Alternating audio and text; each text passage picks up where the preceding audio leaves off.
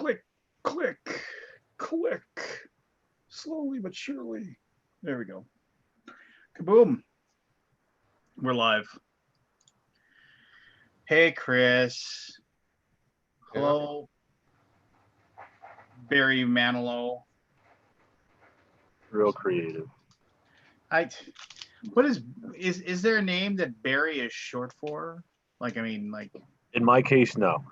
Well, no, but I mean, but in normal cases, Bartholomew. Yeah, I was gonna, Bartholomew. But yeah. I'm not a Bart. I'm Barry. My name is Barry on the birth certificate. There was another one, an old English name. I forget what the hell it was. Interesting. Interesting if true. Yeah. Oh, I got a grievance. Well, wait, before you do your grievance. If you're just watching, Arcana Rising, 2,706 backers, 38 hours to go. If you haven't backed it, please do so. I think I'm going to try, we're going to try to play it tonight. Once we can get, which reminds me, I should probably get Tabletop Simulator running.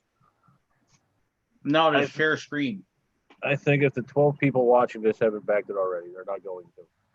Hey, we're like hitting regularly 600 views after we go live. So holy shit. Yeah, I know. Big time, right? Who the hell are you bribing? I don't know. Man, what service are you paying on YouTube? Not at all. I want to say Google. Hey, Grant. Yo, fellas. Hello.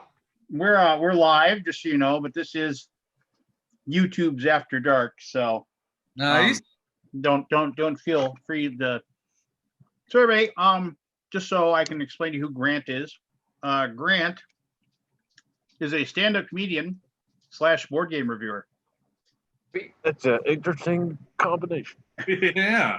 I mean, it's sort of a newer combination. I've been a comedian for like 15 years and a lover of board games for like 5, but only recently did I start like actually getting into like the review space and bringing like the comedy to it, you know, trying to like. He's also, as you can see, a Bigfoot. Yeah. Oh, Jesus. So we started early tonight. I know. I still have a while before I can catch you. Oh, you're good to go. No, so just so you know, we'll have more people come in. They pop in as the night goes on. But up in the top left there, Barry is a podcaster and resident medicinal user. And user, I'm the user. Yeah. I'm the user. I can say the fucking word. And Chris here is he's a board game designer and author. And do you even do the blog and stuff anymore? No, not really. Yeah, but he's more famous for he used to punt a football around for the Minnesota Vikings. Oh, sweet. Nice.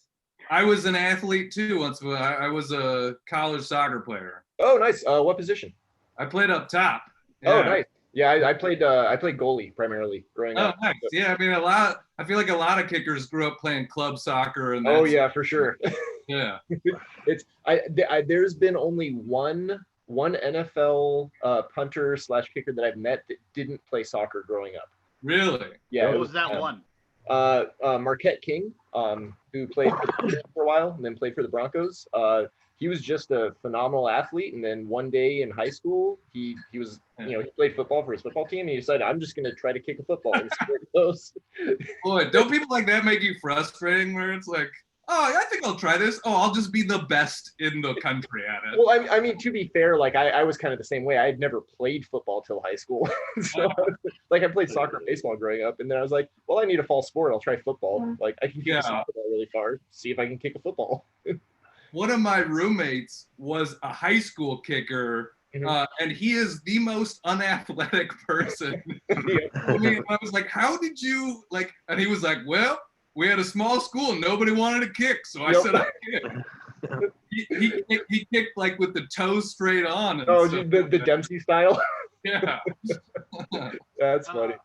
So somebody just asked, Grant, do you have a pet porcupine? Do I have a pet porcupine?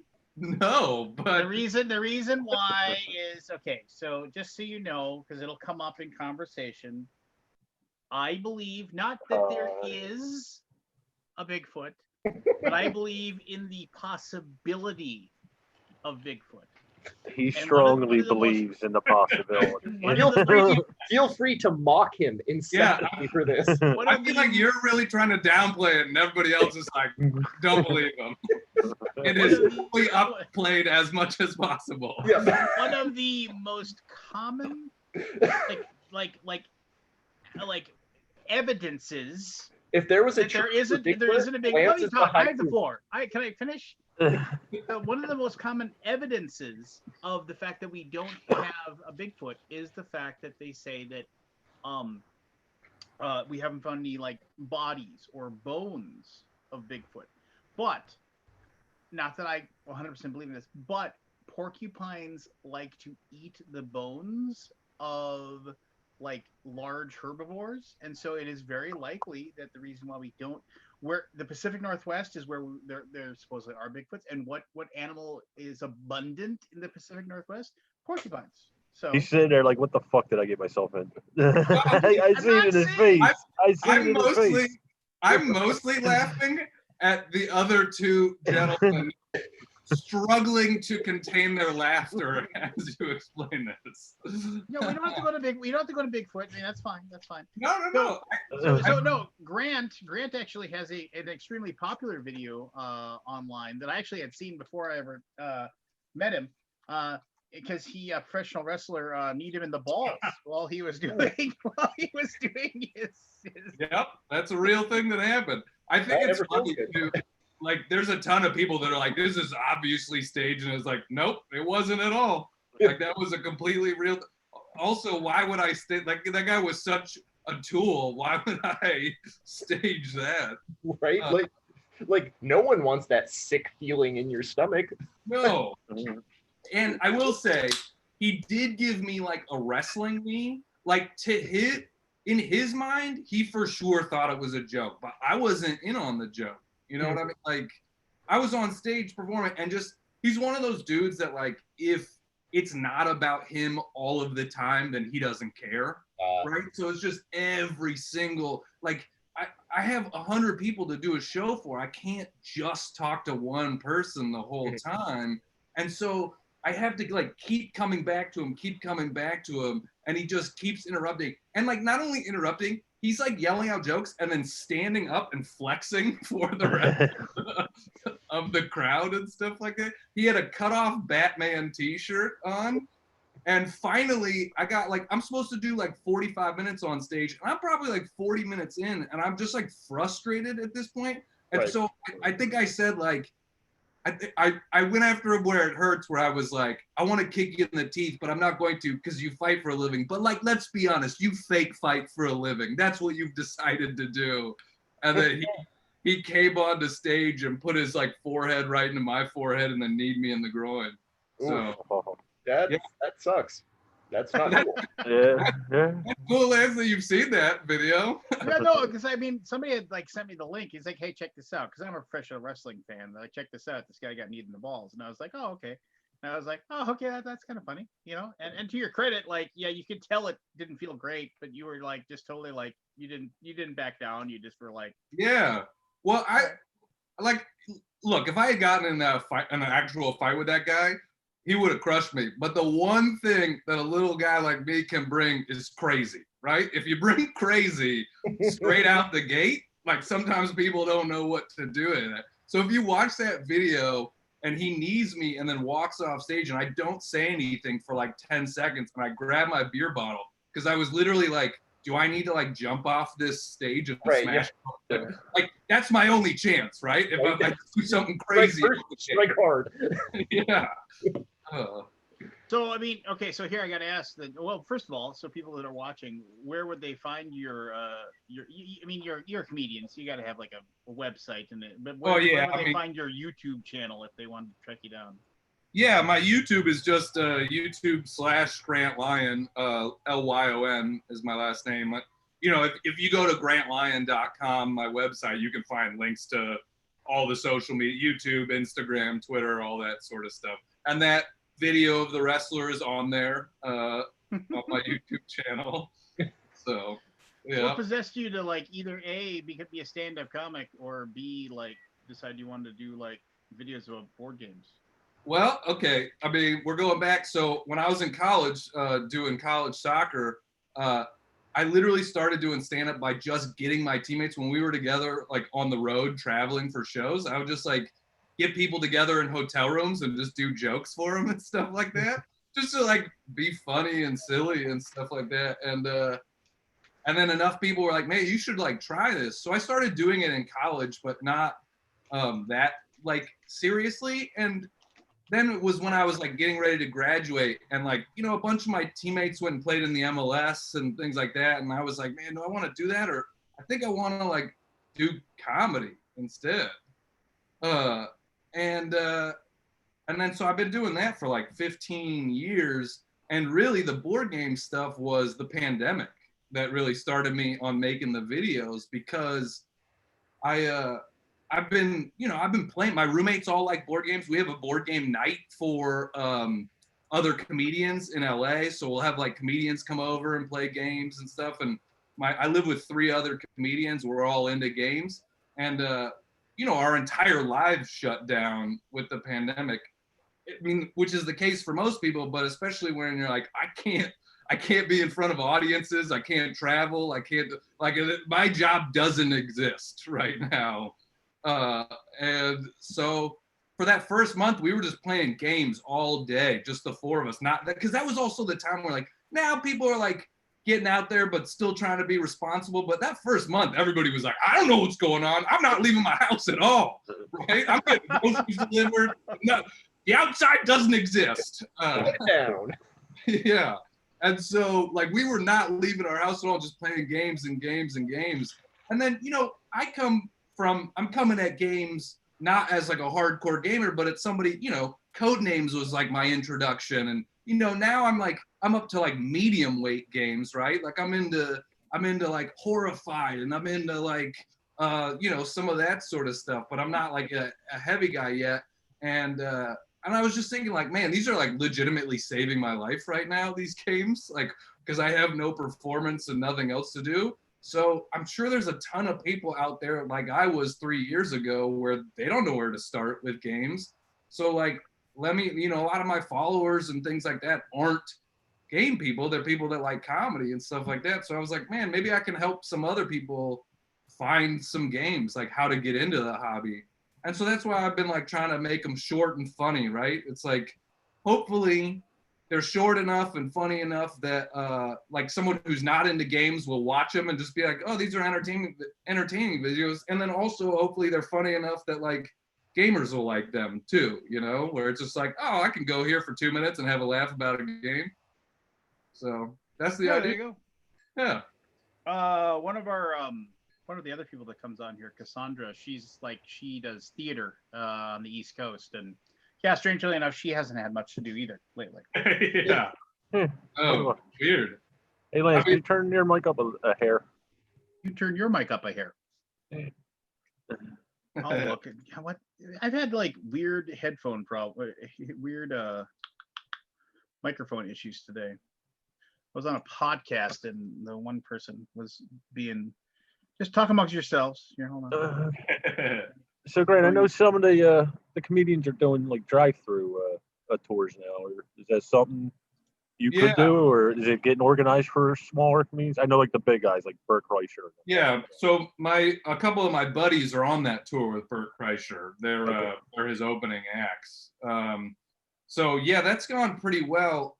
That's not really being allowed in California yet. It's mostly in other states. So in California, we don't have really anything. I've done a decent amount of Zoom shows, those have been a thing. But where I was probably, before the pandemic, I was probably performing 5 nights a week. Now I'm doing it once a week, once every other week on Zoom.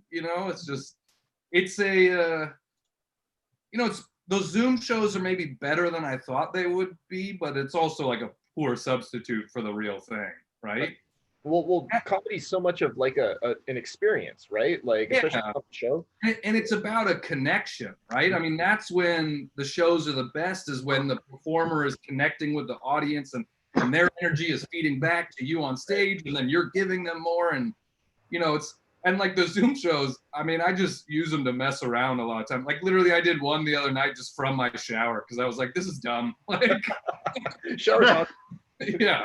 Shower talk with Grant Lyon. Tune in. I mean, how much is like you'll see like the John Oliver show or whatever, like they're now doing like he still does the show, right? And he's making his jokes, but there's nobody there to laugh. So it's without that crowd, the jokes are still clever, but you're not like, oh, that's funny kind of thing. It's weird. You have to like pause for the laugh, but there is no laugh, Is this going to see a resurgence in the laugh track? Oh, I mean, probably. I hope not. I know. God help us. Like I remember telling people it's like, oh, this is horrible because laugh tracks. I mean, you just I hear them. I mean, admittedly, I was a big Seinfeld fan, but I went back to watch Seinfeld, and then it's all the same laughter. Yeah, it's terrible. So bad. It's rough. Give me back in the days when they used to do it in front of a live studio audience, so the laughter was real. Yeah. But Barry, you were asking about the drive-in shows. It's like the drive-in shows are weird too because everybody's honking. There's no laughter. I did hear about that. I know a bunch of states are now starting to places that can, like there's a great comedy club in Cincinnati that built an outdoor stage outside of the comedy club in a parking lot. So now their shows are starting to go. So I think a lot of places are starting to figure out ways to do that sort of stuff. And I think we will move to outdoor comedy far sooner before we move to indoor comedy. Yeah. Well, the problem in Southern California is just getting the space for it. Like, especially I live in Huntington Beach, so like I'm familiar with kind of the LA like SoCal area. But yeah, like LA, like where are you going to construct a stage like that and actually have room for people to show up and like be there? Yeah, we've been talking to, I have a popular show in LA called The Secret Show. It's in a secret bar hidden behind a barber shop, and it's it's a really cool spot. We have like Dave Chappelle performing on it, and Tom Segura, all those people come and do the show. And we've been talking to a venue that has a really cool outdoor space about like taking our show there until we can go back inside to the bar. And I mean, we're like ready to do it super responsibly. This is a patio that has like a capacity of like 230, and we're talking about doing a 30-person show. Right, like all we want is a 30-person show. Yeah. And even that's still not allowed yet. That's rough. Yeah. So it's a weird new normal. Hopefully we can figure our shit out, because Grant, where are you located? I'm in Los Angeles. Of course you are. Yeah, I know you're in Moorhead. Have you ever been to Courtney's Comedy Club there? Well, it doesn't exist anymore. I know it doesn't exist anymore. Yeah, I headlined it like 5 or 6 years ago. I missed it. But no, I actually live like 3 blocks away from there. Nice. I built a house, so yeah. I legitimately, this is not me blowing smoke. When people ask me like most underrated city in America, I say Fargo. Fargo is like a way cooler city. I don't know if there's beef between Moorhead and Fargo, but like Fargo to me is like, I love going to Fargo. Give it time. The downtown is hip. Like, yeah. Keep talking to Lance. You'll know all about Fargo. Well, I lived there for 35 years. And then I come out there like once a year, once every year and a half to perform, stuff like that. Because I like specifically try to get there because I like the city so much now. Yeah. So, I mean, when I'm allowed to again. Yeah, when you're allowed to again. Yeah. So would you, after what happened to Jay Ogerson, did you hear about that? The big Jay Ogerson? Yeah. No, I haven't heard about this. I mean, is he getting canceled too? No. He was out in one of these makeshift outdoor ones up in Pennsylvania on a stage about, I think they said it was like 6 foot high. Okay. And this woman, it started as a heckle, and Jay went back at her a little bit, and then she ended up getting really upset, and her brother came up and grabbed him. Jay was sitting on a stool on this stage, 6 feet up, He grabbed him by the leg and yanked him off the stage. Jeez. And he's a Yeah. big dude. Yeah. That's crazy. I hadn't heard about that. They said he didn't get hurt. He fell on top of the guy who pulled him off. But apparently she was drunk and she had like bipolar disorder and all that. It was a wild story. Like he was in Portland and shit in California and he moved back. Dude. It was weird.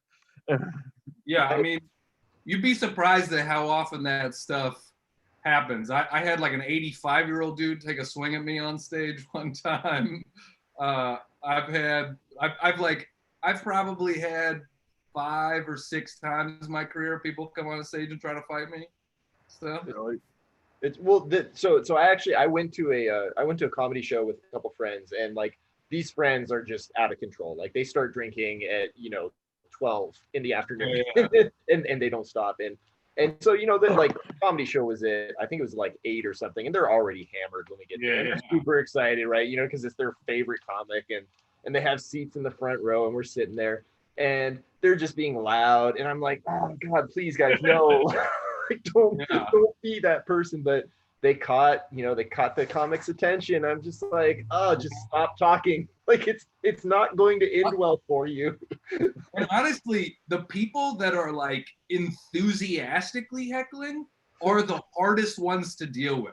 Because if someone's just being like a dick, you can just be like a dick right back and be a better one and like shut them down. But when somebody's like, this is so great, and you're like, that's very nice of you. You are ruining it. Right. It's like the show's not about you. Just perform. Like, oh man, it was so embarrassing.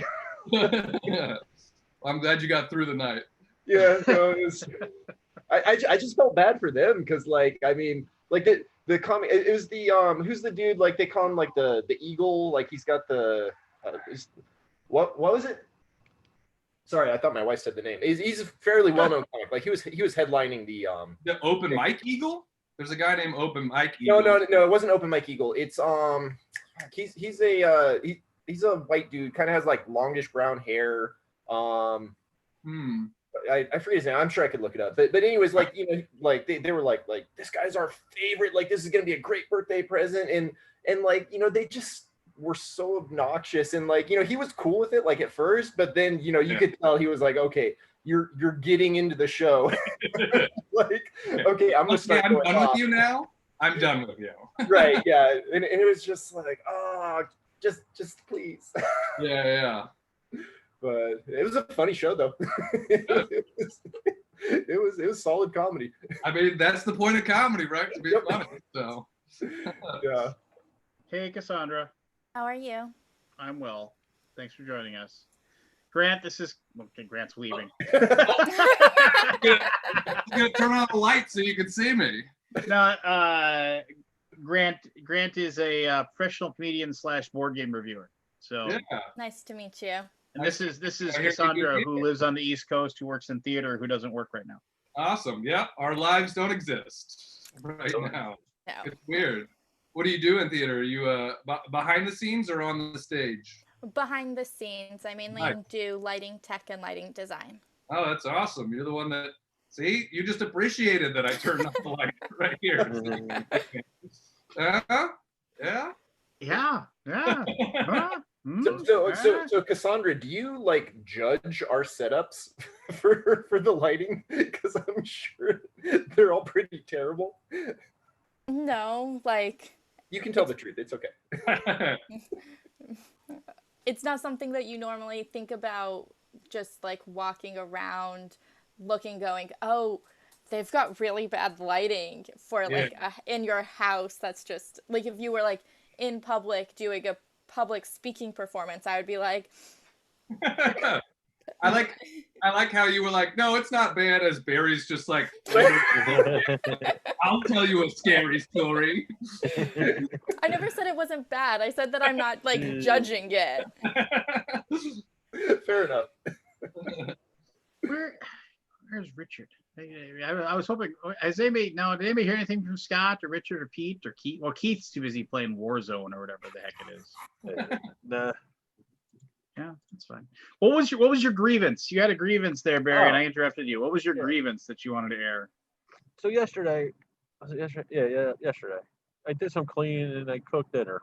Jen was working late, so she came home and I made pasta and I wanted some fried tomatoes, which she doesn't eat. So she got this air fryer and I put it in there to try it. And she came out and she said, "You better not be making your white trash chicken parm." And I'm like, what? I would like to Here. know what white trash chicken parm is. What's the recipe for white trash chicken parm? Because that It's- actually sounds kind of good. It's just regular chicken parm with American cheese on it. Okay, never mind. That's terrible. I grew up poor. We had one cheese for everything. Okay. That's my grievance. White trash chicken. This coming from the woman who eats a hamburger helper pizza soup. My grandpa used to make us the was it like a can of baked beans and like sliced up boiled hot dog? The French beans. That was his go-to when he was babysitting us. Simple to make. You have the diet of a rebel 12-year-old. Right? If it wasn't, what is it? If it wasn't for chicken strips and peanut butter sandwiches, I don't think my son would eat. So Yeah. Spaghetti was my go-to, and even to this day, it's like, oh, I'm not sure what I'm gonna eat. Spaghetti. Spaghetti was what like you learned to cook for your girlfriend before you really learned how to cook. It's like, yeah, I'll cook for you. What do I make? What do I make? It wasn't in the microwave. It's like I just need some ragu and some noodles. That's all I need. Then you think Once you're you put it on a fancy plate. Yeah. well, yeah, and give them 2 forks just in case, right? Yeah. Yeah. Forks? Recreate the scene from The Lady and the Tramp. You got the spaghetti. Oh, do I have to push it over with my nose too? Well, I mean, you might. Ridiculous. You do in your house is on you. Yeah.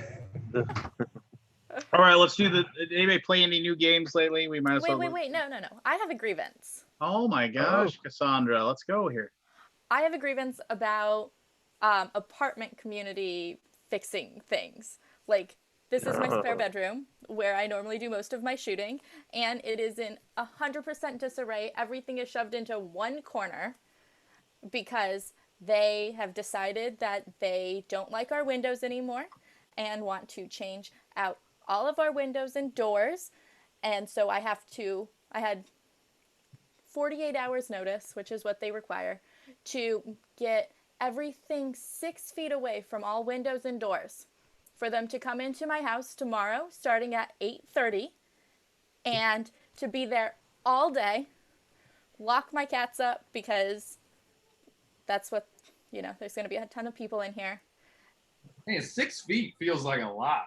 It's half of this room.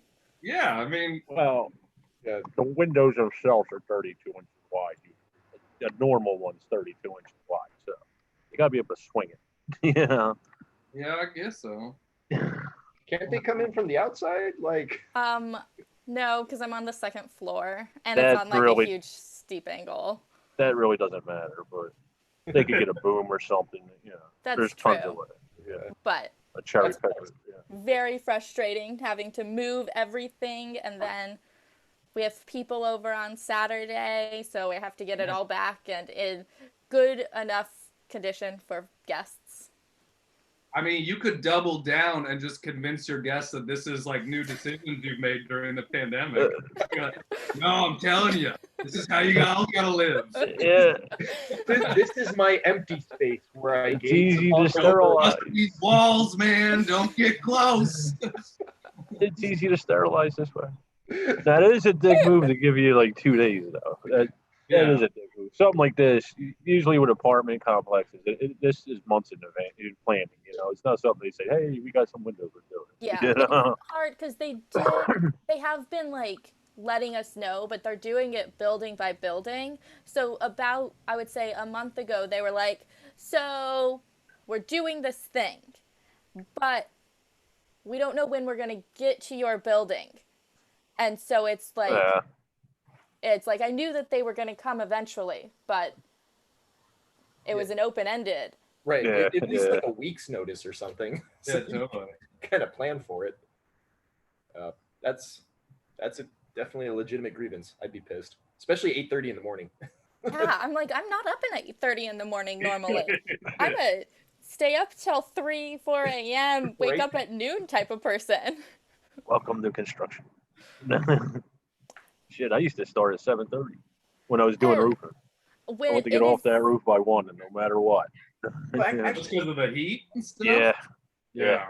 One guy I worked with, he would go up there with nothing but a tool belt and boots on, and I'm like, dude, get us some pants, underwear at least. But come on. I'll say it is a new thing, because in theater I normally am like, you're at the door of the theater starting work at 8 a.m.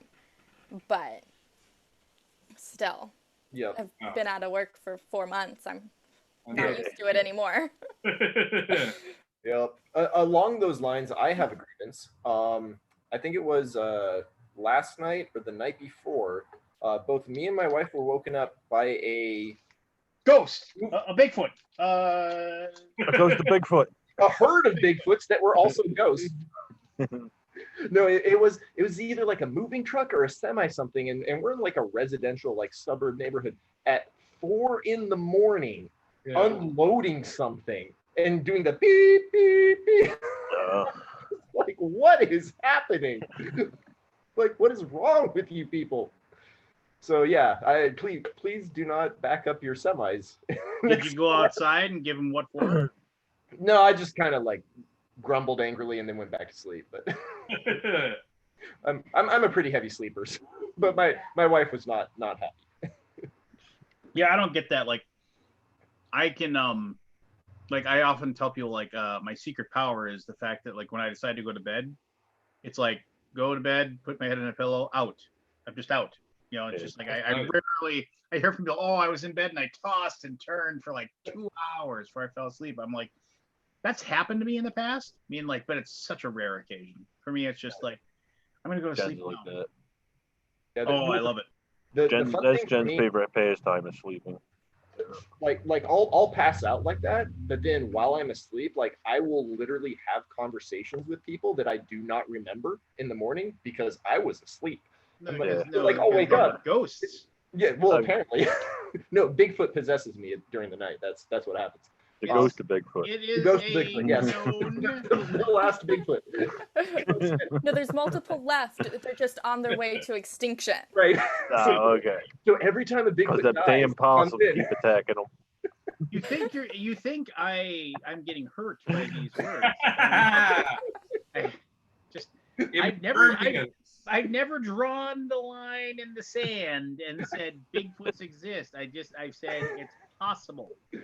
I mean, You sure fight hard enough for them. Well, just because I feel like it's like one of those dotted lines that like has barely any separation, so it looks like a solid line. Jack Dempsey stopped in to say hey to Woodworker Barry. Have a good show. So hey to Woodworker Barry. Why aren't you in the back room like sawing off one of your fingers right now, Barry? Because I put a finish on something and I'm waiting overnight for it to dry. If there's the sawdust in there so bad, I don't have my dust collection hooked up yet, but it's so bad in there. If I even move in there, it'll get buzzed. Barry got ran over by a train. That's why he doesn't work. I did not get ran over. I got hit, but that's not the reason I got injured.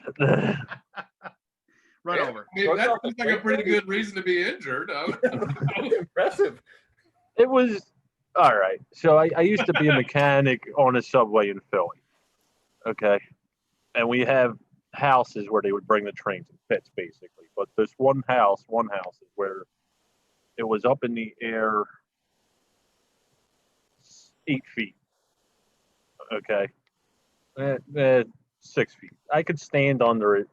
6.5, 7 feet. But the train would come in on a rail about 3 feet higher than the ground level that I was on. So when the train came in, I would tag it out, which means don't fuck with it unless you get permission. Right. And then usually I would kill the power on it. But being under this pit, I couldn't hear the power get kicked back on, either by the train powering up or by the alarms that go off. A yard bird came in, grabbed the train and took off with it. Wow, that's a strong bird. And what happens is on the bottom of this particular L, it's called a shoe. It's where the 700 volts goes into the train. And it sticks out about a foot from the train. It came around and it clipped me when the train was coming out. As I was coming back, I was ducking underneath the rail to get from one side to the other to get from under the train. It clipped me on the back of about the thigh area. So that's how I got hit. Okay, it's like I said, it wasn't a big deal. It hurt. Yeah, that sounds pretty big deal to me. I mean, want to get by train. you literally got ran over by a train, Barry. I did get ran over. I got hit. I wasn't under it. You were technically under Yeah, it. you're technically under the train. Well, part of it. That was actually, I think, what got me fired eventually. That was like the beginning of. We blamed you? No, there was some other. I found something on the train that I was there to look at, and they took it out and put it on the line, and they shouldn't have.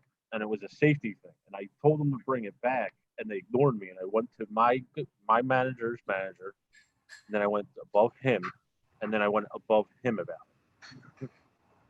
So you're Because snitches basically, get stitches. no, this was What did you find? the fucking brake actuator is going to fly off. It was held on by 2 bolts out of 8. Yeah, that's Okay. not great. Yeah. You kind of need your brakes, especially on a freaking train. So that topped with I was a union rep for a very, very brief time. Oh, that means he super hated you. It was well, no, what happened was they were talking about us sabotaging. It's basically it's the equivalent of the Oh, I gearbox didn't on a realize car. you were like part of the resistance. Yeah, this is they were accusing of it was basically the gearbox on a car, but it's much larger. You know. And the gears are the size of my head. Yeah. But they were accusing us of dropping shit in these gearboxes to sabotage the train. And they brought us all up in this office and they brought this IG in, an internal investigator and all this shit. And she pulled out this stuff that supposedly they took out of this gearbox and were accusing us of sabotaging the train with. And I said, that's the day I decided to become a union rep. I was like, this is what you're going with? She's like, yeah. I was like, all right, you pulled out a paint marker, which isn't magnetic. You pulled out a CO2 cartridge, like you use on air guns, airsoft guns. We used to use them for a specific tool to test stuff. I don't know how much of that I could get into because of stuff.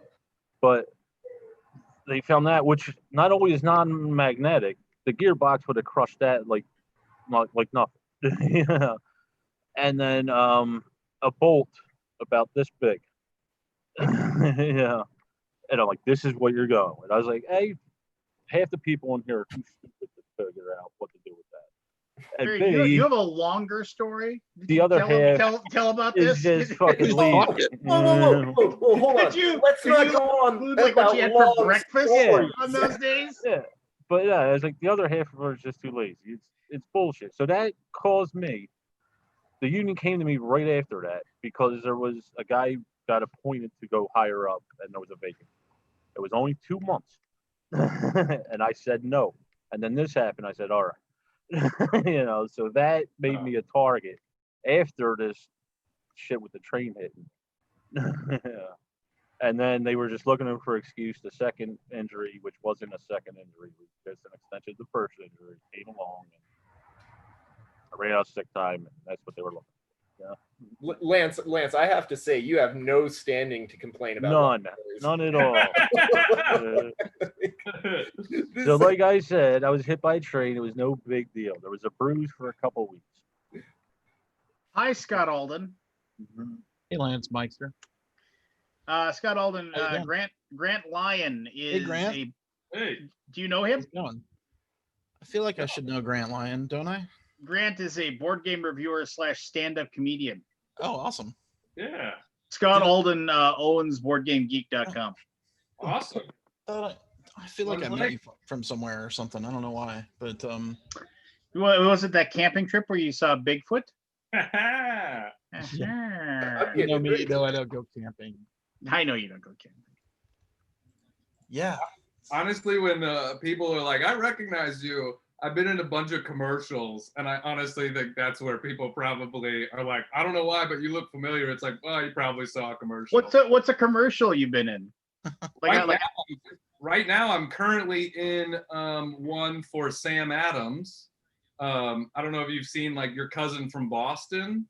These commercials where this guy's like, he's like an annoying cousin from Boston. Are you the annoying cousin? No, I'm the annoying cousin's cousin. Well, it's in Sam Adams' cousin from Boston commercial. Just your cousin from Boston at your wedding. Your cousin from Boston loves hoops. Yeah, loves hoops. That's me opening the door with him right there and stuff at the beginning. Yeah. Oh, is this There you are. is a recurring character? Yeah. Okay. My favorite commercial probably that I've ever been in was Johnsonville Sausage Stay at Home Son. If you put in that one. Sausage stay at home. What? Johnsonville? Johnsonville Sausage, you know them, the sausage. Yeah, Johnsonville Sausage Stay at Home Son. That was a pretty good one. Let's see here. So, great. All right, here we go. Do you think Share your screen. it'll be tough to go back to stand up with the atmosphere of the country now? Man, I'm gonna be choosy about where I'm doing it and how I'm doing it at first. You know, I'm not ready to just like jump back in full swing and hug everybody after the show and do all that sort of stuff. Where do you live? I live in Los Angeles, Okay. but at this point I've performed in 45 states. So I get all over the place. You know, I think there might be a reckoning for some comedians that have started back. Like, I don't know if you've heard the story about like the Brian Callen and there's a few other comedians like Brendan Schaub who tried to get back to stand up in states like Texas that were allowing it very early, and they tested positive and a bunch of people from their audience tested positive. And I don't think that's a very good look, you know. No. Later on. So I definitely don't want to be doing that. I want to be doing it responsibly when I'm doing it. Yeah. So. Now, what about the comedy itself? Like, Oh. Well, I mean, I think people are gonna be. I mean, I'm already finding it now. Like the Zoom audiences are way more forgiving than an audience before this because everybody's just like, I need something.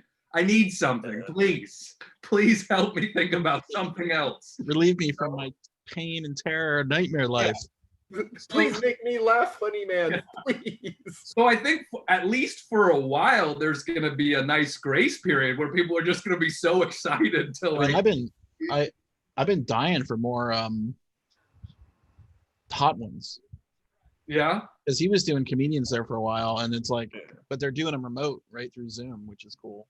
Yeah, totally. One just came out yesterday or today, with Drew Barrymore. Oh yeah, I haven't watched that one yet. I saw it pop up.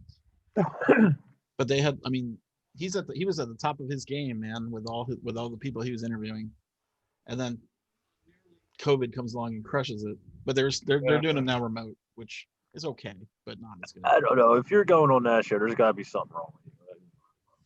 I used to be able to do some hot shit. Like I habaneros raw and shit, but you get into them sauces dirty, you're just asking for trouble. You know? Yeah. You can get seriously sick from that.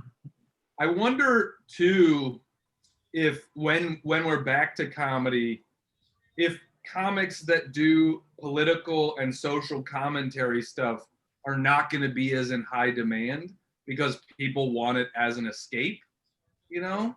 I've already been thinking about the state of the world a bunch, and now I just want to like forget about it for a little bit.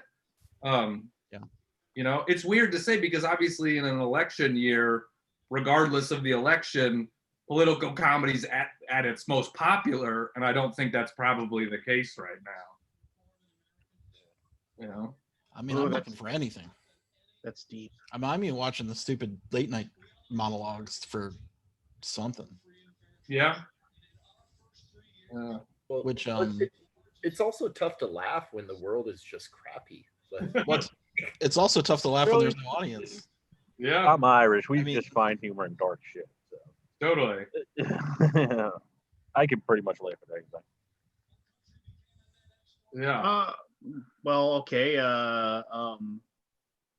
Burning children. no, we're not talking about the D&D campaign. Did the kids deserve it? No, they did not. And I tried to tell the party to stop it. Was one of them baby Hitler? Because maybe. No, Are we Baby preventing stuff Hitler. here? just an innocent little girl burned at the stake because Lance wanted to teach the party a lesson. Boy. Well, it was perfect. It was a solid lesson. The paladin guys is now recording having this some thing? serious identity crisis. So I was sitting here like looking board game related. Miniature Market launched their big giant sale stuff's up to like 60 or 70% off, whatever. And I was looking through the list of the games, and that game came up. Do you remember that when this game came out, Lost Legends from Mike Elliott? Yeah. And Yeah, everybody went crazy for it. everybody thought it was going to be like Big Kickstarter. huge. Go Kickstarter. look it up. What's it selling for now? Well, they want $15 for a copy. Oh, I was about to say if it's more than 15, I'd be surprised. Yeah, they're. I mean, that's just because now this is actually board game talk. Ready here, board game talk. So earlier today, somebody, it might have been a couple days ago, but anyway, regardless, somebody posted something along the lines of, it's like, hey, it was a board game publisher person, and they said, hey, I just played game blah. This is a really good game. I was like, why haven't I ever heard about this before? And then I found out it came out in 2019. And I was like, and then they said, this is really amazing. How did a game like this come out and fall through the cracks? And I was just kind of like, okay, first of all, if you're a board game publisher, you know exactly why that fell through the cracks. But I mean, two, here's the other thing is like, you know this designer and you're trying to give him a rub, which is fine, whatever. But whatever. Or you're just engaging your audience. Whatever. But the point is Wait, we need to know what game it was. no, I'm not gonna, because then you'll track it down, and then you'll have to so we'll just leave it like Lance, that. you can't leave me hanging like that. So, anywho, my point was, it was one of those things where, and then so everybody started. Does anybody else know about any other really cool games that just didn't get enough love? And everybody was like, this game, that game, this game, that game, and then Every single game that came out in 2019 is on. And then I said, most of them. all of them. Yeah. All of them except Gloomhaven and Wingspan. I mean, Yeah, come on. Gloomhaven, Wingspan, Dominion. We like Name another game. Yeah, I mean. Yeah, I mean it's just like These, it's like. so that. And then of course somebody who we all know, but we're just gonna leave it. And somebody came after me and was just like, "Brr," it's like, because I basically said that like the customer base has not expanded either in the numbers or in the games that they want to play. They haven't expanded their horizons or expanded as far as the number of people as fast as these games are being published. And so you have these people that are getting into the hobby because they go to their friend's house and they sit down and play Gloomhaven, or they sit down and they play Pandemic or whatever. And they're like, that's awesome. Or they sit down and play Splendor and they say, that's freaking awesome. And then but then that's all they do. They just play Splendor 70 times. And so, yeah, it's great for the people that sell Splendor, but it isn't great for these people that are constantly churning out these games. And I was 15 explaining titles a quarter. Yeah, I mean, it's just because remember 10 years ago, what, 200 games came out in a year, maybe? And and then I even mentioned, I remember when Origins, it was a big deal because they released a game at Origins when Warriors came out. They're like, holy cow, they didn't wait till Came out. They didn't wait for Gen Con. A new game actually got released at Origins. Did you hear? They didn't wait for Gen Con when the other 7 games would come out at Gen Con. And it was just that was big news when Origins had a new release. I don't know. I think we're going to be reverting back to those times there, Lance. No, not with Kickstarter. As long as people can market, I guess maybe with Kickstarter and get their 100 to 500 grand to get the game published. Do you think there's a contracting of it at all though? Even if it doesn't go back down to 200 games a year, does it does it contract at all from where? Like, have Well, we? I mean, the thing is, how many new games were in Essen last year? Was it like 900 games got almost released in 1,000. Essen? It was almost 1,000 new games at a convention in Germany. So Yeah. it's nothing slowing down. It's full steam ahead. Especially now, if everybody's trapped at home, they're gonna want to play games. I'm gonna ride the. I'm gonna take the under here. I'm gonna think there's gonna be under 1,000 games released at Essen this year. Oh Wait, yeah, I'll take that. I'll be At surprised. Essen this year, yeah. I mean, they can't even get anybody to sign up to be part of the convention right now. So here's a kind of weird thing that happened. Well, actually, here to piggyback on your Essen thing, let me just say this one thing. My boss, he sent me all the information for Essen, for online Essen, and he said to me, and I'm going to say this not to butter your buns, Scotty, but I mean, here's the thing. He said, yeah, and I are you involved? You're involved with them on that, right? We're partnering with them, yeah. Yeah. Okay. For video productions. Yeah. So they were like, they sent us the list of like, oh, if you want to be this much, it costs this much. If you want to be medium size, it costs this much. If you want a big one, it can be this much. He sent me all the information, and Shane goes, give me your thoughts on this. Next time we had a meeting, he's like, what do you think? I said, my gut says we probably shouldn't do it. Done. It's just like literally. Do you want Was me he to just give me- looking for like he had already made up his mind? And Yeah, I think he had already made up his mind, but he Wanted a single voice. he was just like I was like, don't you want to hear me? Nope, your gut said no, so we're not doing it. We're out. So yeah, Shane should be coming on here in a little bit actually. So you can ask him, you can try to convince him. But I did say the one thing we should absolutely positively be a part of is BGGCon, because by the time you get a chance to run yours and run your own, it'll be run well, and it'll actually be worth our time and money. So there you go. I mean, it's a tough thing, right? Like not being able to see someone physically face to face is hard. Like you want to get them to come by. Hey, come by my room. Come by my virtual room and look in here. Look, come look in here. Look in here. But it can be done. Like I watched it happen last spring, or in the spring, I should say. So, but I was saying, like, we're trying to do we're trying to put together a video, 2-day video. What do you call it? Conline, right? Online con. Yeah. It's just video for 2 days without attached to an event, and we can't get anybody to sign up. No one's responding to us. I'm like, okay, what is happening? So I mean, this is free production to millions of people. Yeah, let me actually say this though. Here's the thing that like I this past weekend we just had the same weekend as UKGE, because we didn't sign up for that either. We said, oh, we're gonna like just do a demo weekend, and I was like, I'll host Arcana Rising games, and Roy Canada hosted Last Light games, and we just 1 week before we sent out via our newsletter, which I mean we have well into 5 digits on our newsletter, but we said set them up on Calendly, just said here you go, you can sign up, and then you got to have Tabletop Simulator and you got to have Discord, and then you can play. And I mean, I demoed Arcana Rising.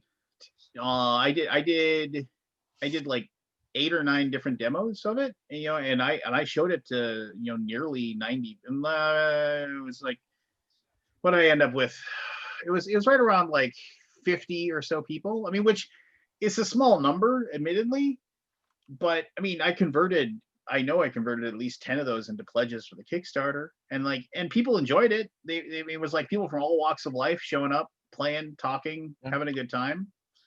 I mean, it's easy to do. You just gotta find the people to sign up for it. If that makes sense. Yeah. But I don't know. So that's why I'm you're like, trying to do your thing, but why? I mean, well, you got to have a massive mailing list. We do. It's like 500 or 600 publishers. So basically what we said is we're doing Essen, right? And if you have to go to Essen to be part of Essen, right? Because it's a partnership. They want people who are attending, who are exhibiting, right? Like we're limiting it to people who are going to Essen. But there's a ton of people who don't go to Essen, right? Also releasing games by, and maybe September's too early, but we're trying to do a 2-day event in September, and I think we got 2 people signed up. Well, the problem is that nobody signed up for Essen. Like everybody's staying away from it. Essen is slowly filling up. I was surprised actually. I thought that would sell out in a second. Like, what is everybody doing? What are people doing? That's what I'm saying. Maybe we're gonna have a huge retraction this year. Well, here's my thing is that if I can just organically get people, one, I can target people that have told us that they like our games, and I can target them, and I can use like software that I already have or that is free, and I can get people to come in and sit down, and I can show off our games to people that have signed up to play our games.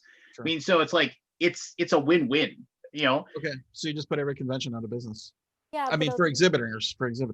Well, I mean, but there's nothing that says that exhibitors can't do that themselves. I'm not, but I mean, I know. okay, You could have done but that all year last year. But here's the deal. Here's the deal. You know, it's like I'm not saying that I'm like, oh, good, you know, fuck you conventions. I'm saying it's a situation we're in where, you know, why would I want to go and spend money and try to maybe get some people to sign up for things and like and do that? I mean, the only reason we did Gen Con was because we had to, because they had our money already. I mean, It was free. and you have to basically, you know, keep re-upping your contract, because if you cancel, then you're out on the streets and hoping you can find someplace in, you know, Cannery Row off to like the side where there's, you know, Staying at Handling the your airport. wares under a bridge. Believe me, not staying downtown is definitely the consolation prize of Gen Con. yeah, I mean, I hope conventions start up again, but I mean, you know, after I talked, I had to go see my doctor, and I was talking to him about it, and he was just like, he said, you know, it all hinges upon on the vaccine, is all he said. You know, it's like, otherwise this is life as we know it until then. Yeah. He's like, there's No, I know it sucks, but well, I mean, like here- he pointed out to me, like, remember in Minnesota where we had the outbreak of measles that was killing people because the Mennonites didn't want to actually get the vaccine? Yeah. And then there was finally enough of them that didn't have it. So all of a sudden they all got measles and started giving it to everybody else that came and tried to buy their shitty furniture. Southern California, we know about that. Yeah. It's the Amish with the furniture land. So we didn't destroy measles. We just kept it at bay. We just, like, you know what I mean? And then as soon as like there was enough, you know, so I mean, we're screwed.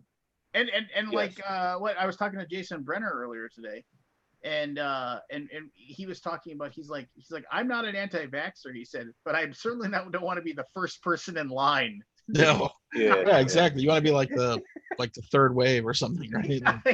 I mean, So Yeah. I'm like the complete opposite of an anti-vaxxer, but I will say with this current administration, I do not trust a single Let them goddamn take thing. it first. Huh?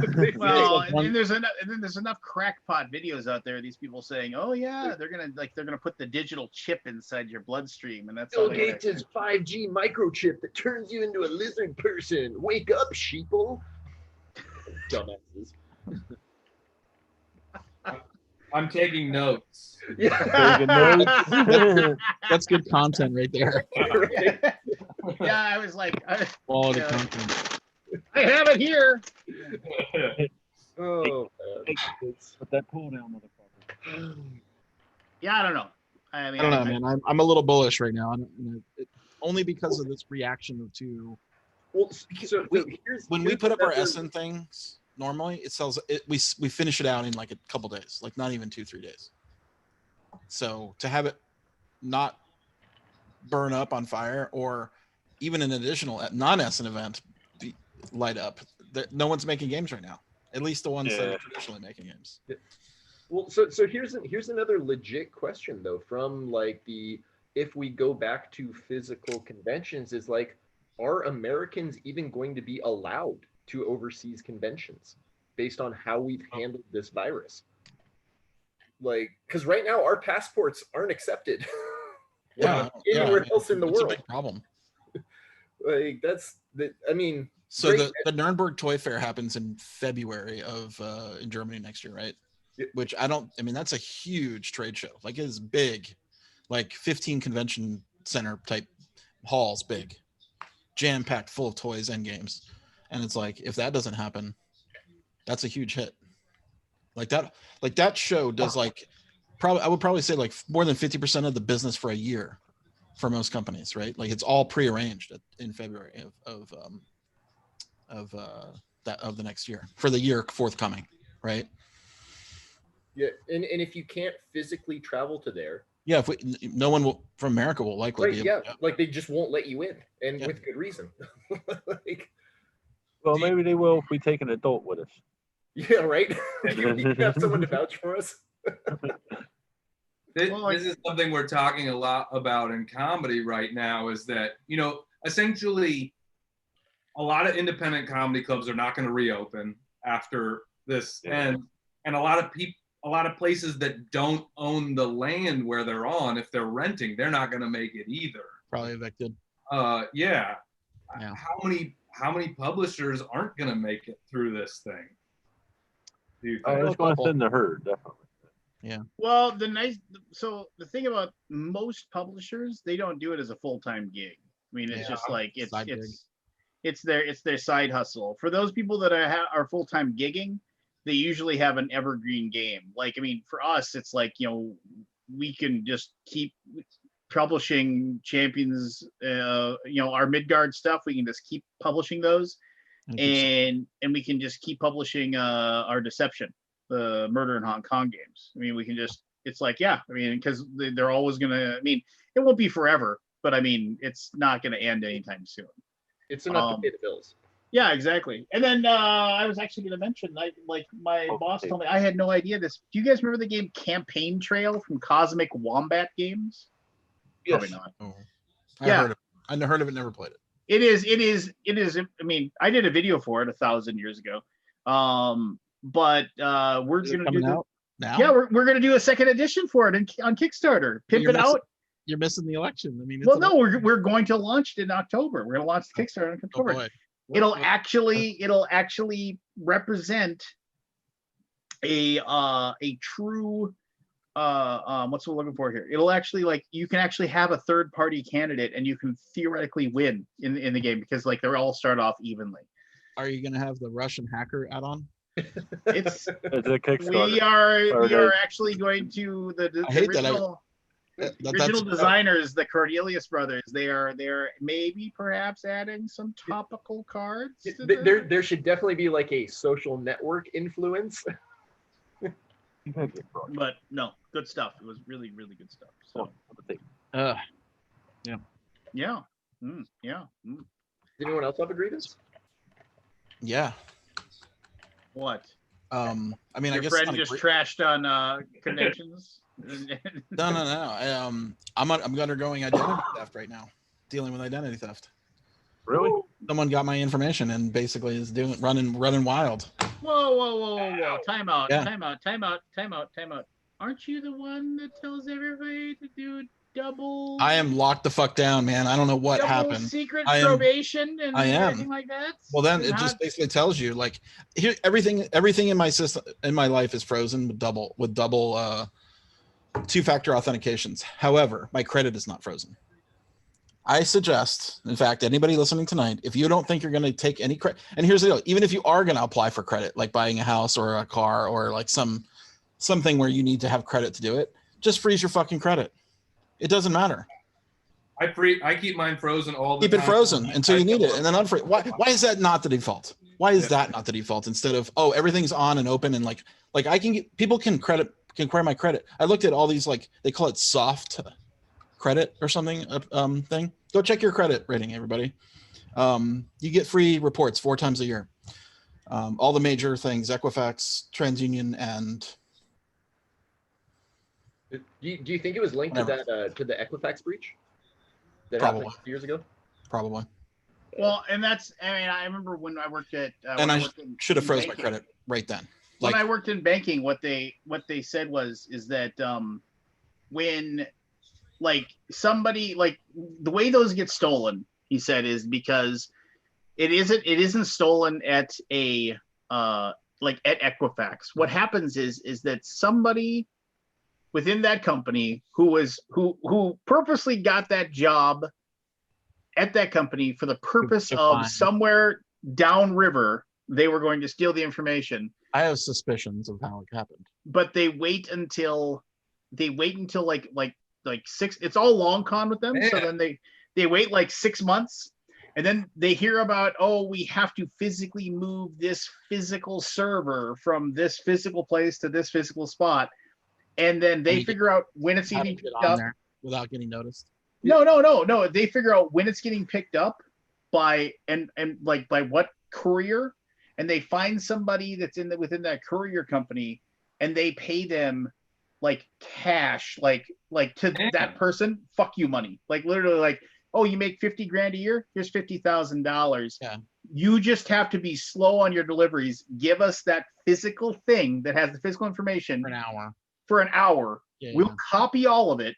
We'll give it back to you. They'll never know anything. And then they sit on that information for 2 years. Because if they went after it, Yeah, and because they can't time it.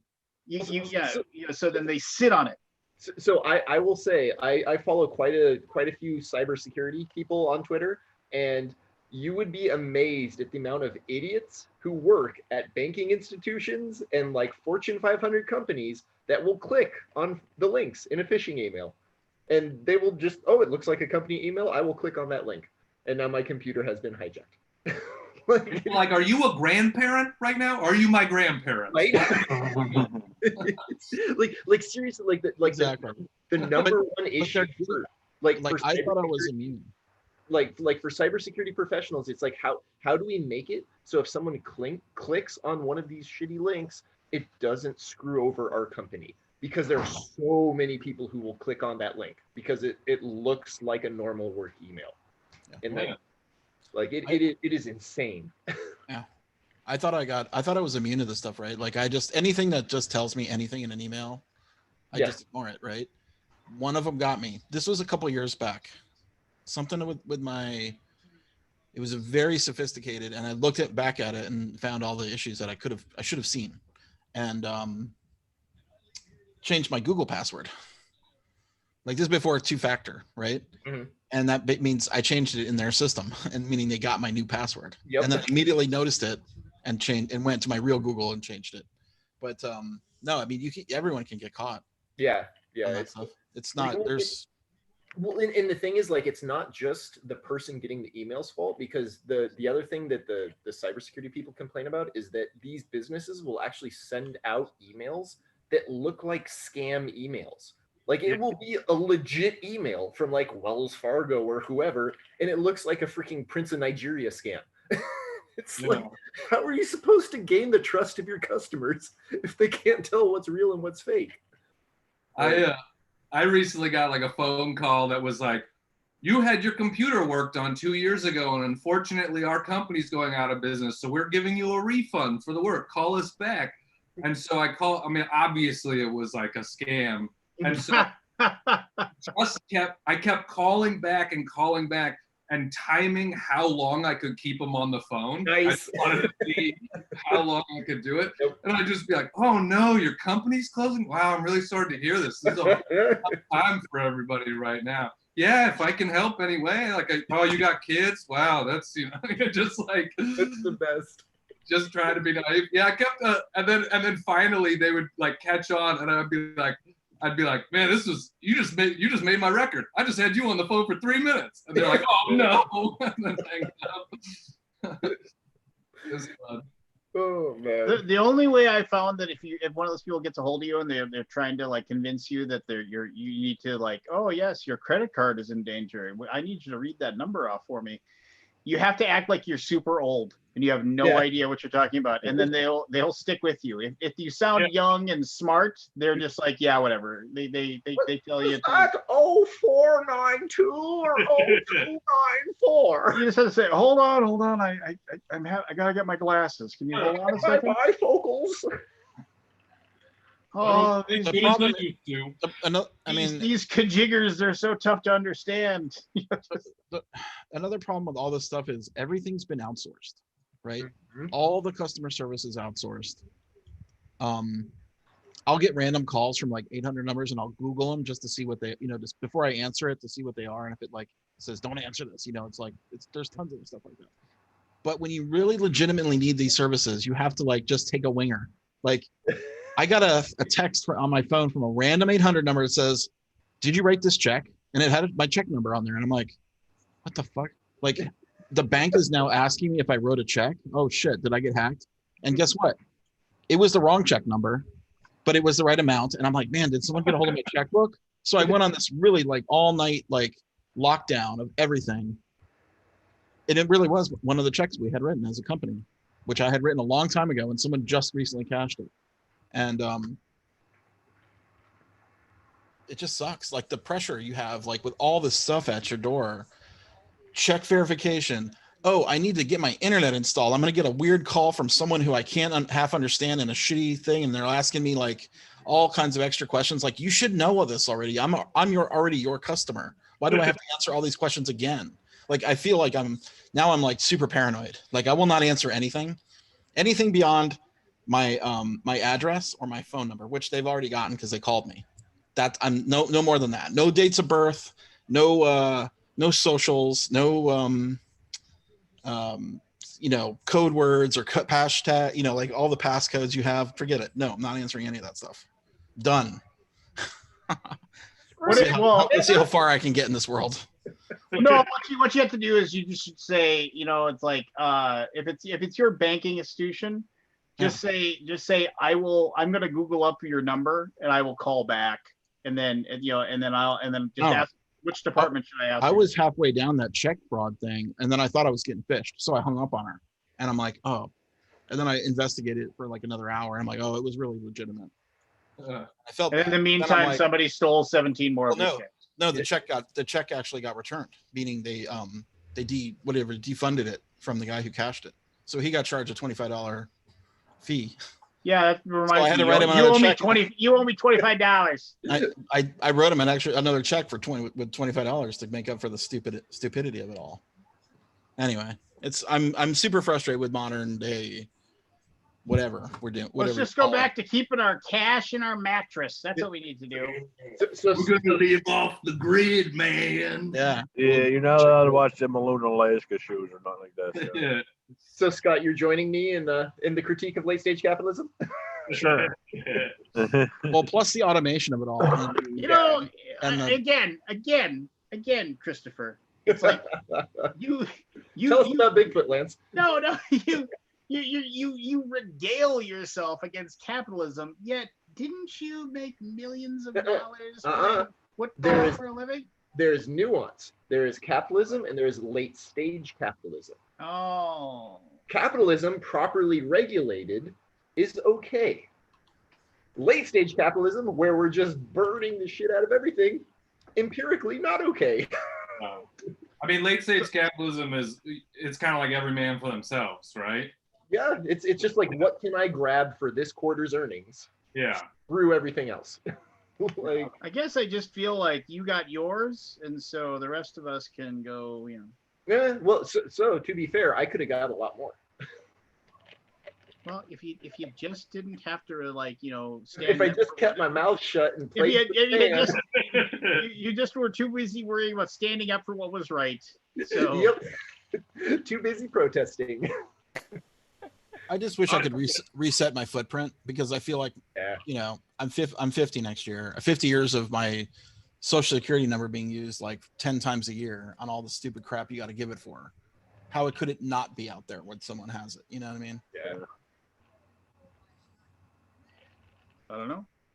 By the way, you can change your social security number. However, you have to have a very, very, very good reason. Do you? I didn't know that you were allowed to do that. Yeah, you have to have I think it might even be like a life-threatening or some kind of like it has to be pretty intense. Like witness protection or something like that. Something like that. Yeah. Because I looked into it. Man. So you're telling me I just gotta see a murder. All right. Who can I? Yes. Profile murder. Yeah. Are you not any run of the mill taking of lives? I mean, come on. You have to watch a mob hit go down. What? And you have to be able to identify everyone by like name, face, and voice. I'll just give them, you know, I can make up some kooky nicknames, you know. Wait, Cassandra, how do you know this? Yeah. I can even put in like board game names. They wouldn't. Oh, that was Tommy Too Many Bones. You know. Yeah. That was Tommy Too Many Bones. That's like the worst mob name of all time. He's got too many bones. Horrible. Yeah, I spoke to Anthony Ricano, former. I talked to him again just recently. Former boomer. Nothing new to report. It was just he's in good spirits. Not coming back. He's just well, here's the deal. So he's got his new lady friend, and he's very happy with this new lady friend. And he mentioned to me that he might be considering the possibility of getting rehitched. And so he actually called me up and he asked me if my ability to marry people was valid. Justice of the peace, or reverend, or whatever. It would be valid in New York State. So I said, I looked into it for him and I said, well, I could definitely do it. And he said, well, if I do get married, he said, I want you to do it. So, Can you do it via Zoom? I don't know. Can you do a wedding officially now by Zoom? Like, well, I mean, he could theoretically mail me the marriage certificate. I could sign it and like, I mean, theoretically he could pre-sign it and everything like that. And then I could sign it myself and then I could like have it witnessed by whoever here. And I could take it to the courthouse in Minnesota and I could turn it in and then they would be legally married. I mean, they'd be legally married in the state of Minnesota. I guess technically if transfer, you have to be married in this, like each state individually. No. It's just for me to be registered in New York, I'd have to go to like a New York municipal court, and I would have to just basically go to the courthouse and show them my credentials and pay whatever fee is involved in doing that, which is depend. I haven't really, but I mean it's you have credentials as a reverend of the peace. Oh yeah. Is that like a justice of the peace license? Married. Yeah, if anybody wants to get hitched. So you can you can do signing wills now these days, witnessing over Zoom. So here's my which normally you could not do. You can't really read it, but there's my certificate of filing. Did you just pull that out of your pocket, or? I mean, it was literally like one. Yes, it was one arm away. So here is. You never know when you might need it, Chris. Right. You never know. For the state of Minnesota, this is my Universal Church of Life letter of good minister of letter of good standing. Letter of good in good standing. So that verifies. There it is. And then here is my credentials of ministry.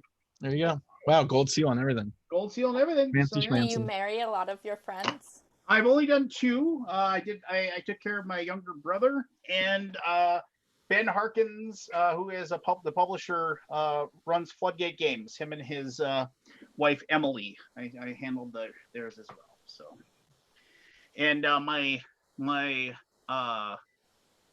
my kids' Taekwondo teacher runs a marriage event area. Like they have a place, and like I'm on his emergency dial if anybody needs somebody to raise an emergency marriage. if what else? What else can you do? Or something. Can you do anything else besides marry people with that? With those credentials? I don't know. That's a really good question. I mean, that's just. I think it's really wackadoo that like, oh yeah, I can sign this piece of paper, and I've just now really screwed up your finances possibly for the rest of your life. Yeah. Because I signed this piece of paper, which I find a little bit crazy, but Hope what do you got a will written. I find it crazy Anthony's doing it twice. What? One and done, motherfucker. No more. Well, I mean, sometimes you get lucky. And you figure it out early, right? Luck has nothing to do with it. I'm not going through all of it, like you were saying, finance, all that other bull. Never again. Why? Just because it was a pain in the ass to begin with, or what? Yeah. There's a pain in the ass pulling her up and all that other bullshit. It was a pain in the ass knocking her out, driving to there. Ah. I did Not only direct that, like Dave. the family thing. My God, if I only knew. Still waiting for my case of beer. For what? When my dowry, her dowry. Her dowry was a case of beer? Was Yeah, it like Schlitz or what was it? A case of beer and a case of toilet paper because that woman goes too much Wow. fucking. I'm easy. Uh, No, I'm joking. I'm going to die way before Jen, so it doesn't matter. Lance, Chad is asking, are you just a man of the cloth or also a justice of the peace? I believe both actually. I'd have to look at my Whoa, you're a justice certificate of the peace? I'd have to look at my certificate of filing. It's all the way up there now though, so They put it away. I mean, who cares? I mean, whatever. I mean, when the Universal Church of Life launched their website, I signed up as on a lark. Like I was like, yeah, sure, I'll sign up. Whatever, who cares? And then They have your social? what? Do they have your social? I don't know. I mean, I honestly don't know if I entered it when I did that. But I mean, it was like basically it was like you want to become a minister of the Universal Church of Life or whatever, you know. And they didn't use it. It was like, do you want to become a like? It was like they do not. It's non-denominational, so they don't say you're a priest, a minister, a pastor. They don't say any of those things. Basically, you get to choose what you want, kind of thing. And then it's just like a process where you can sign up, and then it's free. But if you want the actual like documentation that you can bring with you to your courthouse to sign up, you have to pay them a little bit of money. And so so I mean, I had signed up like years before, and then my brother was like, hey, I'd like you to do the wedding. And I was like, okay, cool. So then I went back, found my old password and stuff, logged in, got in, and it was like, yeah, I think it was like $26 to have the stuff sent to me, and then go and file. Do you have a collar, Lance? Do they send you a little cardboard thing? No, you can buy anything you want. Like if you want to get like they'll send you vestments and all kinds of things if you want. I mean, they're there to make money. Trust me. I mean, they're not there just to. It looks like they haven't updated their website in a while. Yeah. What? 1977 is copyrighted. Yeah. Been around a while. Well, I think it was like one of those things where back in the day it was the stuff like in the back of magazines. It was like, you want to become a pastor? Send a check or money order to, Where are they based out of? The universe? I get a mass email once a month for them, and it's usually complete wackadoo stuff like UFO sightings and Bigfoot. Yes, It's right. Yes. I have gotten. Do you ever write articles for them? No, no. Fit. Everybody's so funny. Everybody's just so funny. We have a professional comedian. Yeah. Well, I'm not that funny. I feel like, Lance, I feel like you have a distinctive look. I feel like you're missing an opportunity for like a side hustle for like biker weddings, That's right. Well, but here's the deal. So like leather vest. So like 10 years ago when I had this look, it was unique. Now you got all these hipster guys that are basically same thing. Right? So that's what I mean. You could be like a biker wedding / hipster weddings that just market it, No. Lance, did you use their scripts? They have scripts on their page. No, I did not use their scripts. They have a script for a fast and fun wedding. I know they do. I'm well aware of the. It's very fast. By the way, what's in your mug this evening, Cassandra? Grape Crush. I was hoping you said koi just to really piss them off. Yeah, no. I'm gonna. So, we have a new guest here who's welcome back anytime he likes to come back. But Grant, would you or would you not agree that a mug is a liquid for all could you let beverages? A mug is designed for a hot beverage. I agree with that. Thank you. Thank you. Hey, Yeah, yeah. If man, you that's put- the first step. If I'm you on put your- non-hot I'm on your mud, side, Cassandra.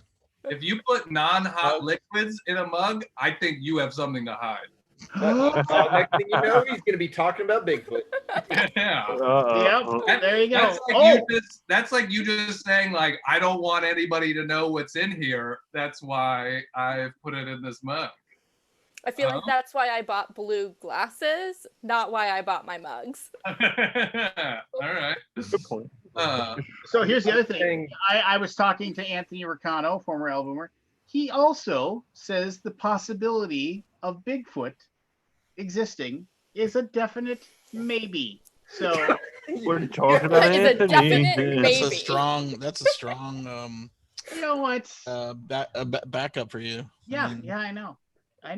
But so there. Take But that. wait, naysayers. Grant, get this. He believes in Bigfoot, but not like Chupacabra or Really? Loch Okay. Ness or. Why- Okay. No. What was I the don't- one that really got him off? I can't remember what it was. He doesn't believe in the one on Loch Ness Monster, and doesn't No, believe that anything because could be they have- possible they to have- live under the ocean. They There's have way dredged- less we know about deep ocean than there is about land. They have dredged that lake.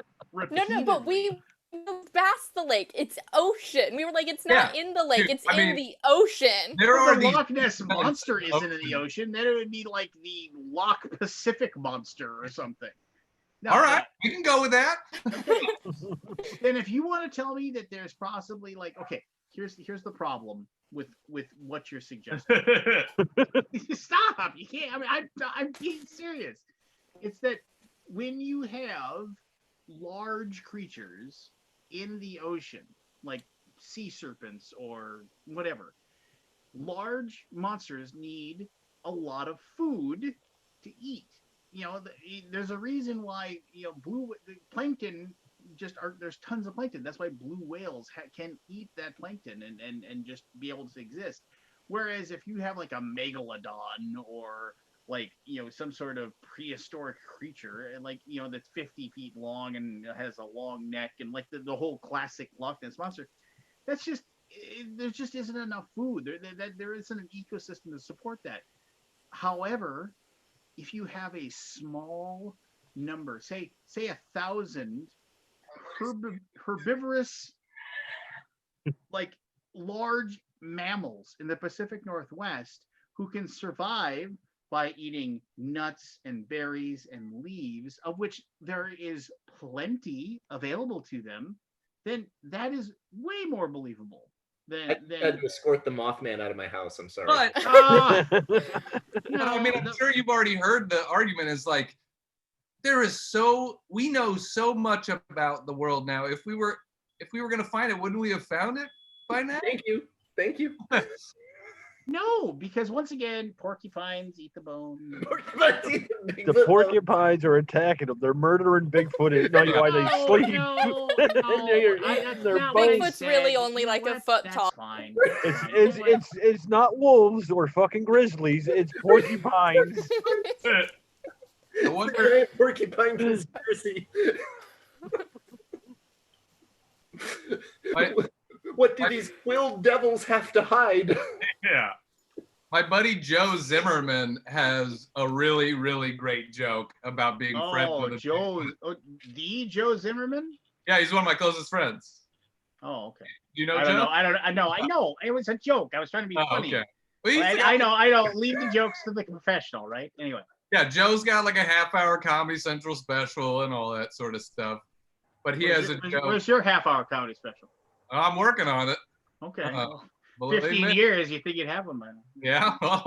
Yes, you would. So easy, man, isn't it? Right? Well, Here's yours. How many comics are there? I How many comics are there in the world? Like there's like 1,000 actors or something. How many comics roughly? I read an article that said in the United States there's 120,000 people trying to do stand-up. I can see that. Yeah. whenever I crack a joke to my mom, she always tells me, she You always should be a says, comedian. 100,000 starving comedians and you're making jokes. That's what Yeah. she's. I mean, it is weird where it's like it's weird to say, like, I'm not famous, but I make my living at it, and that puts me at like the top 10%, which is weird to say. Like, that difference between the top, the difference between the top 10% and the top 1% is very large, you know, but still feels all right. But he's got, his joke is, he's like, my buddy's a Bigfoot enthusiast, and he was like, man, you're not gonna believe it. We found a second set of prints, smaller, they're breeding. And he was like, let me get this straight. So you found little big feet? Oh. You just find regular feet? It feels like you just found regular feet. Child Bigfoot. Why do they look like a size 12 hiking boot?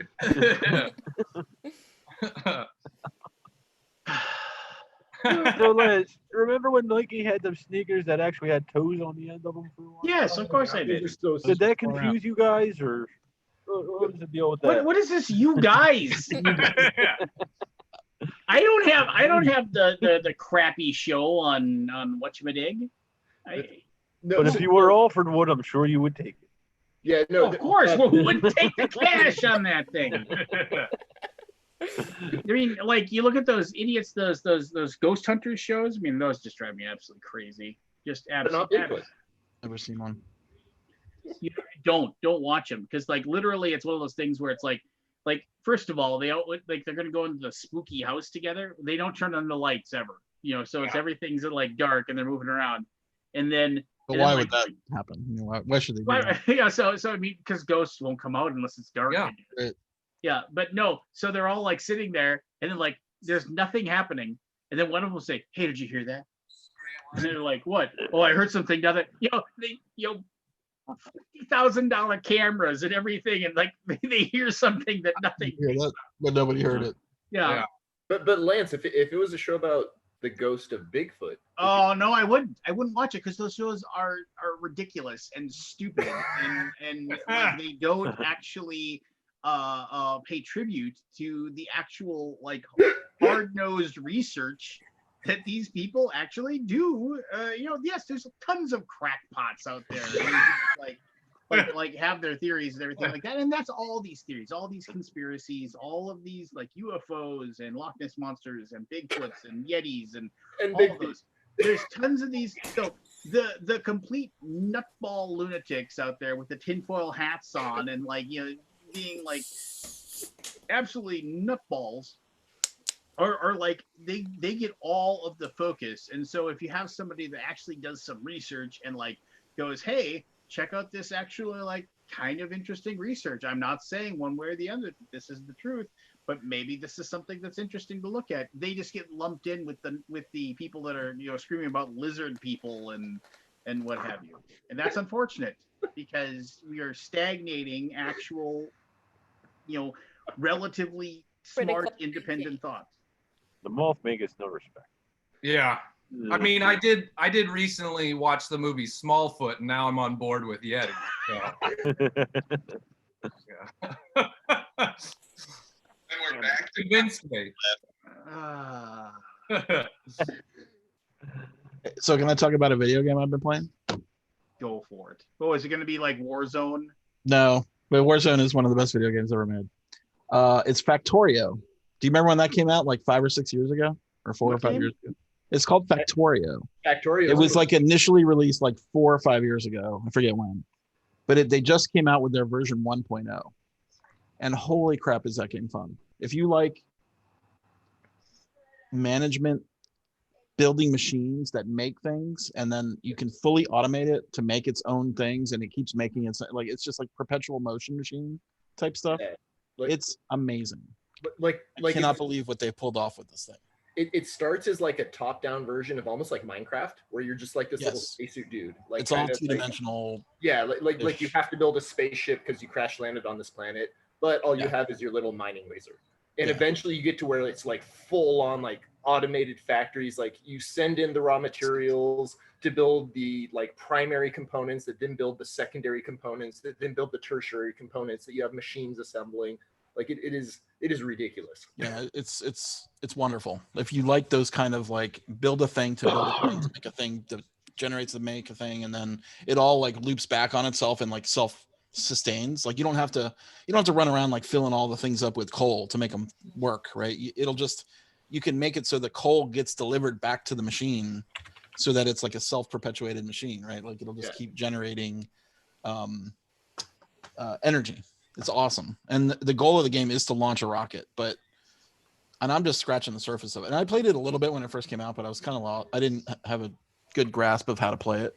But now I've been like, since it's been around for like 5 or 6 years, there's a million YouTube videos. So The to learn how to do something in it is like a YouTube video away. And then you build it and then you watch it do its thing. You're like, holy shit, I just generated 15,000 metal plates. You know, like that sense of accomplishment you get from that kind of feeling. Like, I don't know. The link I just posted in chat is one of the wildest things I have ever seen in Factorio. It is legit in game. They recreated the Sandstorm by Darude video using the in-game properties. Well, I didn't know you could do that kind of stuff, but yeah, like I mean, it is nuts. Like each like little individual factory is like a pixel, and so they zoomed out their view far enough. oh wow. So yeah, like it is like right? Yes. Like this game is it's so cool that you will fall down a rabbit hole if you play. I was up till 4 a.m. last night. So I mean, but I'd rather play the unfortunately titled RimWorld. Honestly, RimWorld is pretty fun though. Yeah. RimWorld is the bomb. RimWorld is the absolute bomb, which Yes. is again your little team of 4 people crash lands on the planet, and you have to slowly but surely rebuild your rocket to escape. But along the way, it's like it handles like opposing factions of people that are already still on the planet. They come and investigate you. They have little caravans. They you can get pets. There's like weird weather that you have to deal with. RimWorld is I got deep RimWorld into is RimWorld too. so good. I don't know Like- either of those, but my favorite kind of like world building ish, like that kind of is Oxygen Not Included. That's also very good. Yes. I love that one. I'm I killed all horrible my people at it. within 5 minutes of that game. Yeah. You always So- do, and then you just keep doing Yeah. it, and then you like get Eventually to a figure place, stuff out. and even then you'll be like 5,000 days in, you're doing great, and you're just like, fuck it, I'll start all over. The no, cool like- thing about Factoria has an alien force that will attack you relentlessly. However, you can turn on what they call like peaceful mode or something, where they won't attack you until you attack them. So you can just live symbiotically for a while until you decide, oh, maybe I'm gonna Yeah. kill the bikers. Until I'm gonna automate the ammunition factories to send the gun shells. Yes, exactly. To automatically That's so build gun long. and reinforce the front walls and keep Yep. rebuilding the walls. It's so crazy cool. Oh, it's so- I mean, it's a feat of programming that game. Yeah. When you dig into it a little bit and see what it can do, holy crap! So I finally beat Noita, Noita, the rogue. I was really pleased was with that? myself. Did It you is the beat it one on- where you craft your own wands based on like the different spell effects that you pick up, but along the way it's basically a rogue. You have to keep going down and discovering more and more stuff. And it took me a while to realize that it was like each one was its own like level kind of like thing where like I remember this one. This one was stupid hard. Yeah, it's Yeah. So Lance, did you beat it on like no mods or did you use like mods? I used no mods. I finally just Damn, beat it. that's impressive. No, I got kind of like a perfect. I basically had one of those perfect runs where it was like Okay. this stuff, like I got a really good wand almost right away that was that I was able to just like destroy things, and then I got my first perk was edit wands everywhere. So That was so good. anytime I pick up a new wand, I was able to. Grant's like, what are you guys talking about? Right? It's like, what is that nonsense? Nerds. Nerds. No, so in the game, basically you're a magic user, but your magic is all based on the wand that you collect. And but the only time you can ever edit your wands and take the spells out of wands and like swap them out to make like a cool wand is when you're in like the end level, like these places where you can like buy stuff and get a perk that helps you out. Well, the first perk I got was edit wands anywhere, which meant that on the run, on the fly, anywhere I was in the dungeon, I could take a wand and if I found a cool spell, I could jam it into the wand. And I can make a better and better one until I finally had a wand that basically like was almost like a machine gun with these little energy bolts that was just like that, and I was like killing things left and right with it. But it gets stupid tough later. Yeah, it's ridiculously hard. The level where you get to basically the base where those guys are on the jetpacks. The Hrishi base or whatever it is. Yeah, Hrishi base. That is so because all the traps and the machines and. It's like if you start like racing through it because you have this feeling of like, maybe I can just like run through it really quick. But if you don't take your time and slowly but surely release those things. So the other thing about the game that's really cool is like all the pixels in the game are simulated as like, I don't know if you've ever seen any of those like collapsing sand like simulators or games, but essentially like if you like blow up, a pit, like stuff will fall down like as if it was fluid dynamics. So you can like, there's like oil that can be lit on fire and it'll like flow down through stuff. There's toxic sludge that you can like dilute with water, like things move around. So there are many, many ways for you to kill yourself via the environment because you're trying to shoot at something else. And all of a sudden you light yourself on fire and there's acid raining down and like shit's blowing up all around. And then one of the things is like one of the most important items you get at the very beginning of the game is that bottle of water because you're always getting set on fire and you got to like pour it on your you got to like pour water on yourself to put yourself out. Or your clothes get covered in toxic sludge and you have to wash your clothes so you don't get burned up. Yeah. The other thing about that do you is beat it on one run, or do you keep? No, you keep accumulating power. No, it's weird because it's like a roguelike in that it's different every time, but it's not like Dead Cells where like you're unlocking new stuff. Oh, okay. There's a couple things you can unlock, but it's basically just different spells for the wands. The weird thing about it is that generally most roguelites, you're trying to go fast, right? Like you're trying to get through those early levels to get to the later levels, depending on what you get. Right. But this one, like in Noida, you have to go slow because if you go fast, like you'll find yourself surrounded by enemies in a bad position and they will kill you super quick. Like it is a really tough game, but it's a lot of fun. Like I've had a lot of fun with it. It's good stuff. Yeah. Anyways, that's my nerd. It sounds like there's just a lot of ways to ruin your life in that. So it's like the game of 2020. It sounds like. Oh no, believe me. I've played more video games this year, I think, than any year I've ever played. So if you check out the Noida subreddit, like almost 80% of the video clips on there is someone dying in some spectacular way, and it's called getting Noida'd. Lance, did you ever dig into Dwarf Fortress? Did you ever dig into Dwarf? Yeah, I've heard about Dwarf Fortress, but Dwarf Fortress is the reason why I skipped into RimWorld because Dwarf Fortress is based on it. Yeah. Well, yeah, because basically the guy wanted to make a game that was as difficult as Dwarf Fortress without the impenetrable user interface that Dwarf Fortress has. Everything. Yeah. I bought a book on how to play Dwarf Fortress. I sat there for like a weekend. Like they teach like it's like Dwarf Fortress for dummies. No lie. But I played it once. What I felt like was a real play, and I'm like, it was amazing. But then you get your whole colony destroyed, and you're like, well, do I want to go through that again? Where I have to go through all of it again. I will say that is the downside of Noida is those first couple levels just suck. Like it's the same kind of like pre-generated wands, and like you're not very powerful yet. To where it's just like it's a grind to get to where now I'm getting these weird combinations that do really cool stuff, and like I'm actually unlocking the systems in the game. It's a lot of fun, but yeah, getting through those first couple levels is just like it's still a fun game though. You should check it out. So Grant, since I know very little about you, like why what no I mean sorry, other than like seeing the video of you getting kneed in the balls by the professional wrestler. Why? I mean, like you're doing the board game stuff, the board game video stuff now because of the pandemic. But I mean, what's your background as a gamer?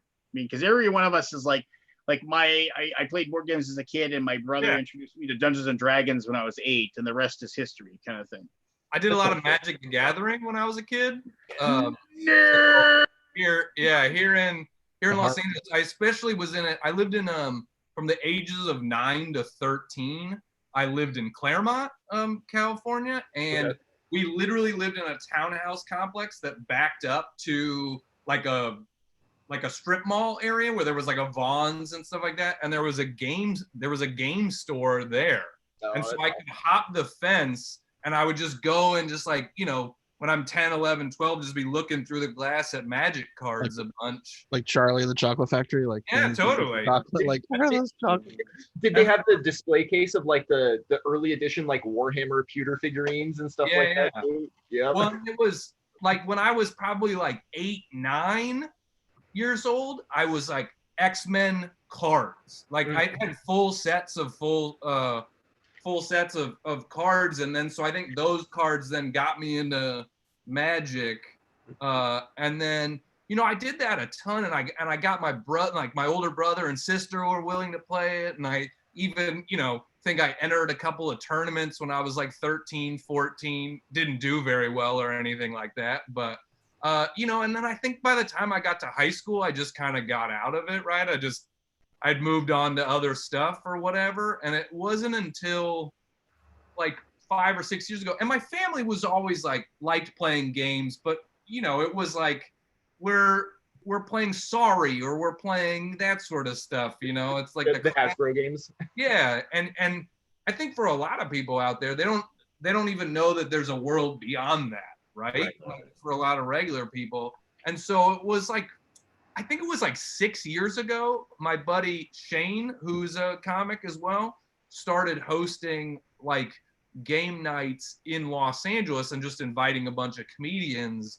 And, you know, it was still like very gateway games, right? It was like, you know, it was Code Names, and it was Exploding Kittens, and it was like stuff like that is, you know, real gateway stuff. But I was like, oh man, this is really fun. And I don't know, like for you guys, one of the things I like about the game so much is it's like structured hangout with my friends, right? I'm not 21 anymore. I don't want to just go stand around and drink a beer like that. That's not interesting. I did that when I was 21, and who cares? And so I was like, oh, this is like a great way to, but I didn't like dive in that much since for like the next like 2 years after, like, so this was like 6 years ago. And like over the next 2 years, I kept going to game nights with Shane. And then I was dating a lady who broke up with me, and I moved into that house where Shane had an extra bedroom and stuff. And so then I started being part of like the hosting team for it. So I was like, oh, I gotta like learn more about games. And then he moved out, and me and my other buddy were like, let's keep doing this. Like, this is fun. And then, you know, it's just been now I mean, it's kind of how everybody gets in. It's like, oh, then there's this game. If you like this one, then you got to check out this one. And and now the rabbit hole goes deep. Yeah, exactly. And so, you know, it's like, I've got my friends where we'll have like a game night, and it's like, okay, if Jake's coming, then we can play a little bit harder game. But if Tony's coming, we got to play like a party game, right? You know, and it's like you get to know what people are like into and stuff like that. So, yeah. Yeah, no, that's what's cool is that like I think there's a lot of people who feel like, you know, oh, you're playing games, like you have to only play these hardcore games, you know, to be considered a gamer. It's like, no, that's not true. Like yeah, stuff you like as long as you're having fun. Like, well, that's all that matters. And I feel like I'm a bit of a chameleon where it's like, I'm totally fine playing a party game. And then I also want to play a game that has like a decent amount of strategy in it. Right. Like, my big thing is, I don't care what kind of game it could be an engine builder. It could be a you know, worker placement. I'm on board with all that stuff. There just has to be player interaction for me. Yes. Yeah, like, yeah. That to me, because I am like a social person and stuff like that. Like, I don't want to do a game night where we're just all right here and nobody's even looking at each other. Like, that's not. I want to be like talking to people and hanging out and stuff. Lance, what do you call those? Build your own garden games? Yeah, build your garden. Yeah. tend your own garden. Yeah. Yeah. Yeah. Let's So- see who has the cutest garden after a half hour. Yeah, we compare each Yeah. gardens at the end and see whose garden is the best. How do Yeah. I think Like you're I said, I anti-garden? wanna go into your yard, salt the So- earth. Lance, Is what if the like, game was Bigfoot making a garden? Oh yeah. No, But I- seriously, Lance, you come up with the theme. I'll give you game mechanics. We Yeah, yeah. can make a Bigfoot game. So Grant, You know, I think it would be a fun game to I think that would be actually a very, very educational game. As why we haven't found Bigfoot is if you actually showed, like, if you could continue from like when Bigfoot sightings were common, like in the 1800s, because of the fact that we were just a relatively new species invading their territory, and if we spoke. were we talking like- about like interesting things a second ago? So like And if we like, spoke now to we the, got back to the fucking. no, big think about this. picture. Think about this. I'm sorry, You know, Scott. you actually like speak to the Oh, we Native had left this a American couple of years tribes, ago.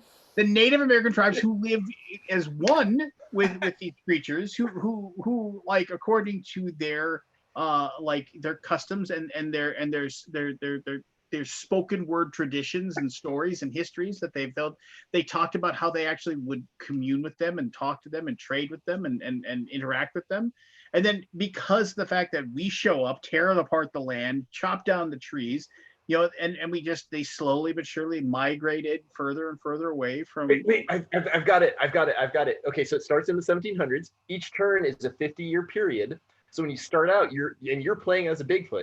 So you have to establish your territories, but as time goes on, you get to draw cards that allow you to play, oh, people are coming into this territory. So you're trying to drive out the other Bigfoot. So you're the last surviving Bigfoot. Oh. You go, Lance. There's your game. Yeah, go ahead, make it. I will. We'll take it to Kickstarter, baby. Yep. My name will not be on it. Oh, ha, ha, ha. Grant, Yeah. what like, so are you out of like the Uwe Rosenberg kind of like Agricola worker placement type games where you don't really attack people or you don't really affect their stuff? Yeah, I mean, mostly I'm out of that stuff. And like, I'm willing to play things where, you know, if other people are on board, I'm willing to do it. It's just not the things I'd suggest, right? Yeah. And I'm still like a fairly medium weight guy, right? If we're talking BGG complexity, I'm not going much above like a 3 right now, where I'm like into that. I like that real like 2 to 3 range in there, where I'm like, okay, there's some strategy, but it's not like it's taking me 45 minutes to explain this game to other people. And like a Vital Lacerda game, like what was that? Yeah. On Mars, where we learned rules for an hour, and by the time the rules were over, I forgot how to play. That's what I mean. Like, It's like it was ridiculous. Not that the game is ridiculous. Yeah, but it's maybe kind I of would it's do a that hard. if I had somebody to do it with. But at this point, like, I'm the biggest gamer of my Your group. friend group. You know what I mean? So if I'm not explaining it, then it's probably not happening. So it's You're the dedicated rules guy. Yeah. Oh, I hate being the dedicated There's rules always guy. one. I'm always the dedicated rules person also. Always have to read them and they're like, oh great, you're here. Have it. And I'm just like, it's I had that. I even had a friend recently that's been like, it's my one friend that's been coming over and we've been playing board games outside a bunch and that sort of thing. And she even bought a game recently and then brought it to me. We didn't play that night. Like, I'll just leave it here so you can figure it out so we can play. You know what? No, So we need Cassandra, people like you because like Yeah. otherwise no games would be played. So Cassandra, have you ever had a situation where you show up for game night? I mean, admittedly not recently, where you showed up for game night and like you walk in and there's like the 3 people sitting at the table and one person's looking at the rules and they see you and like, oh, thank goodness, and they hand you Oh, the thank rules. God, here you go. or they go, Take over. have you played this one already? Do you already know the rules? And you're like, yeah, I like skimmed the rule book maybe. Always. That is like my dedicated role. My mother occasionally calls me on the phone and is like, I got a new game. And I'm like, oh, that's super exciting. What game? It's one that you recommended. I got like Dominion. Oh, perfect. Whatever. You know, that's great. So how do you play it? And I'm like, Dominion Yeah. has like an 8-page rule book, Mother. Yeah. Read it. Not much. I don't like learning the rules to a game, but once I know a game, I don't mind teaching it. Yeah, I don't that initial learning of a game, I hate it. I'm on the so same page. hard. Oh, sorry. Go ahead, Grant. No, I was just saying I'm on the same page. I don't mind teaching it to other people because I feel like, oh, I'm including people. Like it's fun to bring people into this, right? Yeah, it's a high. The Like- learning of it is like much more like solitary. Like, boy, I can't Right. wrap my head around this part of it. You know? Like, Yeah. and I will say, like from a game designer perspective, it is so hard to write an engaging rule book. Like Yeah. because would you say- know, okay, here's my base rules, but here are the edge cases that I know players are gonna come up. Yeah. And now I just extended it another 4 pages, and it's like players are gonna read it and be like, "What the hell is this?" It's like, Yeah. it doesn't apply to you because that's when you really get into the weeds of the game. But yeah, it's just, man, it's tough. Yeah, and I would say like certain games I read and I'm like, this makes so much sense. Like I just read the rule book for like Babylonia and I was like, this game, it's got like 6 pages. You read it and you just understand. Right? Reiner Knizia, baby. Reiner and- Knizia. Then I Oh, think that's I why. was reading Boring. the Magnificent rulebook because we just played that last night, and I read it and I was like, I don't understand what's happening. Yeah. So we played it because I was like, I can't understand this rulebook. I need to play the game and do all of these steps. Yeah, to that game's tricky. Yeah, and like even with the rule book sitting there, every turn that we did something, we would look, and I'm still Yeah. like, I've got a 90% handle, but I couldn't play it without the rule book sitting there. Yeah. Well, Yeah, and, no, like and that's the tough thing from a design perspective is like you want to include depth to the game, right? So that way, like it's not just players play it for 1 or 2, play sessions, and they're like, oh, okay, we've got a handle on everything. We know how this game works. That's it. Like you want there to be replayability for the game, but at the same time, the more depth you add, like the more you have to explain how you interact with that depth. And, and it can get to where it's like, okay, we've got all these really cool systems in place, but now we have a 20-page rule book. Yeah. Like I still remember like when I got my first, initial set, like Magic the Gathering starter set, right? Like it came with that like 60-page Yeah. tiny rule book. I mean, it was like, but it was Like, what fat. the It was fuck? like 40 pages, like Yeah. double full, tiny microscopic. Yeah, and I like, could it was actually a read. legit tiny book. It was a really book, Cards. as big as a card, Like, but like like 40 it- cards. but it's oh man, my hat is off to anyone who can have that depth and also have a very simplistic Yeah. quick rule book. Like that is Yeah. tough to do. It really is. I Like feel every like time you have an exception to look at a rule, my interest level just ticks down. Like Yeah. if it's not like flow, like I end up hating it. I also find like in my group, there are games where it's really not hard to play at all, but the setup looks intimidating. Mhm. Like there's a lot of components for people. Yeah. And I like a good example of that in my group is like Quacks, where it's like, this game is easy. I'm telling you, like it's all held your hand, but like I get it. There's a lot of like little things on the Easy, yeah. table. You think it's gonna be really complicated. It's not. Please just try it. You Right. know? Yeah. Just try a turn. Just Yeah. a turn.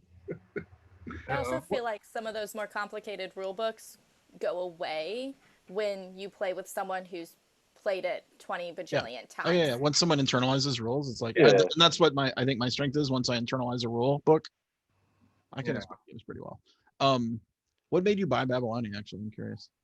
I went to Labyrinth and asked them for recommendations on newer games that I wouldn't have heard of otherwise. Okay. And that was one of them that they were like, this is I think they said that it was a reprint, but it wasn't.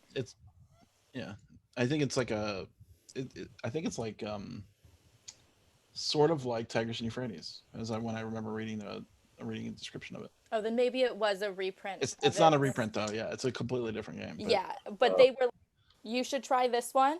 And I was like, whatevs, I'm looking for some newer games that I don't have. Alright. And I was like, we'll pick it up. And yeah, it's a really fun one actually. Because it's got you're placing your workers. It's worker placement area control. But as you place them, you don't have to stay within the area. Once you place one in the area, you can like expand and make these tracks. And as long as all of them are touching, when that area is complete and you score it, everything touching it gets collected. So you're like area control, but sort of not. Yeah, I was reading the description. Someone wrote, it's like a combination of Through the Desert, Samurai, Tigris and Euphrates, and Taj Mahal. If anybody knows those 4 or 5 games. Nope. Lance knows, but he's not saying anything.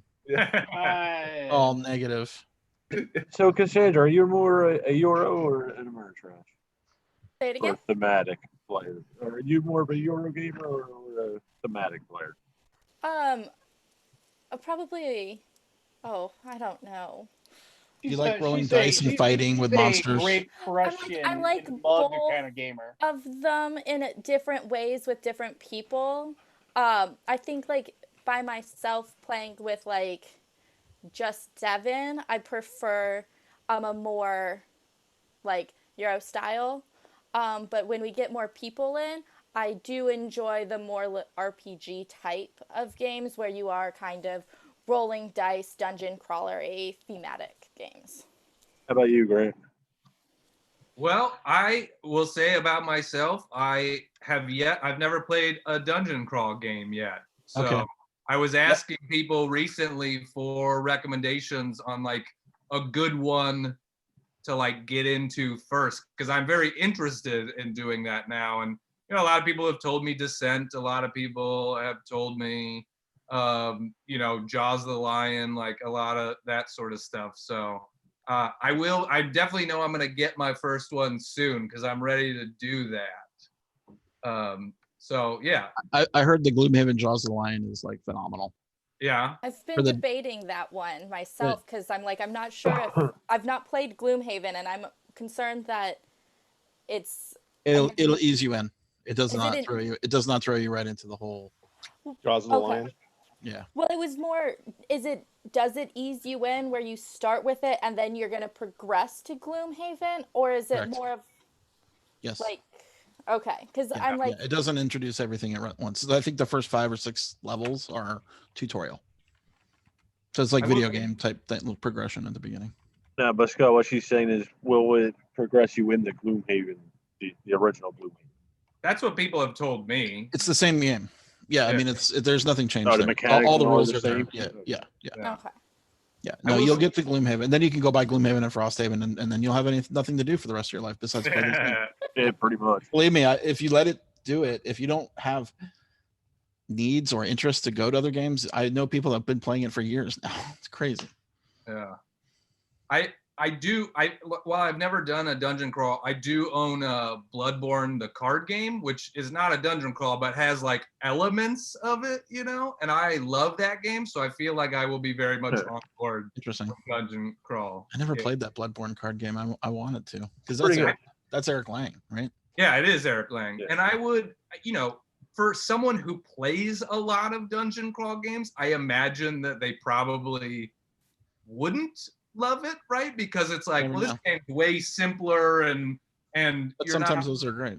Yeah, which, you know, I played it recently with one of my friends, and she was like, oh, this is one of my favorite games you've played with me, you know. So I do think it's a fun game, and it is like a good introductory to a dungeon crawl because you are facing multiple monsters, and you know, you're not really leveling up much, but you are like getting a few upgrade cards and that sort of stuff. So yeah. It looks like it's Gloomhaven after the 5th scenario. It's only missing one rule, which is not a huge deal. Okay. Yeah, because knowing what that rule is. That's good. I guess I'm excited to play it myself. I haven't played Gloomhaven in like 2 years, so I want to get it back on the table. So I have a question. When you all think of dungeon crawl, is it strictly limited to fantasy type games, or does it include other like say like modern fantasy, Arkham horror type, sci-fi fantasy type, like stuff like that. Like is that something where a dungeon crawl is only like D&D type, or does it include that other stuff? I consider that Star Trek or Star Wars Assault a dungeon crawl. The fantasy flight game they had a couple years ago. Arkham, I haven't thought about it, but I guess in a way it is. Yeah. I would say it is. Basically, dungeon crawl is like controlling a character, moving through a universe in some way, traversing, like either through map or point to point, or these different ways they do it on like Arkham. Not Arkham. What is it called? Eldritch Horror is basically you're moving across the globe, right? You're moving from like city to city. Whereas Arkham Horror, you're in one city. You're moving to locations in the city. That's all dungeon crawl. Like the term, Right. It's a genre of game. Calling it dungeon sucks, but I don't like adventure game. I guess you would call it potentially. Yeah. Well, no, it makes sense to me. Like it's just I'm actually like working on one right now, but it's definitely a sci-fi setting. So it's like I just want to make sure it's not like dungeon crawl. We think it's solely fantasy, right? Like swords and swords. We're fighting the dragon. When I was asking people for recommendations on like an easier dungeon crawl to be my first one to try, a lot of people recommended Zombicide too. So I enjoyed Mice and Mystics quite a bit. Yeah. That one's good for like people of different varieties because you do have a lot more structure. So like I'm playing a campaign with someone who's like real D&D heavy, and then his girlfriend who's like, I have no idea what I'm doing. You need me to roll these dice? Okay. This is overwhelming. Yeah. I'm trying to think of what's a more simple dungeon crawl, like actually like dudes on a map dungeon crawl game. Yeah. Well, I mean, the problem is once you play the best one, it's like I can't go back. Like it's What's the best one though? Gloomhaven. Really, what's the best one? Yeah. Yeah, Gloomhaven's all right. I don't think it's the best. Lance, I would say so. Here's Go ahead. I play them all, or I try to, and like I'm not using hyperbole here when I say it's the best one. Well, it really is. Yeah, but where's your how many board game reviews? Where's your proof, damn it? How many copies is it sold? Write reviews. Yeah, because there's been a couple. Okay. So literally millions upon millions upon millions of people. This is my boss Shane Grant, just so you know. Millions upon millions of people saw the Transformers movies as a part to Godfather. So Transformers movies are better than the Godfather? Well, here's the thing. But Gloomhaven is the Godfather. But Monopoly has sold far more copies of any other board game probably in existence. But where is it ranked on Board Game Geek? Yeah. Last. Now where is Gloomhaven ranked? Number one. Yeah, like, and nothing is going to dethrone that. From Frost, David. maybe I'm just saying, like the but I mean it really is the best. I mean, to be clear, I can't even think of one that I would rather play instead of it. Right? Every time I think of any of these dungeon crawl games, like, and there's been a ton of them, right? I'll play them, but then I'm always like, I'd rather be playing Gloomhaven. I can think of because the depth of Gloomhaven. My place the gauntlet has been thrown. No, it's just give me a counter game, and I'll tell you. If Dungeons and Dragons. I would rather play Dungeons and Dragons. We're talking about a board game.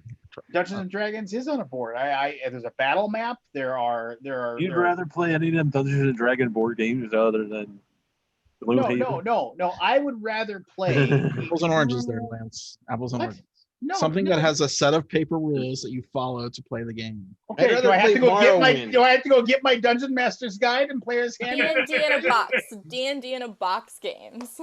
Those aren't here, hold on. Okay. There are plenty of D&D in a box games. And believe me, I played D&D Combat 4th edition. It has no doesn't hold a candle. No, but one of those instead, the D&D in a box instead of the they're not as good. Book. They're not as good. But Chris, there are a couple of sci-fi like. But once you've tasted like the best thing you've ever eaten in your life, why do you want if you get the filet mignon of life? Why do you care about it? Other Well, things. so here's sometimes I'd like to try everything. I still do. So wait a minute. However, a D&D game in a box. Dungeons Yes. and Dragons. It's the best game ever. It's all in your head, though. You know what I mean? Like that version, especially. Yeah, but no. There's maps. There's you. Yeah, but it's like it's abstracted. Come on, it was abstracted back then. Come, tell me I'm wrong. I had battle maps back then. I was like, because I remember I went to a You were a nerd. I went to a gamers guild But meeting. if you read the introductory fake, like the selling scenario in the beginning of that book, there's no like map. It's all like in people's heads. Wait, And in the I'm town not of saying Fargo. that. I'm not saying Dungeons and Dragons is not good, but let me hear me out. In the I'm town not of saying- Fargo, in the town of Fargo, at the train depot, where there was where the gamers guild got together and played. That was like the first like group of people. It was like all of us. It's basically like an event center, and we would go there, and you could rent out the area for $10, and we'd sit down and we'd play D&D. But there was a guy there that ran an ongoing campaign, and he literally was the first person ever that I ever saw. He just put a dry erase board back when dry erase markers and dry erase boards were like billions of dollars. I don't know how much he spent on this, but like, and we all had our miniatures and we put them on there, and he drew it out every single thing. I mean, we moved our things, and so I mean, no, it was a physical thing. I'll give you that, Lance. However, So I'm right. Thank you. Moving on. Next that topic. game out of the box does not work unless you have someone to run it. Gloomhaven works out of the box without anybody to run it. It runs itself. So Scott, legit, like setting aside the whole D&D whatever versus Gloomhaven, like what is, if you could distill down what it is about Gloomhaven that sets it above everything else, like to you, what would that be? The tactical combat part with making your character be the best they can be, and it's not the amount of money that Isaac Childress has put into advertising. Lance, shut up. Yeah, that's exactly it, Lance. No. Please, I do want to. The way the system works is you have a hand of cards, right? That's your life force. Once you run out of cards, you're dead, right? And you have to do as much as you can based on whatever scenario you're presented with, and play your character, and every single character plays completely differently. And the strategy of working together as a team and figuring out like how to make it all work is delightful. I don't know every single time. Every single time I've played it, I was constantly amazed at how great it was. And this was me just playing with the basic characters, not even leveled up. I only leveled up my character like 2 times in the game. I take nothing away from the design and what Isaac did. I think he did an amazing job. However, every single time, the 2 times I played it with my gaming group, and then I was like, I won't make the next session, guys. Every single time I played it, and every single time I've ever been, I've told this a million times. I've been in a room with a group of people playing it. They might as well have been in Zoom meetings because none of them were talking to each other. None of them were doing anything. They're just all like. We played it differently. We Scott, worked together This quite a lot. always comes back to you just have bad game buddies. No. I know. Go put some more Great Crush in your here's the mouth, thing. Cassandra. Once I you- switched to Coke. Thank you very much. Oh, you got a little caffeine in. You got spicy. Oh, I dropped. And I'll drop it after this, but once you get past the learning of that game and it becomes an intuitive character, like you learn your character and what it can do and what its capabilities are, then the game opens up into a completely different thing, right?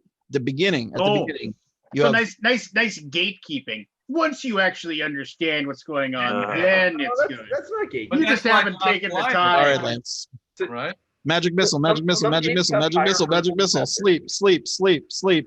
What else do I do? Fireball. Well, so wait a minute. Fireball. Time out. What level are you that you're casting that many spells? I know exactly. What do I do after I'm out of spells? Level? Like, would I just die? I'm just like. So Scott, No, what makes this believe me, different? I know D&D combat. It ain't great. Scott, what makes this different than say like Pathfinder the card game, which has that same mechanic? Oh, that was a garbage Path- game from the moment. I it mean, came I out. know it wasn't well implemented. but- Pathfinder the card game is a number crunching, which is fine if you like that kind of stuff, but figuring out your min-max scenario and getting the right people in the right place with the right equipment and getting the right dice. That's that game, which is fun too. I find that fun. Lance hates it.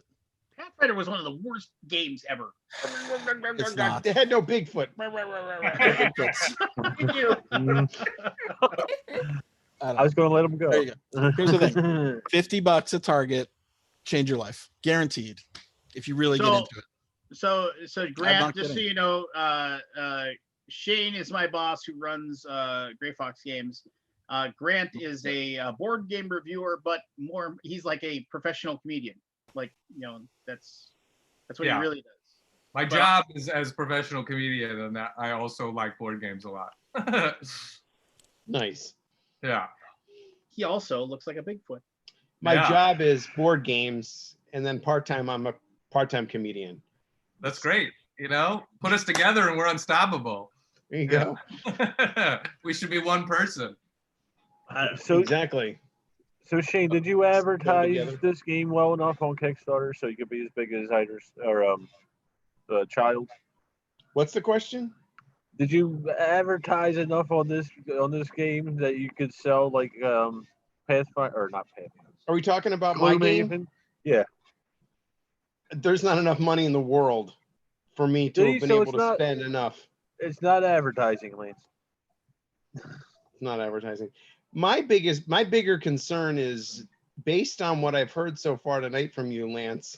If the next Gloomhaven came across your if it came across your path, you would just tell the person, piss off, your game sucks. And then later on, when it's doing $10 million on Kickstarter, and you're like, oh man, I passed on that game, but don't worry about it, Shane. That game sucked.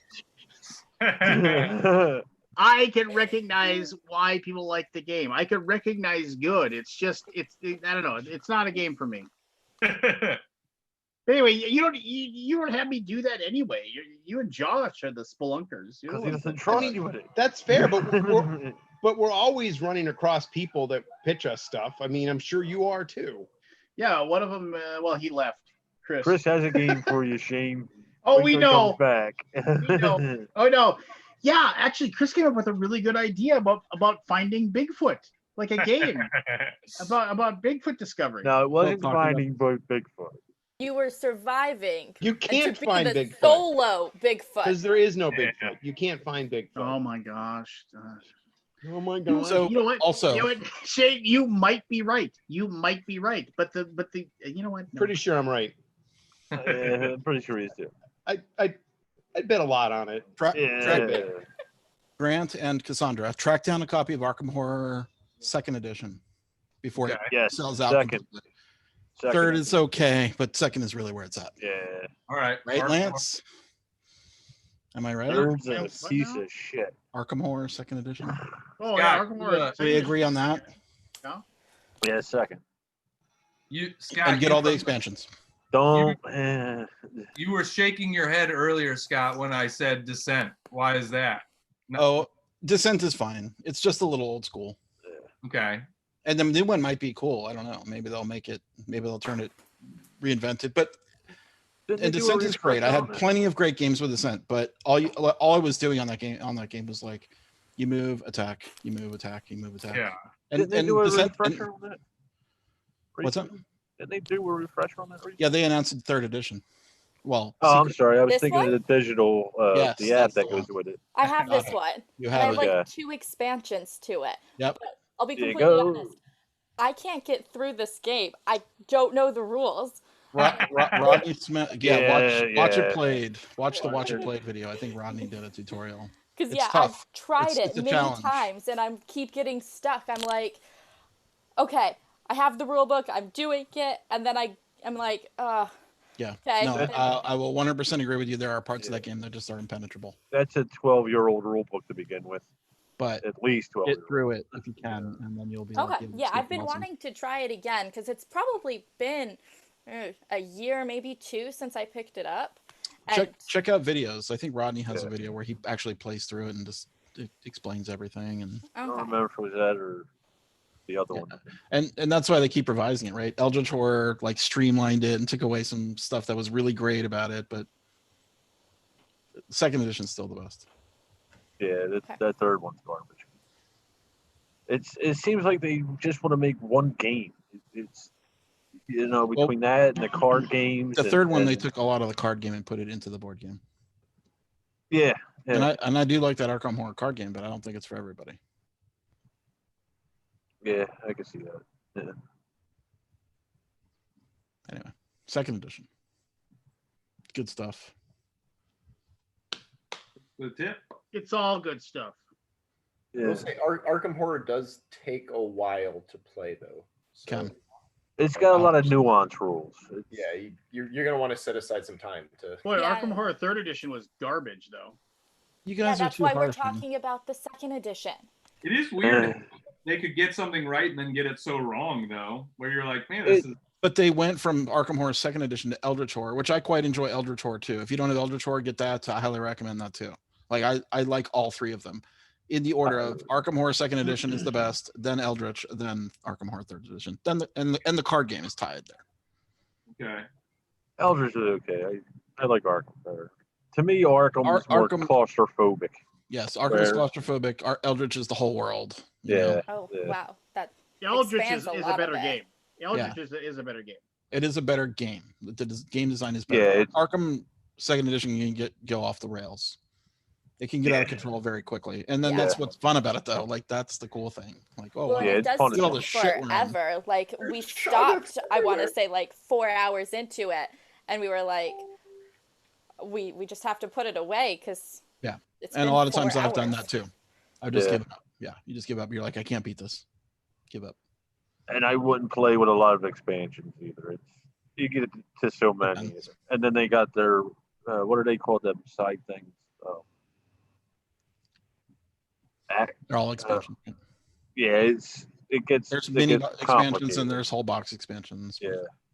It depends how much you play it out, right? Like if you keep reading the same cards and be like, I already know this card, Yeah. then add an expansion and then you'll know all new cards. Then it'll be all new cards. Yeah, that's normally how I like to do the expansions, little by little.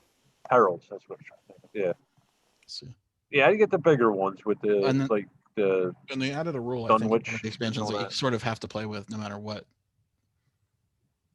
It's like a focusing, I think, is a rule, but I can't remember exactly how it worked. It lets you Yeah. re-roll. That would be nice. It's a thing that lets you re-roll that doesn't expend your most precious resource in the game, which is a clue. Normally you can spend clues to re-roll, but then like you don't want to spend clues to just re-roll. Anyway, Yeah. I'm hard There's a pressed guy, to come up with another dungeon crawler that's better than what we've talked about. Well, I mean, I see the thing is that most dungeon crawler board games just kind of fall flat for me. I mean, just because I'm an RPG gamer first, and it's just kind of like I'd rather be telling a story with everybody at the table than like, oh, hey, here's your script. Follow along. Right, See what this says. but what if the story? But what if you could tell the story, a different story based on every time you played the game? Like would that work for you as a like dungeon crawler type board game? So like each It would time work for me. Like it's not just a set board, like you're creating the board as you play it. Like so Lance, would something like that fit more for your like, okay, we're not on the same Arkham Horror map every time, right? Well, Like Yeah, I don't know. That Brimstone game kind of did that. You know. I never played the Brimstone. I couldn't get over assembling all the minis. Yeah, that was a That was a bummer. Yeah. well, it also feels though that like if you want to tell a story with the game, you almost need other players to be interacting with you to tell that story. Is that a fair statement to make? I think in D&D it's important, but maybe not so Yeah. much in a board game. Yeah, I don't think so. I don't know either. You know, a new game that came out, and I'm drawing a blank on it. It's the Aliens board game. What is it? Nemesis. Blew me away. That is cool. A cool sci-fi horror game. Basically, Aliens, the board game. I like aliens. You could try to get it if you can, because it's a Kickstarter only. Okay. Oh, is I it? don't know what. It's in the middle of prints right now. So one of the other ones that was mentioned to me a few times when I was asking for recommendations of a good dungeon crawl to start with was Arcadia Quest. Being like, well, it's not really a full dungeon crawl, but it's a good intro to it. Yeah. Yeah, I had a hard time with the chibis, but it's okay. All right. I think it's more like arcade like dungeon crawls, right? Like you're just trying to kill your targets or whatever it was. And people can move monsters on top of you. It's not competitive. It's not cooperative. It's competitive, which could work for you. A couple of my roommates do really like take that. They don't feel good about themselves unless somebody else feels bad about themselves. Then that game would work. Yeah. Yeah, I mean, if you can't if you can't achieve victory by crawling over the like dead opponents, then yeah. I mean, Mansions of Madness is quite good too. Yeah, that's the one I was trying to think of. Style? What's that? Do you play that as like a campaign, or is it like There's a couple missions that are like they're multi-part stories, like, and then you're done. But no, you don't. You play it as an individual scenario. Okay. Like it is in its own world. Like each scenario, its own thing. Sometimes I prefer those. Yeah. I think the second edition's better. Second than edition, the absolutely. Yeah. So in first edition, it needed a game master, and now it's an app. Yeah. And the game master, if they put one card out of play, and it had like a whole page of setup, and the game master would take like a half an hour to set it all up. One card out of place breaks it. So you have to. Second edition is the only way to play it. I know that apps are like probably here to stay and stuff, but I have not been able to wrap my head around wanting to play a game with an app yet, because it's like I spend so much of my day and my time on electronics that when I'm playing a game, it's like I'm specifically trying to escape the electronics. You know? That's fair. I think the app's done right in certain games, it's a godsend. Yeah. Like Mansions of Madness. The first one, if as a game master you screwed up them cards, it was disastrous. Yeah. Stuff like that. And a lot of stat stuff with other games. I cut somebody off. I'm sorry.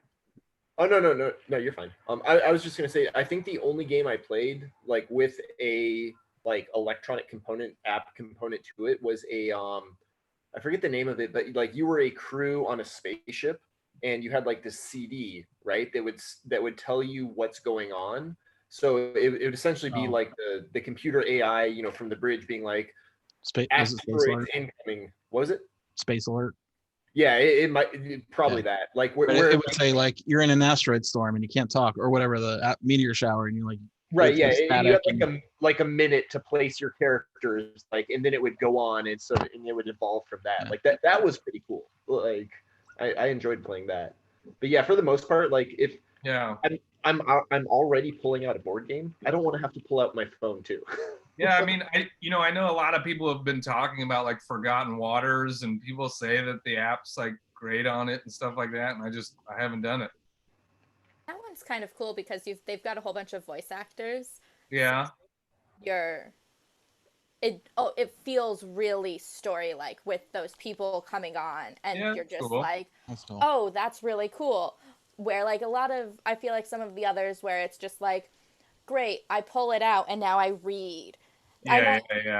It's just like, and that one's got a nice like, someone's reading this for you in like that kind of way. Yeah, that's fun. Certain ones, that XCOM, I didn't feel hit off real well at all.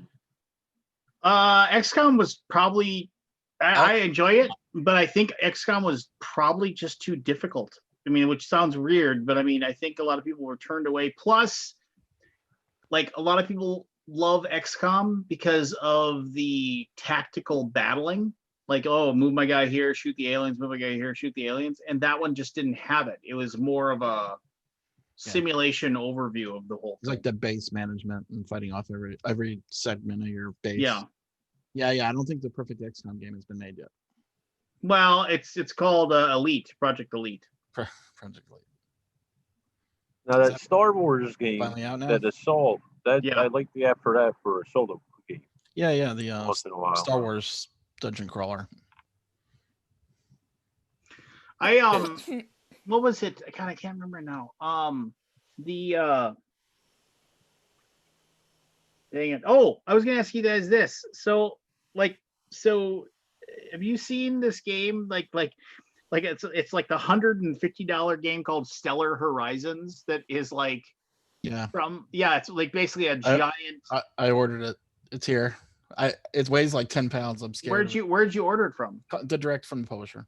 Okay, yeah. I was thinking. Compass. So yeah, a game that has like no Rob talked me into it. well no there's no like high quality components at all. It's like total war game components, like completely. It's old school. It's old school, totally old school. It's from Compass Games though, so it's like I like Compass Games stuff for their solo game stuff. So I'm like, is it worth $150 to buy just a giant simulation? Then we have this discussion. Rob talked me into it, so I'll let you know if I could ever get into that game. I mean, I want to try. It's the Myth of the Heavy War. But I'm feeling the Myth of the Heavy Gamer, Lance. The Myth of the Heavy Gamer, yeah. I mean, I'm totally feeling it. Yeah, I mean, like I see it and I'm like, oh, maybe I should get that. You know. So here's from the Kickstarter. Its author, Andrew Rader, is an aerospace engineer with a PhD in human spaceflight from MIT. He is currently with SpaceX. The scope of the game, space travel from 2030 to 2169 in yearly game turns. Oh, God. This is a special gamer game. That's 140 game turns. Yes, this is... Yeah, well... Wait, no, let me... I want to just see it, what it's like. Hold on. Stellar Horizons consists of, and I'm going to go into fast announcer voice here, one rulebook, 20 punch boards containing 231 units, 33 for each faction, 1 invader, 30 mission markers, 20 turn markers, 8 asteroid markers, 12 signs of life markers, 12 pirate markers, 15 helio transfer markers, 27 trade markers, 90 numbers, 182 faction markers, 30 damage markers, 100 settlement markers, 130 installation markers, 21 each of supply stations, spaceports, mining stations, refineries, and resource stations, and 25 defense works. 40 politics markers, 40 victory point markers, 108 technology number markers for engineering, physics, and biology in denominations of 1, 2, 3, and 5. And I'm out of breath, and there's still a half page to go. Wow. The box weighs like 10 pounds. There's a reason. Good Lord. Well, think of the time this guy spent making this game. Yeah, no. It's got to be less than the time it takes to play it. Jesus. But if it had minis, would you spend that money without even looking at the rule book? You know, minis. I don't care about minis. Yeah, a lot of people do. I'm seeing a bunch of gray plastic on the table, no matter what minis I get. Yeah. I'm never painting any of them. Yeah. I just painted some minis. It was more fun than I thought it would be. Oh, cool. What'd you paint? Boy. I'm playing Mice and Mystics, so I painted so you painted this. the characters. Yeah. Yeah. Yeah, that is a good. And that's another thing about the Gloomhaven Jaws Lion. You don't have to make your map. It's a book, right? Wait, like you don't have to make this map from cardboard pieces. So it's a more compact piece. Okay, I just have to add one more thing. On the Kickstarter, it says the complexity is medium. The playing time is 1 to 20 hours. Ooh. 20. That's a first. How do you finish it in 1 hour? That, How does 1 hour? You die right off the bat. Yeah. You just blow up. up. Lift off and you explode in the air. Your rocket blew up. I want to. Did you play that High Frontier game, Lance? Yeah, I did. Where it simulates rocket travel. Yeah. Was it fun? Was it? Yeah. Scott Nicholson brought it to my house and taught it to me, and so it was just me. Oh well, that'd be fun regardless. Yeah, and he was like, I'm going to bore you. Did he want to play it? Did he want to play it? Is that? Yeah, he knew how to play it, and he knew it was something that I wanted to, so he brought it, and he even had the vinyl mat and everything. That was actually, he's like, all right, let's sit down and play the boredom game. You're doing a very good Scott Nicholson. Yeah. I've worked on it for a while. If anybody ever gets a chance to have Scott Nicholson teach you a game, do it. Oh, he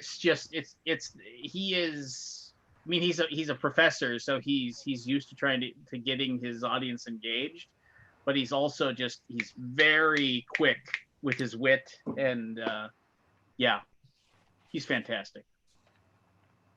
Yeah, He's kind of out of that though. Sorry, go ahead. I was gonna say, I will say, from looking at the Kickstarter, it does look like a lot of time was put into that game. Like it does look like that guy spent a large amount of time designing that game. I don't know. It's like a master. It's like his master work, right? Right. Yeah. So can I feel like I have to point buy that. people? I want to point people in the direction to a Kickstarter, and I want people to look at this. And I want them to. I want. Share to, your screen then, because I'd rather look at yours. Okay. Hold on. Just gotta make sure I gotta close all my, propaganda websites here. What's up, Forrest? Hey, Hey. about to be unemployed pretty soon. I know what happened. They shut down the school. No, it's just I ran completely out of PTO, and my work was like, well, you're gonna have to quit, or I'll come back. Well, it's really weird. They told me before that I was gonna have to pretty much work, or else I was gonna be gone on bad terms and never be able to come back. And I was like, well, I can't work. And now they're like, oh, well, we could work something out. But the good news that I found out was that I should be able to get unemployment irregardless, because I'm quitting because of COVID. Irregardless isn't a word. We understand. Oh my God. Lance, is that screen share ready? Because if not, be quiet. I want to choose. Wait. Explain to me again. Why can't you work? Because he doesn't want to. Pretty much, it boils down to be brutally honest, it is my wife does not want them to go back. I would honestly probably send my kids back to school right now, but it boils down to, is it worth to fracture the relationship with my wife for a job where I make $11.50 an hour? And the answer is fuck no. Maybe.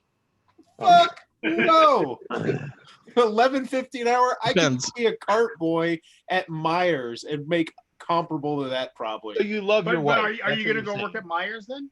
No, I'm homeschooling. I homeschool now. It's Oh, delightful. Bless America's education system. Is there anything? Is there any provision? I don't know what the word is. For like, if you're homeschooling, to get some of the money, like to pay. Like No, I'm talked to the homeschooling my guys kids, that- so I want $50 a day or whatever it is. I don't know. There is next to nothing at all. But I Nothing. did talk to I talked to two people in the unemployment office today, and they said my unemployment, since I'm going to technically quit my job, I didn't know if I was going to have to make them fire me or what it was going to be. But since I'm quitting my job, my original unemployment is going to get blocked. But then since it's the corona thing, it will be covered because I lost my job directly because of COVID. Right. But from what he said is I'm not going to see any money for 10 to 12 weeks minimum. But he said it should all be back paid. So it's going to be like a huge ass check. And then hopefully unemployment for half a year, which, I might just homeschool because, I mean, my 4-year-old's already he's kicking ass with the individual attention. Wouldn't it be Then great go if back. every parent could teach like a teacher? Yeah, yeah. Amazing. But we do not value homemakers in any way, shape, or form. Need to get that universal basic income so they can do that. Would be nice. We don't value teachers either, though. Yeah. So Forrest, Grant Line is the guy that you told me to reach out to him and ask him to be in the podcast. So, Yeah. Has he fucked it up yet? I'm leaving that for the last hour. It's coming. Don't you worry. Yeah, you're storing it up. You're storing it up. So Forrest is our resident non-medicinal using slacker. Nice. I resent that. Oh, speaking of Aw. No, it's much Come more on. impressive. It's much more impressive to bring you up as professional football player. One of All these right. days, Lance, you're gonna have to bring me up as politician. Right? We'll see. Oh yeah, and then you can fuck that $11 an hour. You make like Don't make nothing. All right, so here you go. This is I want to show this to you. I give all credit in the world to Token Sesame for they've 250 grand. 250 grand 2,100 backers, 14 days to go. This is the transforming token holder for board games. Save table space, infinite configurations, which is incorrect. You would eventually run that, but that's just It's infinite. Shut up. It says 1,000. Technically, collectible art plates by tabletop artists, converts to dice tray, compact travel mode. Okay, so I just want to point out this is maybe one of the longest Kickstarter pages I have ever seen in my life. That's I can see your scroll bar, how small it is. Now let me get. I got a question. Is this going to be something that will go in the game when you're done, or is this staying on the table? Well, let's just find out for us. The video. Watch the video. I'm pretty sure you take it with you based on Lance's quick scroll through. Yeah, I think it's for This is a pretty entertaining video, I have to say. Well, I'm not gonna watch the video because you can't hear it. So I mean, Burger King. Share your screen. Share your audio. I don't think I can share my audio. This is a very entertaining video, but fuck you guys, you can't watch it. Well, you can watch it on your own. If y'all want to pull it up right now, and we can all hit play at the same time. You already have it. You can share the audio, Lance, if you turn it on. Everyone can click play now. Seriously, I don't know how to share. You can share the Grandpa audio. don't know how to turn the audio on. Oh my god, I'm gonna murder you. Jane, isn't he running your like social media stuff? Yeah, what the? He's just playing my role tonight. How do you do this? How do you share your screen? These dagnabbit, these Why is it flashing 12-0-0? Newfangled fandangled things. I don't understand them. Hey, Richard. Hello. What is Hi, happening? We're making fun of Lance. We brought Lance. Lance. The only reason I get on here. The only reason. This is my show.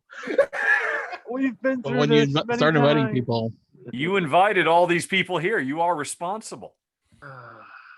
Anyway, $250,000 they've earned. Pledge today and get a free velvet travel bag. So the Token Sesame.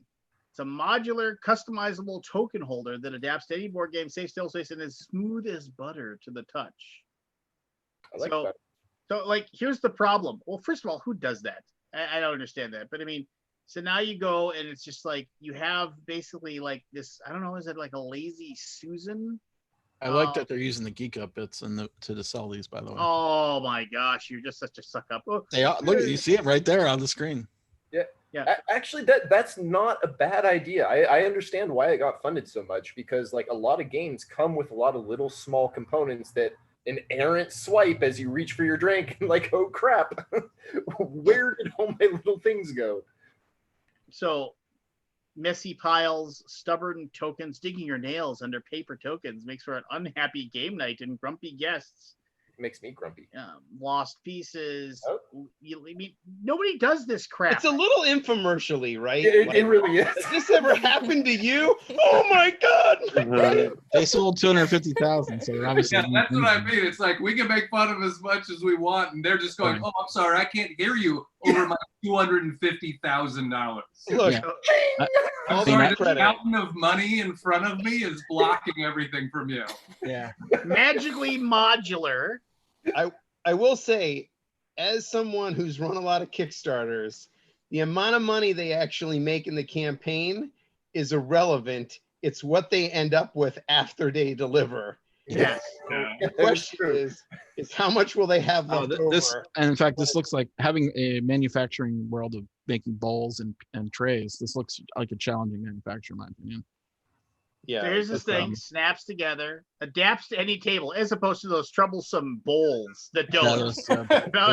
Bowls. Just, so like you can have this thing. I mean, why would I ever need a thing standing up like that? I guess I just never. I've never run it. I have never sat at a table and just said, "Oh God, I just can't possibly collect these cubes." People want to spend money on their hobby. Yeah, you're not the market, Lance. Oh wait, so did No, I was no. gone You for a second. understand? If Did Lance you- doesn't like it, it's wrong. Oh, Victor, you were like the nicest person to everybody, but you I'm come just on trying here. to catch up. I'm late to the show. Okay, you know what? I want to defend this a little bit because I'm looking at it from a logistical standpoint. This is not going to go in your game. You're going to load this and unload this before and after every game, correct? Yes. Yes. So with something like this in place, I think you are much more likely to actually keep all of the specific components where they belong, which would then make the cleanup actually substantially quicker. Because normally you just throw that shit into a pile. But if you have something like this, I feel like you would actually take the piece and actually put it where it goes as opposed to that pile, which would mean you'd save time during cleanup. No, you don't, because you take your pile, you just put it into one big gigantic baggie. Yes. That's how you save time in cleanup. Yeah, and next time you go to IKEA, if you go to an IKEA, but next time you go to an IKEA, and you can get these anywhere. I mean, first of all, go to Board Game Geek and get their cheap shameless plug to Scott. We have not sold $250,000 worth of bowls. This makes me want to do a fucking Kickstarter. Yeah, because it seems like people want to throw money at stuff. Which I mean, we've had these bowls for years now. Yeah, so I mean, go and or next time you're at IKEA, as you're walking out, they have these things, these 6 bowls. They come and they cost $1.50. Lance, can you scroll down because I cannot see. Yeah, I don't want to look at this thing. Also, Lance, you said you needed time to clean up your computer before you shared it, and you have a million tabs. Yeah, let's go through the rest of the tabs. What did you game? That's going to be more interesting than Let's this do a tab page. explorer. I see some spreadsheets up there. Those might be interesting. Yeah, definitely. Now we're getting there. Is that the chemical table of elements? Welcome to the show, Grant. Welcome to the show. I see radium, I see argon, I see plutonium, I see uranium. I was watching the show a little earlier before I got pulled into other things, Grant, and I saw, who the hell is this crazy looking fella? And I went and looked you up, and you made me laugh out loud with your joke about connect to the Starbucks Wi-Fi. I literally laughed out loud. Thank you. I appreciate that. That's very well nice. done, sir. I very rarely do that for Okay. YouTube comedians. Yeah, well, sweet. That's the idea, so I appreciate it. Yeah. Thank you. Thanks for looking me up, too. And I subscribed. Oh, well, that's very nice of you. Yes. I'm already a subscriber to you. Oh, well, thank you. Yeah. I'm afraid I'm not very funny, but I don't try. Are we done yanking on each other, or can we move on? Lance, Fine, we'll just make out later. they're smashing those subscribe buttons. Let it Ah, yes. The staircase condenses to an entire table's worth of tokens.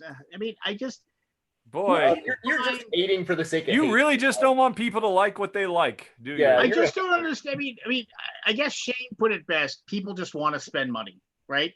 Yes. Can I please just People spend like money?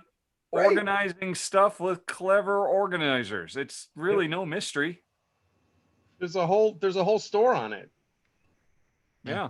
Yes. Container store. I've been to it. A container store, in fact. That's what I'm saying, like there's a whole huge brand based. Who is ever You gonna know, put and this? every day, if you go in at the wrong time, you'll find Lance just like, "Oh, what is wrong with all of you sheeple? Don't you know you can get 6 bowls for $1 at IKEA? Come on!" or words to that effect, I guess. I don't know. Add in your local dumpster. Oh.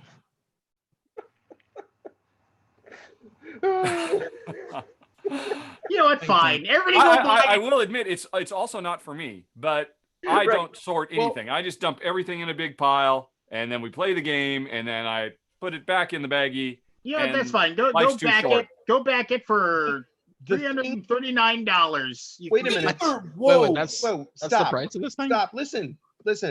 Look at how many backers there are and how much they've made, and we'll look at the average per backer. That's what's the insane part. $339. Yeah, what is the average per backer? Fucking get cups. So it's Hey, this. Lance, Lance, I the agree. tide is shifting in your direction, sir. It's Bury the $69. lead. It's You had to start with the dollar signs. it's $69 for one token sesame, which is like very few. Like you can't make that. Like there's the add-ons and stuff. And then for $135, you get 2 times the token sesames. Okay, yeah, Lance, I've changed my opinion. I'm with you. IKEA Bowl. Yeah. You buried the price, lead there, IKEA Lance. You bowls. buried the lead. Newsflash: board gaming is for privileged upper middle class people who have a lot of disposable income. So you can get 13 bowls, which will hold any Film game at 11. for $42 on BB. You can buy Dude. a 50-pack of plastic Ziploc baggies for $2.49. Those bowls better have weed on them. I'm paying 42 fucking bucks for them. Oh man. Yeah, I get it. I get it. People want cool looking stuff, you know, but I also think it's just ridiculous. So one tray's $60. Well, so what does it say? So $69, you get 1 times token sesame. Defeat tabletop chaos once and for all. This pledge gives you everything you need to build hundreds of different token holders. So I don't understand. But how many little holders are there? Yeah, that's the big thing, is that I don't understand what that one pledge like earns you. I mean, like, as far as for Nobody does. $69. It's probably one of those outer rings, and then the inner rings that go in it would be my So it's like guess. for $69 is 1 token sesame body kit, 1 signature art plate set, 1 embroidered velvet travel bag, and then token sesame, an interactive novel. What? A novel? Wait, what? I do like the artwork aspect of this, though. One of these things is not like the other. There's a choose your own adventure book in there.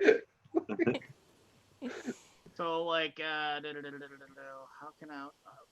See, I just like I keep looking for like an explanation as to what you get with one pledge, and it's If like only their page was longer and had the explanation. yeah, I mean, it's absolutely ridiculous. It's like, so how much? I mean, how many things can I create with one? What's the name of this project? You know what you get? You get to feel special. Token sesame. One Token carousel looks like sesame. it has 6 small trays and 6 large trays part of it. Yeah, so the outer ring and the inner ring. Yeah. And Yeah. then they're just snaps, so you could make them however you want. Right. But Yeah. so depending on what game you're playing, so I'd be interested to know the dimensions of those rings as well, because there's probably only so many tokens you can fit within. Well, they don't look that big, right? I mean, Yeah. I'm looking at them and they don't look. No, they they're may not. not look like they can hold as much as say a IKEA bag, bowl. or IKEA bowl, or a bag that you can get from Board Game Geek right now. Well, Lance, perhaps you can convince Shane to invest in some of these as a business expense, just so you can get to the bottom of it once and for all. Perhaps there's even some kind of cross-promotional opportunity. I don't. When I go to Shane with these things, it's just like, so Shane, this would cost us $20. Nope. True. That's absolutely true. Go buy an IKEA bowl. Exactly. Recently, I went to him and I said, hey, so you know, for these people to do some video work for us, they charge now. And he's like, how much is it? I told him how much, and his next response was just, ha ha ha, fuck no. You know. I've got a non sequitur, a question I want to throw out there, everybody. Oh, thank God. I'm starting a new segment where I interview a game designer about just a game that they've created. It'll be in the past, like How innovative! That's never been done before. No. Oh, But here's the thing. There's a twist. Wait for the twist. I want this to naked be with Maui's. I don't want this to be about the fucking game. I don't want this to be about the component. I want this to be about the actual making of it. Like, this was your third game. What was the last game you did? What state of mind were you in? What was going on in your personal life that maybe could have sped the game up or made the game better, made the game more smooth, anything like that? I want to get like deep into the roots of the game itself. Like, what would you have done differently now knowing what you know with the game or with the advertising of the game or with the Kickstarter? And I was just curious if anybody had like any questions, like some juicy stuff I could write down and throw in there every once in a while. Well, What designers do you if you're have talking lined to, up? if you're Well, talking I'm gonna be talking to Travis tomorrow, so we're gonna be Oh, brewed well, on. Yes. just you ask him which games he designed while sitting on the toilet. Where'd you design it? Yeah, Travis who? Chance. I'm James Lipton with Masterpiece Theatre. Behind the scenes. I was thinking You about were going like, designing this game. Were you thinking of your first lover? I was thinking like Zach Galifianakis in Between Two Ferns, but not so hardcore. That's a legit premise. I think. Well, so a good question actually would be why is this game different from the previous games that you designed, and why did you decide to make it different? Right? Because generally, as a game designer, you have kind of like an initial idea that you then iterate off of, but that's going to change from game to game. And how did that change? Right? Like how did you get from, okay, this game was a worker placement, whatever, versus a Amerithrash, like trying to make people cutthroat kill each other, versus, okay, here's a build your own garden, victory point type game. Okay. Closest Yeah, thing I well, can think of, back when I was a luminary in the video game industry, and I had to interview designers and whatnot, the nastiest, sneakiest thing I would do during the interview is, talk to them, get to know what they Sleep like. with their wife. That comes later.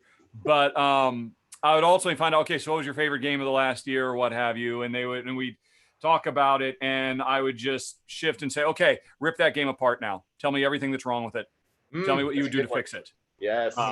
And it always floored them. They had and you just see them, but it made them think fast on their feet and showed me a lot about them, about their critical analysis, and being able to put aside fanboyism and all of that. So I don't know if you could I can put do that something about like that that game, into right? this.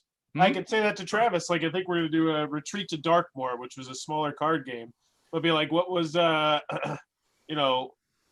what about the game could have been better? Yeah. Like what if you could go back, what would you change?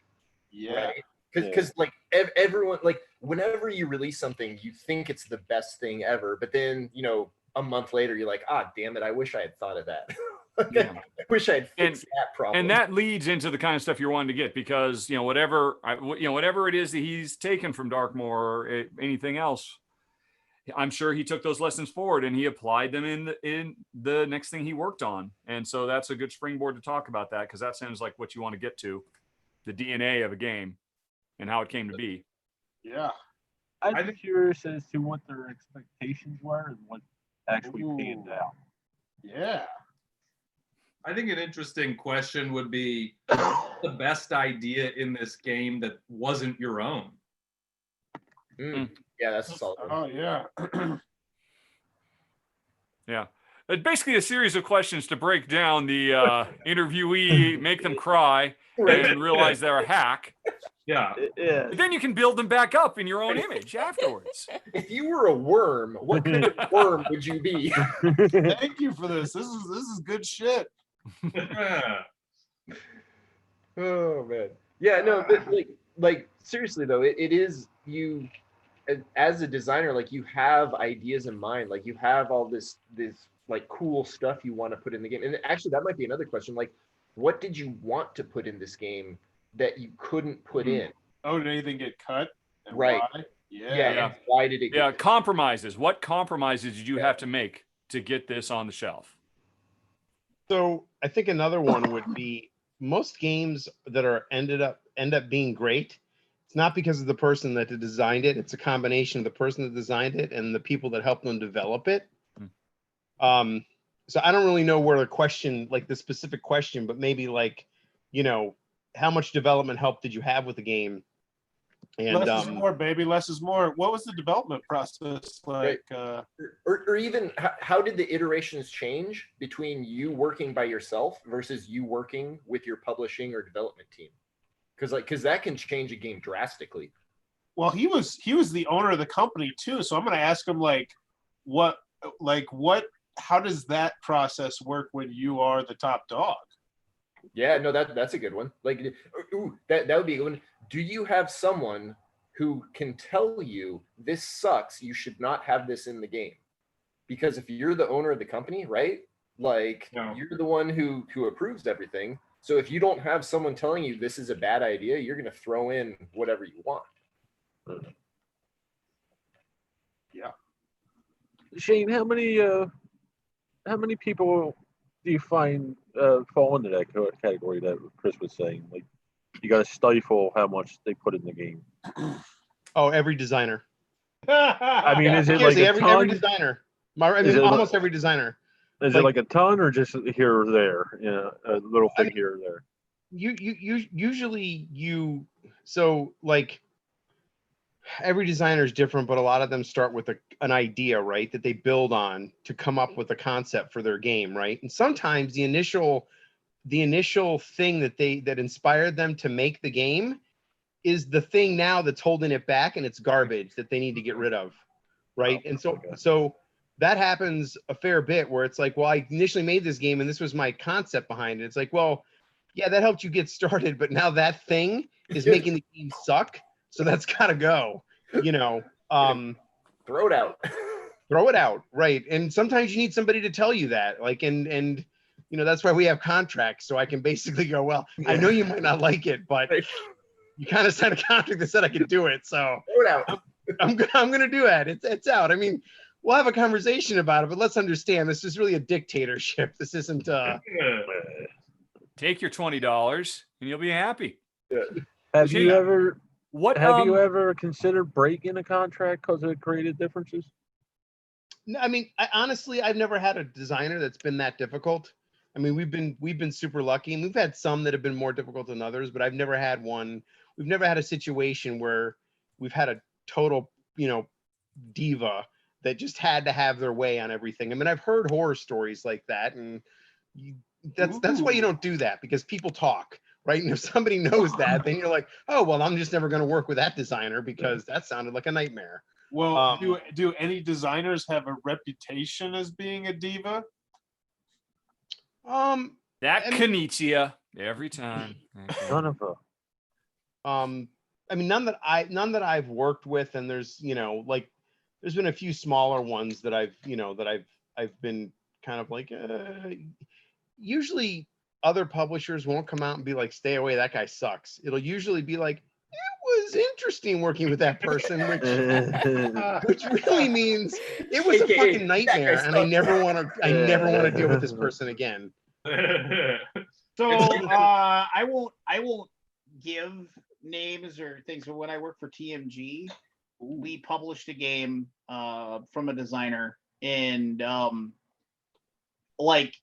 he got handed off to me by somebody else in the company who has an inordinate amount of patience, but he eventually was just like, yeah, you're gonna have to take this guy off my hands, because he's like literally like driving me crazy. And I was like, well, what's going on? And he's just like, well, he's asking for like, can you market my game? Can you do this with my game? Can you do more with this game? Can you push it more? Why am I not seeing ads for it?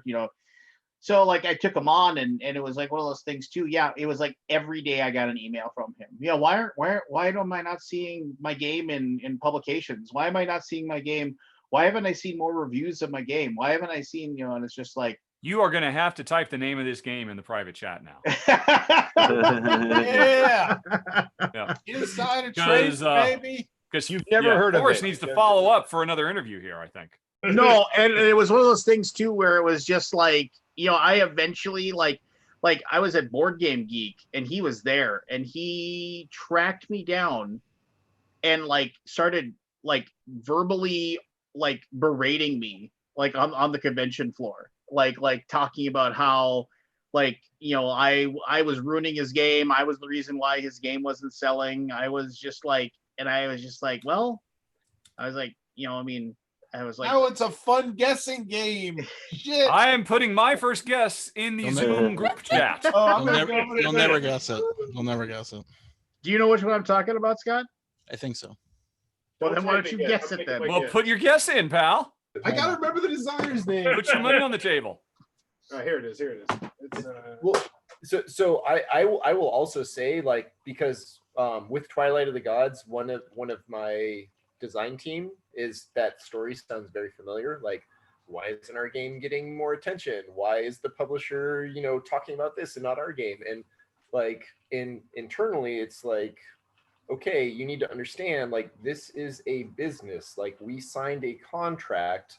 The publisher will do what they think will make them money. Our job as designers is to put forth the best product that we can. Like, us harassing the publishers is not going to solve anything. Like, that will not do anything for us in the future. But like, that's where it's like, okay, I mean, as a designer, you need to understand that, like, all you can do is make the best game you can. And if your publisher thinks it will sell, they're gonna sell your game because they want to make money too. Like, everyone wants to make a living. Everyone wants to make money off a game. But sometimes shit happens. Like, and if you poison that well, like, that water spreads really far. So you better think about it before you keep mouthing off, because eventually, like, your name gets around and all of a sudden, shit, no one's going to want to work with you. Like, again, especially when you haven't had a good game. Right. Yeah. Like the only thing you can handle is your own business. Make a good game. Make the best game you think is possible. Sometimes it's going to be a shitty game. That's okay. Learn from it. Make a better game next time. Well, Lance and I were talking today. I mean, there are a lot of really good games out there. They don't sell. Right. Like, there's like, sometimes you just didn't catch the lightning in the bottle, right? You didn't everything didn't converge in the right way at the right time, that, like, maybe if you released the game 2 years earlier or 3 years later, like, who knows? So my go-to example is Vincent van Gogh died a pauper. He was penniless. And now we look at his paintings, that dude was freaking amazing. He knew his shit. In his lifetime was absolutely not appreciated. Like, no one gave a shit about him. Just like Bigfoot, not appreciated. Just like Bigfoot. Like, as long as you believe in what you're creating and you believe you are creating a good product, and not a good product, as long as you believe you're creating something that other people will appreciate and that you will appreciate, like, you've done everything you can. And sometimes the world just doesn't appreciate your shit. Like, 50 years from now, 100 years from now, they might appreciate your shit. You don't know. But all you can do is the best you can with what you have right there. Like, that's all you can do. What Chris is trying to say is that his games are like Van Gogh's, okay? So go now. I will go die on a freaking hill for Twilight of the Gods. It is a fucking amazing card game that no one plays. But if you want a freaking amazing deck building card game, Twilight of the Gods, and I will die on that hill. Like Scott. Okay, this is horrible. It's horrible radio. So Scott was while right. you're doing it, Scott was right, but then he brought up another designer, and that other designer that Scott just brought up, like, there was a huge issue between that designer and TMG that was still not resolved when I was no longer employed by them. Is TMG still around? Like, I don't know. Very, very, like, kind of, I guess. I don't think anyone's answering emails or Facebook nor anything. I mean, I know that, I mean, they're under fire. Well, they are under fire, and they're trying to fulfill the last like 3 or 4 games that they have in Kickstarter. And the thing is that I had I don't know, I shouldn't really say too much, you don't say anything. But here's the deal. I mean, I think they're trying to make right, but I think they have a lot of things in their way right now to make things right. So, and they're running silent. Yeah, so they're trying to do it as best as they can. Yep. Lance, what the hell was up with that 3-person fucking dragon game? That werewolf. What the fuck was that game? Who Three-headed greenlit that? monster? That was horrible. Well, why did you guys make that? Dude, okay. I will say this about TMG. I loved every single person that worked there, but seriously, as Shane's saying no. No. Everybody simultaneously. Rub your man beans. As their person that was supposed to market their games and try to get people interested in their games and try to get people to buy their games, like quite literally, they'd show up and it's like, yeah, so we got 7,000 copies of this. We need to sell these. I was like, when did we get them? Oh no, they're in our warehouse. We got them yesterday. Why have I never heard of this game until today? Why do we have 7,000 copies of it? Do your job, Lance. Why is it always about you, Lance? Sell those games. Yeah, it was. Your small box, that TMG small box series is so damn weird. Like so weird. Well, they had like Rolled West, which was like one of the best. Like Rolled West was a fantastic. It's an excellent little roll and write, yeah, and with like, really high production values for a tiny little box. Yeah, but they did nothing with it. What would you have suggested they do? Yeah, Lance. I'm just wondering, like, what do you do with a game that you need to get people interested in it? What do you do? Send it out to all the reviewers? That doesn't do hardly anything. I mean, they're all hacks nowadays anyway. You get a Rado runs through. You get. No, I mean, okay. So here's the deal. You gotta watch it played. It's almost just word of mouth. Like a lot of it's just. Yeah, you got to get the right people talking about it. There I mean, is like, a you've been lot putting- of throwing shit against the wall and seeing what sticks. And that happens at conventions too, right? You're like, "What'd you play? What'd you like?" That's what everybody says. And you're like, Yeah, "Oh, you're like, no, you. I mean, like, did you play Azul yet? Oh my God, Azul is amazing. That was what happened at Essen that year. So here's the deal. Like I remember one of the best things I ever did for TMG was when, like, I purposely went and I ordered, because they never have bags. They would never have a bag that they would You bought your hand. game. Like, oh, you bought a game. Do you have a bag? No, I don't have any bags. Carry it away, sucker. You know, just like so they stick it in the Mayfair bag. Yeah, no, yeah, or exactly. The AEG bag. So AEG had that giant bag, and Todd Rowland would always say, "I love." He said that's the best thing we ever did. We charge people $5 to carry our advertising around with them, but it's a giant bag that they can carry all their games in. Well, you know, TMG wouldn't do that, but what I did was I found a place that would sell us like really, really strong clear plastic bags that had like really, really reinforced handles. And I said, they're going to take our game and they're going to put it in this bag, and they're still going to carry the game around. And people are going to see the game with the cool art, and they're going to say, "Oh, that looks really cool. What is that?" You know, Well, and they're just going to like, see people are buying TMG games. Yeah, exactly. And I it was should just buy like, a TMG game. So I mean, I was like really proud of that, and we actually had people come by, and they were like, people actually like were like, "Oh, you know, those bags are really nice," because they were like nice. They were thick plastic, and they had like a thick reinforced handle.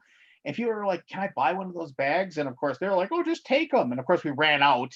You know, so then it was just like, so by like day 3 of Gen Con, because we were just being nice, because we just didn't have any more. You remember that bag that came out of Gen Con with the squares on it with the pictures of the art of the game? Like everybody had one.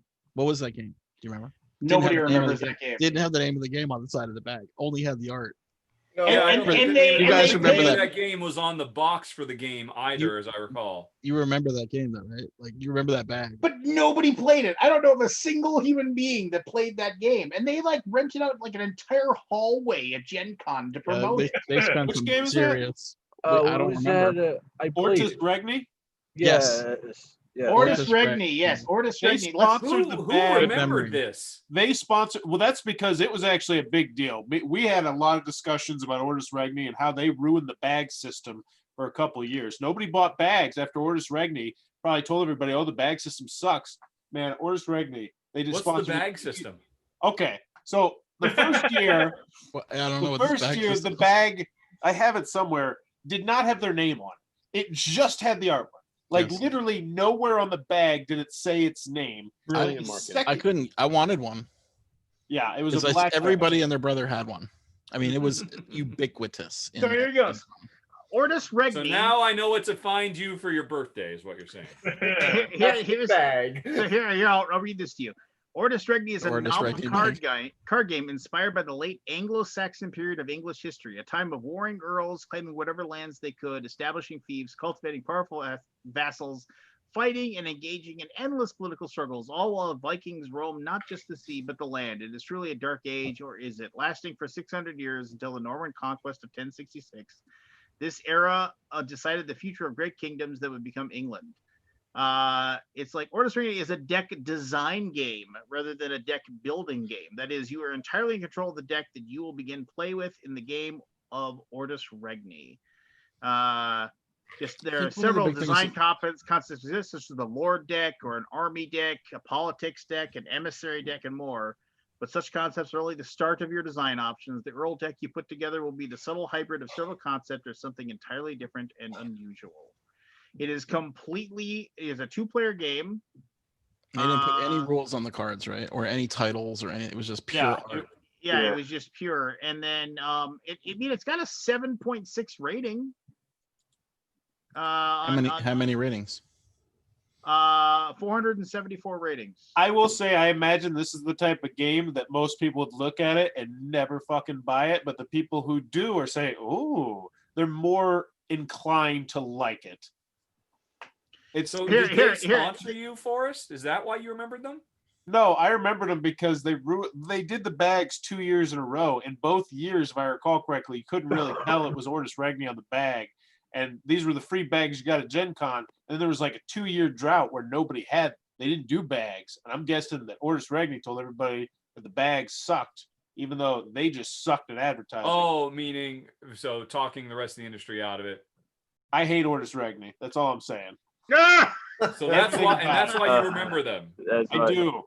Campaign blank number 5. Ordus Regni.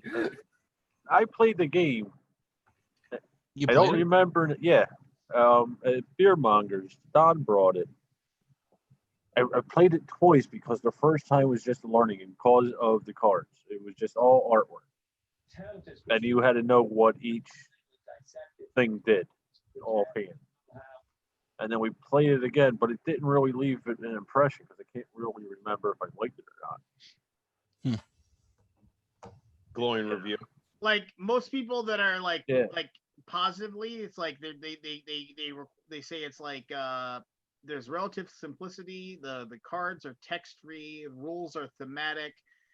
So like, but then the people that are like saying this game is shit are saying, it's like the rules make it forever to read. You have to read like 3 paragraphs of fluff before you can read mechanisms. I don't want to read a book. I want to know how to play this game.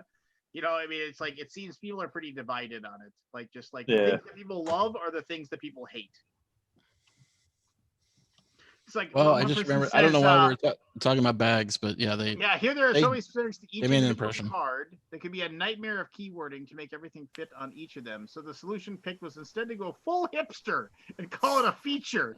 I can half forgive this massive lack of usability with a good player aid. Of course, there is none in the box because that would constitute an admission of the problem. So the entire teaching of the game relies on memorizing by heart what each freaking card does. The manual. I don't have the energy for a detailed rant, but in short, we have here a demonstration that technical writing is an actual job requiring an actual skill. Many other companies are happy to pay for, especially where the rules are needlessly convoluted for the amount of components involved. It was a pretty game, if I remember. For some reason, I think there's linen or something with it too. I wonder if the cards had linen finish. No, I mean like actual cloth. There was actual linens you had to put them on to wear the game. Yes. Maybe. Yes, and then we stripped down. As we put the bag on your head. I like how this guy gave it a 10, where he said, "Wow, just wow. As a game collector, not a game player, this is the type of game I love to own in my collection." That's why I wanted it too. I just wanted to see it. But yeah, it's one of a kind. It's one of a kind. We will never see its like again. Conflict. Yes. Well, you can say that about anything. Stellar conflict. Well, you never know. There's just games out there for certain. I wonder what they dropped. Do you guys know what those hallways cost? They're cheap. Oh, I can imagine. I remember one year in the 30 Gs or 40 Gs. Salad years of TMG, we actually you had your own room. We had our own room, and that was Well, You guys I'll let have you guess what it was in the chat. And 50. we can play Prices Right rules, and then you each can take a stab. For, I'll say like, 50. I had like 8 pieces of pizza at that event. No shit. You just come in there and oh my. $20. Oh yeah, that's that right. was actually I walked in, and Richard, you were sitting down to playing Gold West, a prototype of Gold West, and that's when I met you for the first time ever. Is that true? Yeah.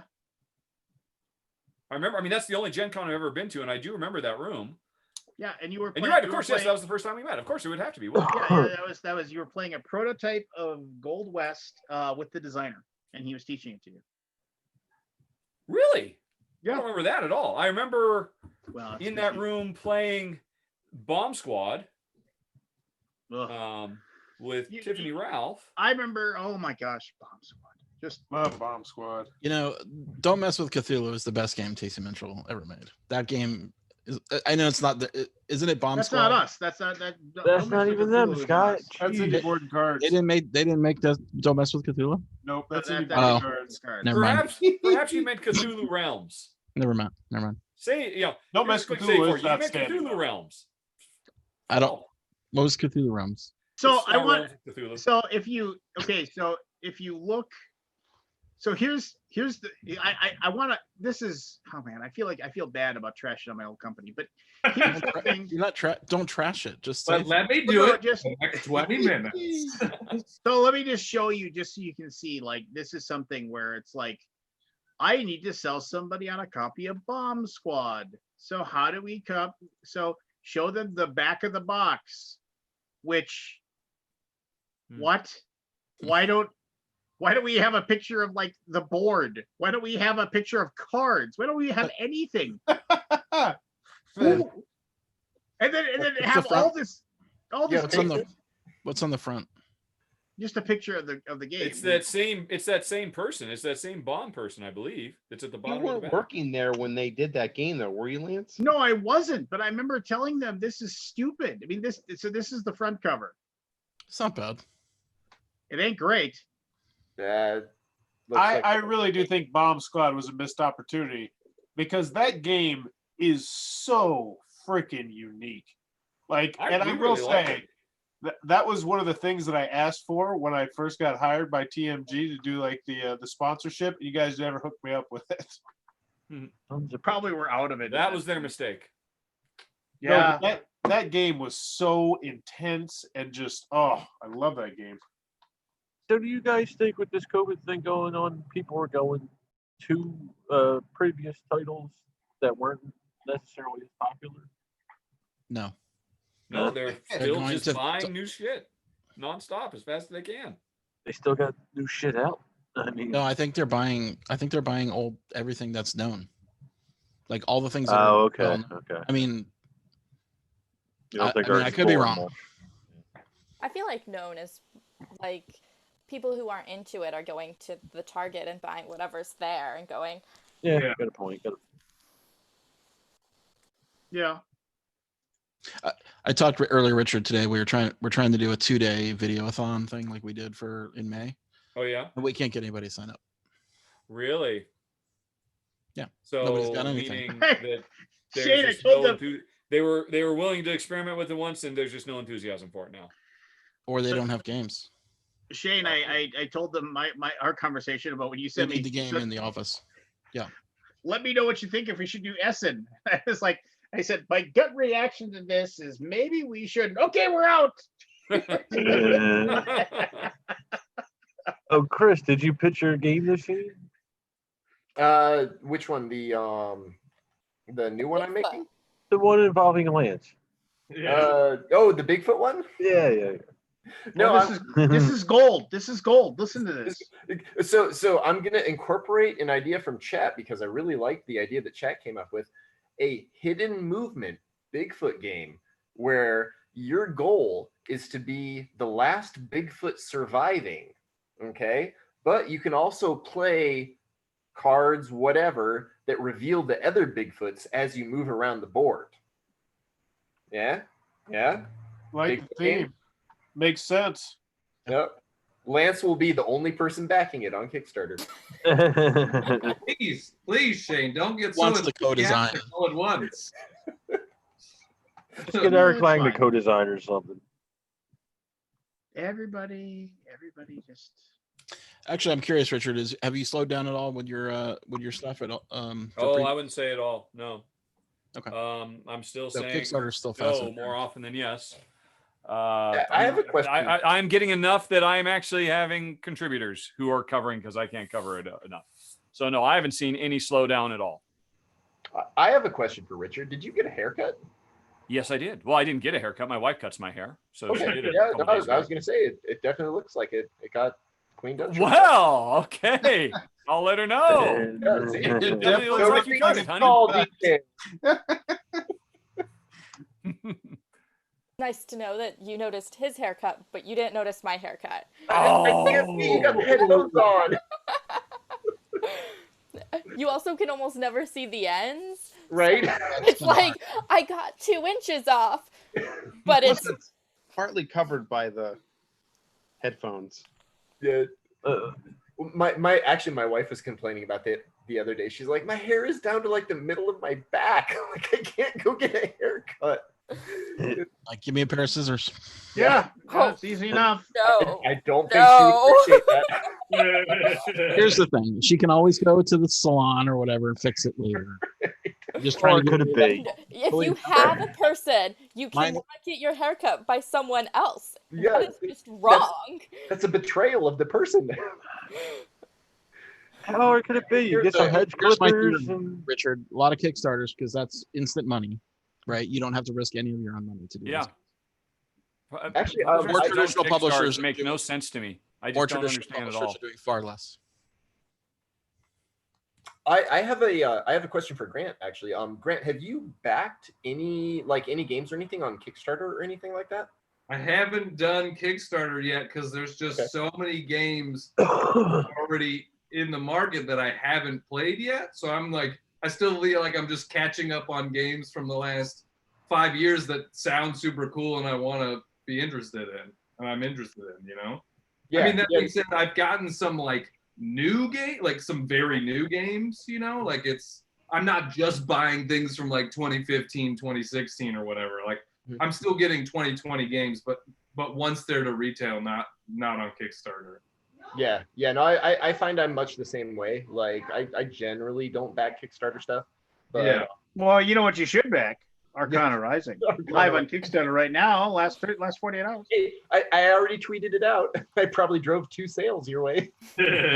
Well, tweet it again. Okay, you can't tweet at 10:28 Pacific time. No one's paying I'll tweet it attention. tomorrow. There you Yeah. go. I'll do that. Do it. So Grant, what is your favorite game? What's that? What is your favorite game you played so far? My favorite game of all? Yeah. Boy, man, I don't know. That's so hard to pick, right? Because it's so much of like, what am I in the mood for? You know, like my roommates, because we like that player interaction and everybody's like likes being cutthroat. So You my keep mentioning roommates. Are you like living in some hippie commune or No, something? comedian. I live in Los Angeles, so we're all comedians. I live in a house of a bunch of comedians. You know how expensive Not LA funny is, at all, Lance? right? What's that? The rent in Los Yeah. Angeles is way different than Moorhead or Yeah, Fargo. yeah. A little bit.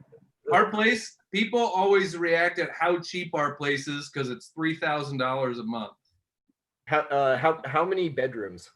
4 bedrooms, $3,000 a month, which Okay, is like yeah, that's cheap. not bad for LA. Yeah, Yeah, for that's LA, that's cheap. Yeah, that's really cheap. But and we're all, I mean, right now it's weird because of COVID, but normally we're all traveling for our careers. So like the times that all 4 of us are here together is actually like very little, you know? So I would say like with them, they all really like games like Sheriff of Nottingham or Bang Dice or things like that that are pretty easy and like have a lot of player interaction and stuff like that. Right now, I'm super into Cartographers. I love that game. I've been playing that a lot. There's nothing better than writing on somebody else's map and destroying all their hard work. Right, Richard? Right? There are things that are better. I'm afraid to tell you. Many things. How about you, Cassandra? Cassandra, I'm sorry. I think one of my favorites would be Betrayal on House of the Hill, or whatever its full name is. House on Haunted Hill. Yeah, I like that one just because of that like hidden traitor, or it's not even a hidden traitor, but that late game traitorness where you're kind of like collecting things and cooperative, but always kind of like in the back of your head going, am I going to turn evil and I need to have everything for myself? Or are you kind of more of like that, we're all friends, we'll all share here. You need a weapon. This is my problem with that game, is that you have no idea if any of the shit you're collecting in the first half of that game is going to help you at all. You might as well just like, throw a dart and figure out. I mean, the opening half of that game is just garbage. It's absolutely garbage. Atmosphere. Yeah, I agree. I couldn't get into it. So like one time I played it. Oh yeah. The Yeah, game that is one garbage, and people that like it are garbage. That's what I say. Whoa! Oh wow. Aggressive. And they don't deserve their new haircuts either. No, yes. And they don't deserve to have their new haircuts noticed. Yeah. Man. Regardless of what everyone else says, I very much enjoy that game. Hey, you're allowed to have your own favorite. That's great. Yeah. Now, did you You play obviously the? have You are not Lance. alone in that regard. Have you played the Ignore legacy one? Lance and the hater. I've never played a legacy game. But did you are aware that there's a legacy version of it, right? I that did the- not. You just told me, but You should go to smile.amazon.com to make sure 5% of your purchase goes to the charity of your choice and get it in less than 2 days with Prime shipping. I just really struggle with legacy games. I've obviously never played one, but I'm just I feel like it's like a one-time play game, and I'm just like, why would I want to only play it once? How many times have you played your legacy or your House on the Hill? Probably over 20. Okay. You would have gotten that much play out of the legacy version. Yeah. Yeah, you'd be set. Yeah. I mean, it does have an end eventually, but it's not the destination, it's the journey. Imagine those 20 games you played all being part of a big epic story told over multiple generations. And the choices you make affecting you hours, days down the road, you are still living with the consequences of what happened. That's awesome. It struggles because I've never had one, and so I'm always like, is it worth it? How much hours gameplay am I actually getting? Is it 5 hours and it's done, or is it 80 hours? Somebody said in the chat, Alan says it's you get 13 games out of it apparently. I don't really know. I like Lance. I can't stand Betrayal at House on the Hill, so I never played it. But the minimum are usually like 12, 14.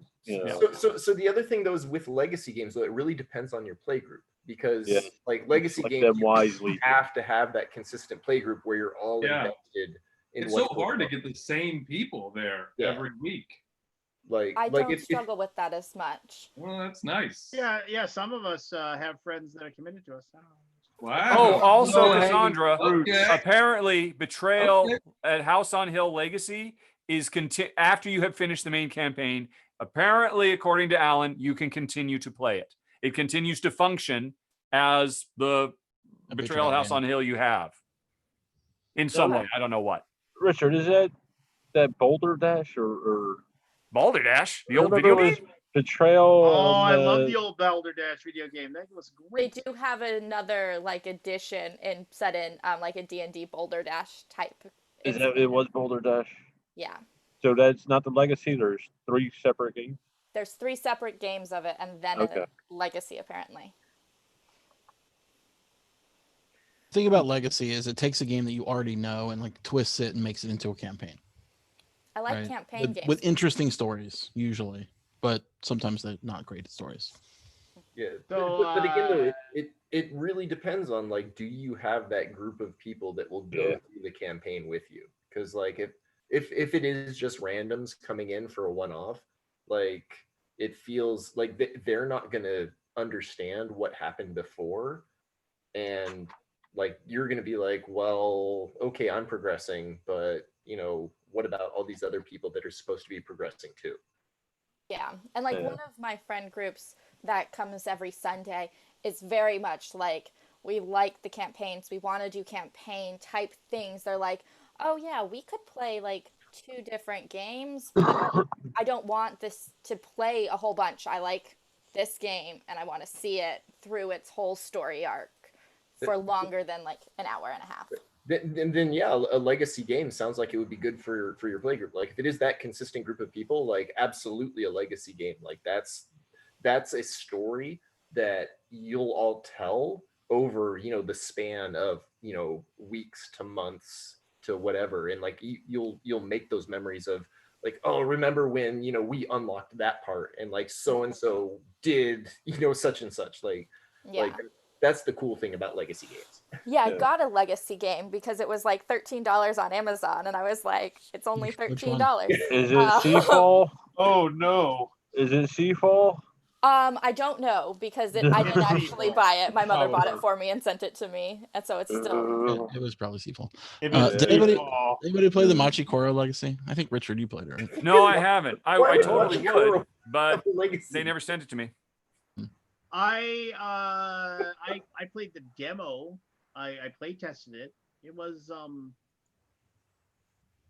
game.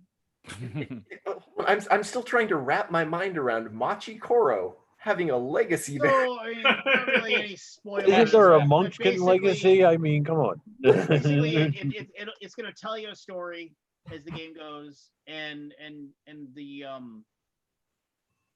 basically it's just like, a campaign. New cards will be available game to game. Old cards will get kicked out. You'll write on cards and permanently change them. Why not? Exactly correct. But it's Machi Koro. You're just rolling dice. Well, you're rolling dice to build buildings, and I believe the buildings will provide the main legacy element. And you get absolutely hosed by RNG if you don't roll the right numbers. Like, how do you build a campaign around that? By learning from the games that did it better, like Valeria and Space Base. Hopefully. Is Valeria that type of game? I didn't know that. Yeah, the first one was it Card Kings of Valeria is very much a Machi Koro-esque game. Well, that was kind of the first of its kind, wasn't it, Richard? Machi Koro, I can't imagine Machi Koro was the first. The most popular one, though. But yeah, it's the one that put that idea on the map. But surely somebody must have done it ahead of time. I mean, a lot of people say Machi Koro was just ripping off Settlers of Catan, but I don't know that. I mean, on a certain level, it was. It's just kind of stripping back Catan to an essence, I suppose. I feel like Machi Koro was ripping off Craps. Machi Koro. I'm sorry. I have a grievance. I have a personal grievance with Machi Koro, apparently. Such a nothing game, though. Like it's over before it begins, right? I mean, I hate that game. It is terrible. Speaking as someone who rolled dice and got no money and no buildings for 4 turns in a row. Well, Chris, there's an easy way to fix that. Play better. Play better. Yep. Good. I obviously played badly in Machi Koro. And you know what, Barry, quit stepping on my touchdown call. It's almost second nature. They've heard it so many times. I'm sorry. Well, yeah, but they haven't. It is my touchdown call. They've heard it just as many times, I'm sure. Played anything lately, Richard, that's piqued your interest? Well, we just finished Pandemic. Well, whatever. You got a copy? Yes. Sweet. Somehow. He gets paid for his opinions. So what do you think of the theming of it, Richard? Oh, the murdering Russians thing, you mean? That so many people are up in arms about? To me, by the way, there's a Russian contingent on BGG. Is there? Yeah. There's a Russian what? Contingent out that's hammering Pandemic for its yeah. anti-Russian sentiment. for the record, and I will certainly try to make this clear in the video without going to spoilers, we are not killing Russians. We're not killing anybody. The story is we are literally medical students that right after graduating were put into an accelerated CIA training program and were put out into the field within a couple of months. We are not running around the world killing seasoned Soviet agents with that level of training. It's absurd to assume that we are. We are going out and investigating. In the same way they can blow our cover, we are blowing their cover. And so, yeah, the entire brouhaha is kind of born of a misunderstanding. I actually didn't even mean that. I didn't even know that was an issue. Yep. Oh, you were just asking in general. What do I think about changing it? What I meant was, to me, I think it should have been marketed like, some spy theme name, a pandemic mechanic or something like that. Because it doesn't seem to me like this related to pandemic. I don't know how much I should go into spoilers. Probably none, right? None. Yeah. Then I have nothing to say. Spoiler away. You couldn't ruin that game for me if you tried. Let's see. I think if you don't care, Barry, I can actually respond to you directly in a private you and me Zoom chat, can't I? Oh, I don't make it that complicated. Dude. It's coming. It's coming your way, buddy. Barry, here we go. Privately, parentheses. Actually, I'm curious if you're satisfied with the whole trilogy. I'm super satisfied. I think it's great. The weirdest thing is they just keep getting easier. In season 1, Jen and I played through the whole thing. We only lost 2 months. In season 2, we lost 1 month. In this one, we were undefeated. We did not lose a single time. 12 missions in a row, which so I'm not really complaining because we had a great time, but it is just so weird. All they have to do is just include one extra fucking event card so that it's the equivalent of, in Pandemic, by default, there are 5 sections of your deck. Each one has an escalation, epidemic, whatever card, but they come with 6 or 7 so you can make it tougher. I don't know why they refuse to do that over and over again. But we had a great time. It was super satisfying. It does a great job of laying the groundwork for everything Pandemic, because of course it takes place before everything, including just regular Pandemic. It's really absolutely lovely. We had a blast from start to finish. And it has, a couple of, by far, the best mechanisms in any Pandemic or Pandemic spinoff ever. Or at least I should say, the ones we have enjoyed more than any others. Did you play the Fallen Realm? Yes, yeah. I've played them and filmed them all, except for the virus one where you play as the virus. That one didn't touch. Do you think Lance would play this one? Lance has a psychological predisposition to hate it, with absolutely no basis in reality. So no, I guess it because it looks like Twilight Struggle. Interesting. It kind of looks and feels like Twilight Struggle. Maybe. Or is he transmogrifying into Bigfoot right in front of us? I have no interest in playing any of those things. Oh, that's why you're looking in your ancestry. He just has to hold that. I mean, is there any part? Makes sense. Is there any part of you that feels like it's hard to play Pandemic during a pandemic? Is it too real at all?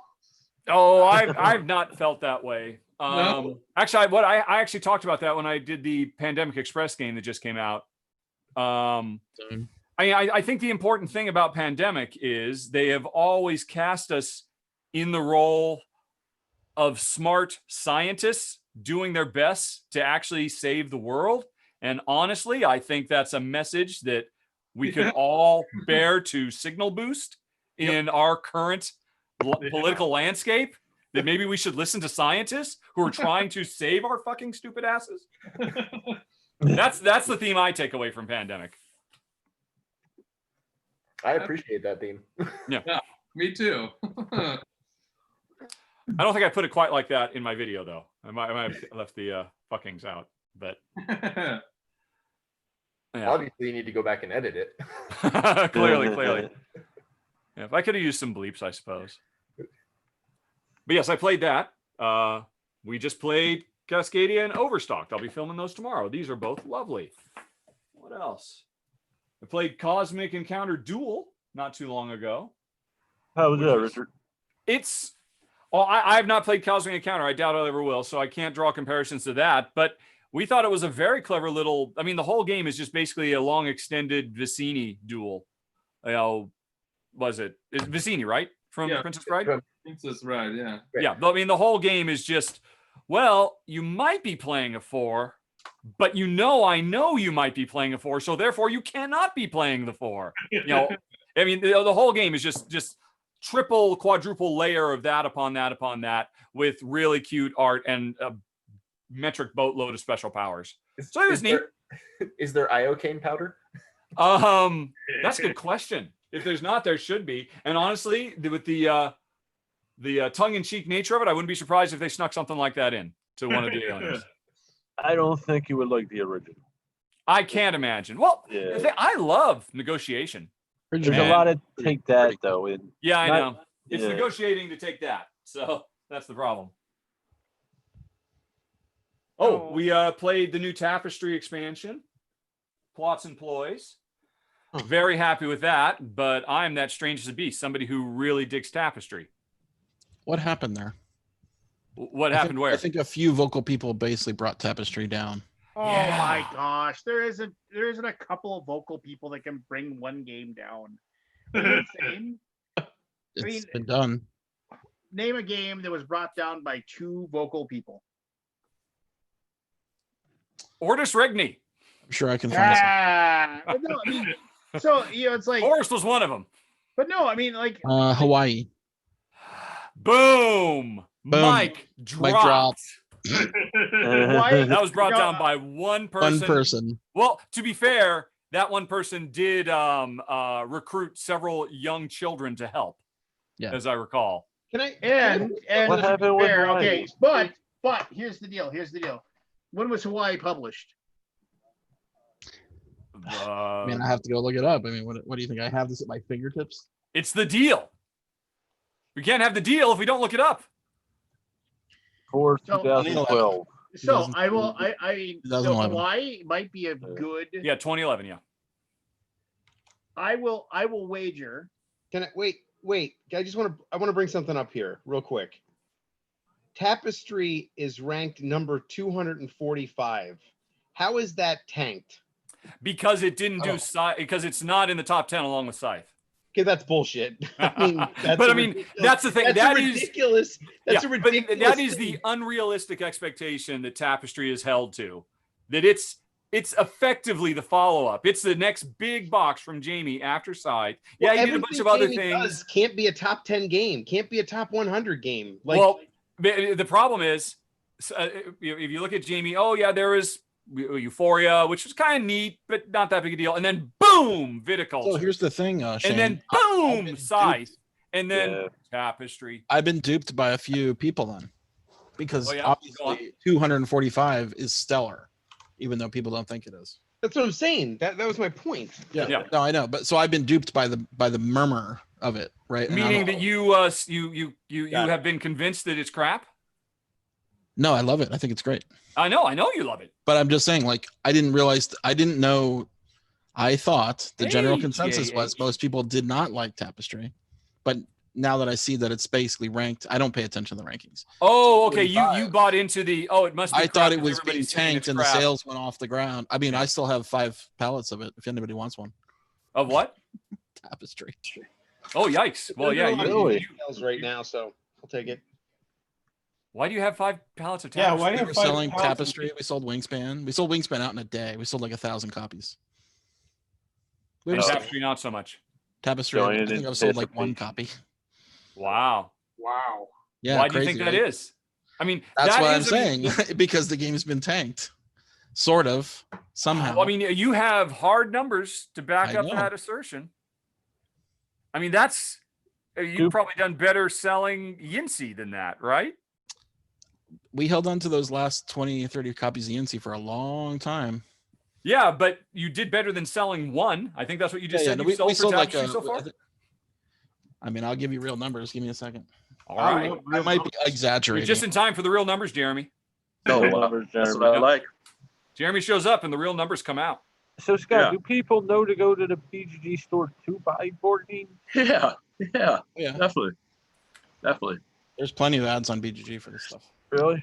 Yeah. I haven't been on BGG. We I get mean, it- every go ahead. Every Spielworks game that comes out, I know that's where you got to Hey, go. get it. Shopify is Yeah. temporarily unavailable. Be back soon. Who? Oh, what? Who? No real numbers? Shopify. I was is down. promised real numbers. By the end of this night, I will give you real numbers. So it is interesting. I would imagine the majority of people who are buying games directly from the Board Game Geek store are hardcore board game geek denizens, right? I mean, you're not competing with Cool Stuff Inc. at this point. No, or no. Amazon. To be fair, You're selling to your audience, and yeah, there is a prevailing sense that Tapestry is garbage, in spite of, as Shane points out, the fact that there's clearly a lot of love for it because it ranks so high. But there is such an insanely loud vocal outcry against it, and very few games get that much hate layered upon them on your site. I don't know why, though. It must guess- be true then. But maybe that's what I'm saying. It's maybe just a couple loud people that I Yeah. pay attention to somehow. Your assessment, your sales assessment is exactly how I feel about Tapestry. Like I was high, pre-ordered it, played it 4 times in a week, and I was ready for it to go right back out. Oh, Scott, you Really? found one of the two. Yep. Right here. So I was not a fan of Tapestry either. So I mean, it was just kind of like It's a decent. It's a decent game, but I mean, it's a decent game. It's not like a horrible game. It's just that I moved on. I was like, all right, that's good. Well, so here's I mean, you know what? I don't want to get into this. I just, it's like, but you're going to. We're here to talk about Yes, he will. so how about the fact that like the game was published, then like there was basically a fact saying, okay, we need to like change things up, and this thing needs to be retconned to this, and this needs to be changed. Aldi, I think you found your second guy.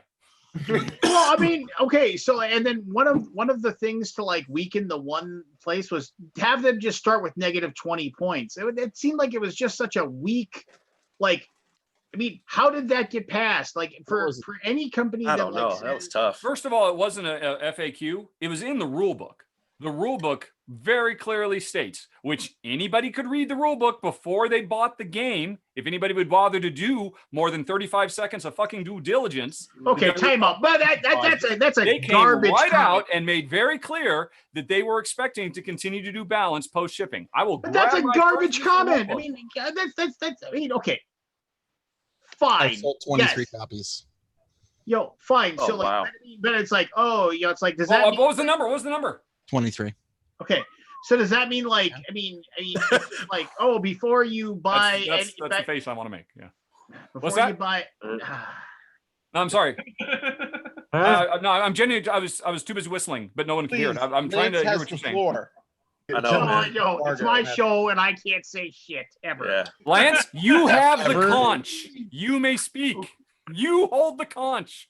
This is my problem. Is that like for a game that they say that like I always detest when somebody says over 1,000 blind play testings and things like that, and it's just like yet somehow craps like slides through or whatever. Like in my like I played Arcana Rising like at least 100 times now, just like probably during this Kickstarter alone. And like I've sent things to Josh saying this card is like overpowered or this card doesn't work, because that's like another set of eyes. And he's like, oh yeah, that makes sense, that kind of thing or whatever. It's like you get other sets of eyes on stuff and play them. I'm not questioning like Stonemaier Games process in publishing their games and getting them out there. But I mean, it seems like, oh, hey, we're going to produce this game, but it's going to be like a living rule book. So, I mean, like maybe perhaps we'll change these things and fix them later. Why does that bother you? Well, Yeah, basically What what that is is, it's the like, okay, here's problem with that. my problem It's with that. really is that hurts you or damages. oh my gosh, does your it have to experience. really hurt me, or can I just have a problem with it? When you actually sell 30,000 but what is the problem? copies of a game and like basically have the people who buy the game play test it for you, what kind of? You ever played a video game? It's not Oh, a that's video a video game. game. It's It's not a not. video game. It's Yeah. not a video game, though, Scott. It is a board game. Why So is you're that? holding the It board is game a to this game. Oh my huge- gosh! to Yes, this It is a incredibly game high with standard. more setup variability and asymmetric powers than 5 other games combined. Right, but your job as a designer is to ship a game that doesn't. Your need job to- as a consumer is to actually do your due diligence no, before it you buy isn't. No, blindly. it No. isn't. What? Oh, No, bullshit. no. Bullshit. Hold on. Bullshit.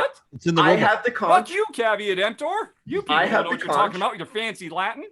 If you are a designer and you ship a game where you have to print an ugly ass rule like start with -20 points, you have failed as a designer because that is an inelegant tack that anyone can see. Which rule is they added that rule? And by the way, in the rules, you get basically handed a set of factions to choose from, right? You don't get like all 16. You get like I think two. You get two and you pick one. Two. So Yes, what if correct. you get one of the two, like one that's What's kind of up? complex, and the other one that needs to be balanced with -20? That's really exciting for a new player. That's not a good experience, and nor would I think a Stonemaier game would want that experience when it tries to get people into games. Name me one other company or one other game that could do that and not Get away with it. get away with it. Just name me Get one. away with it. Name me Get away one. with it. In 10 years from now, all companies will get away with it because it will be the norm. Oh no, it won't. Oh, yes, it will. Write it down, Scott. Write it down. Write it down. We'll put it back here. Put in it on your decades. Write it down, Scott. 10 years, Scott. No way. So No it's way. 10 So years. again, Today, from 27. Video game players have no problem with this reality. Why is that Wait like They, a minute. and direct- once why is upon a that why is that time, direct they correlation? very much did, and Why now are video they do games not. and board games a Times direct change, correlation in this situation? expectations change. Yes, they do. Dinosaurs do not. Yes, they do. Oh. Every business changes as time moves forward. That Yes, does it's not- true. but As that does do not- entire industries. But that's what I'm saying. Every business realm changes. That's almost like a no shit Sherlock argument, right? Yeah. But Yeah. what we're saying is the actual physical model of board games is a totally different type of business. Like you can say, all right, well, apps are going to take over, and then you may go to me like, oh, shut the fuck up. There's no way apps are going to take over. I'm like, well, you don't know that either. There's more app games Also- being released every year. So In a what I'm trying to say is that like when you say that approach to board games, I'm thinking like that's fundamentally what board games are. They are balanced so that people can enjoy the experience, the maximum experience, the first time they play it. Now, if a novice can possibly even be able to tell that the game is in balance and it's their first time playing the game, or somebody is completely turned off by their experience because they start at -20, those two things alone make a game not that fun. Like to a good chunk of people. that's That's bad not even designed. Which Yeah, gets that's back bad to design. Aldi's original question of the game is ranked incredibly high, is one of the highest ranked games in the entire pantheon of board gaming. Yeah. And yet here we are arguing about how everybody knows it's a piece of shit. Well, here. How here, do time we out, time just out. how do we front. reconcile Time those out. two Time things? out. Power rankings you start look at high. They modern always start abstract high. I'll put cards on the table here. Time out. Time out. Go. Do you think More real numbers. No, do you think if there's any possibility whatsoever that its ranking on Board Game Geek has anything to do with the reputation of the publisher? Yes. Absolutely. Absolutely. 100%. 100%. It's also a pretty And good that's game. in all cases. And And a that's in pretty all good- cases, right? Pretty cool game and a good production. Right. Indeed, yes. Right. It was the most That is interesting one of game. several things that goes into Yeah, it's rankings. one of the Is factors, goodwill towards publishers. Customer service, goodwill to customers, quality, the fact that it's just flat out beautiful, that those types of things factor in before it even gets to the people. So like, people are ranking this before it even gets to And the by the people. same token, Right. on the flip side, Jamie has so many detractors and haters out there that he gets just as many ones sight unseen. Yeah, he does. I want to. So, yeah. I want to mention something. That else works too. both ways. Oh, really? Should we look and see like how many ones the game has as comparisons? I mean, like, I'll give and you how do you another know they're sight example. unseen? How do you that know they're is- sight unseen? It's not just that though, but think about last month when he did do kind of the D-bag move of the Twitter thing, the big Twitter controversy about he reached out. It was during like I think it was actually about Tapestry maybe or one of the games. They're like, this No, is it was- No, it was about Pendulum.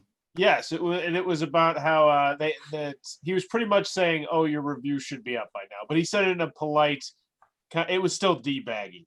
Yeah. But because it was him and because he was a big deal, it turned into a racial issue. Yeah. Like people tried to spin it into a fucking racial issue. It's like, no, he's just being a douchebag about when's the review coming up. But if he was like some Joe Schmo nobody, I doubt it would have got spun that way. He'd be No, done. if it was a Joe Schmo nobody, he would have gotten canceled. He would If have it was got like it canceled was some company that had 2 or 3 review copies out there, and the right people got a hold of that board game publisher wouldn't exist anymore. Yeah, he'd be gone. See, So, yeah, I don't it think was- anybody would have made a big deal about it at all because it Huh? was. I just felt like it was very obviously not racial. It was just, yeah. I'll just tell you that situation just proved that like nobody's above, nobody in the industry is above commentary. I think Jamie just found that out. That's all. Did That you situation go and- is a bad situation. That's all. Did you It was go and just read his yeah. I mean, Yeah, I feel that's all. his apology podcast appearance or apology like interview was that interview. Yeah, I read part of it. It was Hey it was man, just good kinda- luck. Good luck to you, man. You fucked That was up. it It's was okay. that was a lot of I'm sorry you feel that way. Yeah, I'm not one of those people. I'm not gonna crush him forever, man. He kind of fucked up. You should have hired somebody. You should have somebody do more PR for him now because people are like starting to jam him up on his words and things like that. And sometimes the more you hear of someone that's kind of like comfortable out, like not talking about business and ratios and all that other stuff, like he's not made for the other part.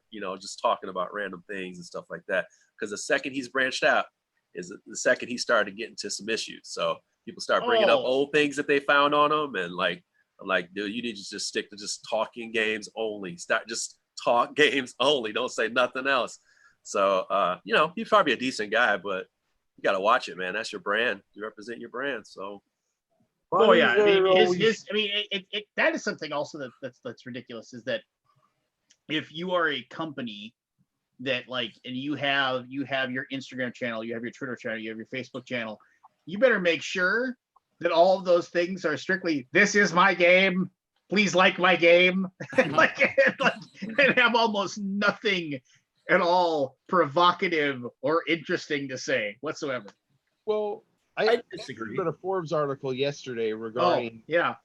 regarding as a brand, consumers are now less interested in one of the number one things that consumers are interested in is your socio-political views as a brand. It's like more important than price or a lot of other things.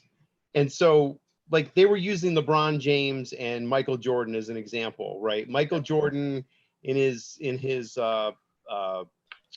documentary thing. Republicans buy shoes too. Yeah, even Right. Republicans. He said Republicans buy shoes too, right? And then they use LeBron James as the counterpoint to that, which is he takes a stand for what he believes in. And, if that means that alienates some customers, then it alienates some customers. What they were saying was that by doing that, you might alienate some customers, but you create a much more rabid fan base, people that are going to be behind you because they don't think they know you not just as a brand, but they feel like they know you as a person and you believe the same kind of things that they believe. So I don't know that I'm so sure about now, obviously when it can go sideways real quick, right? When they start digging up old tweets of yours that make you seem either racist or chauvinistic or whatever, that can go south really quick. But I still think as we progress, I think it's going to be more and more, necessary for brands to take more stances on issues and not just be well, we make games. I also think you're going to be out more forward facing than ever. Some companies and like I said, some businesses are really being asked to be more face front like we are right now. And people aren't ready for that. No, you don't ever get to see these people. You may not be able to go to conventions. You may not be able to interview them, but now more than ever, businesses need your attention. So they have to make statements. They got to go out and about and be in more podcasts and they got to have a face. Sales. Right. And So they now have they to got to have a have a face, like face. And I try to tell people your face matters more than ever now. And when I'm consulting all these people, that's exactly what I talk about. It's hey man, you got to really have a strategy where you're going to be on camera, or somebody's got to be on camera for you. You know, and you got to scrub your old tweets. Like, and, yeah, better. Or you just got to be a good person. Fuck. Like, it's just got to be a really good fucking person all the time, right? Such thing. As I always say, keep that same energy, man. Don't just say that shit. I'll find your tweets too. Keep that same energy. Keep that same energy. So that's the thing.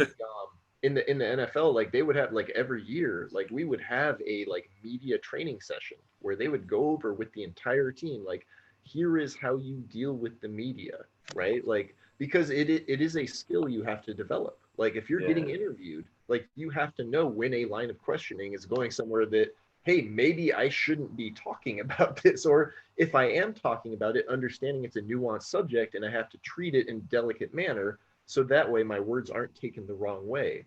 And like it feels like from this conversation, like board games is an area where that hasn't happened yet, where it's kind of like it's just a bunch of people making games, and you get interviewed and you say whatever's on your mind.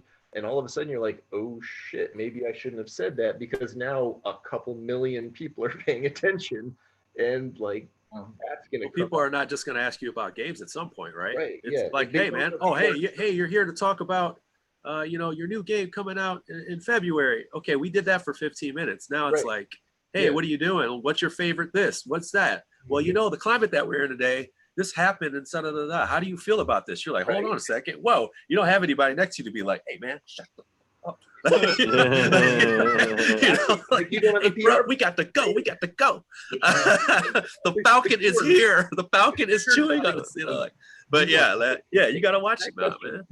Yeah, it's difficult, man. It's difficult.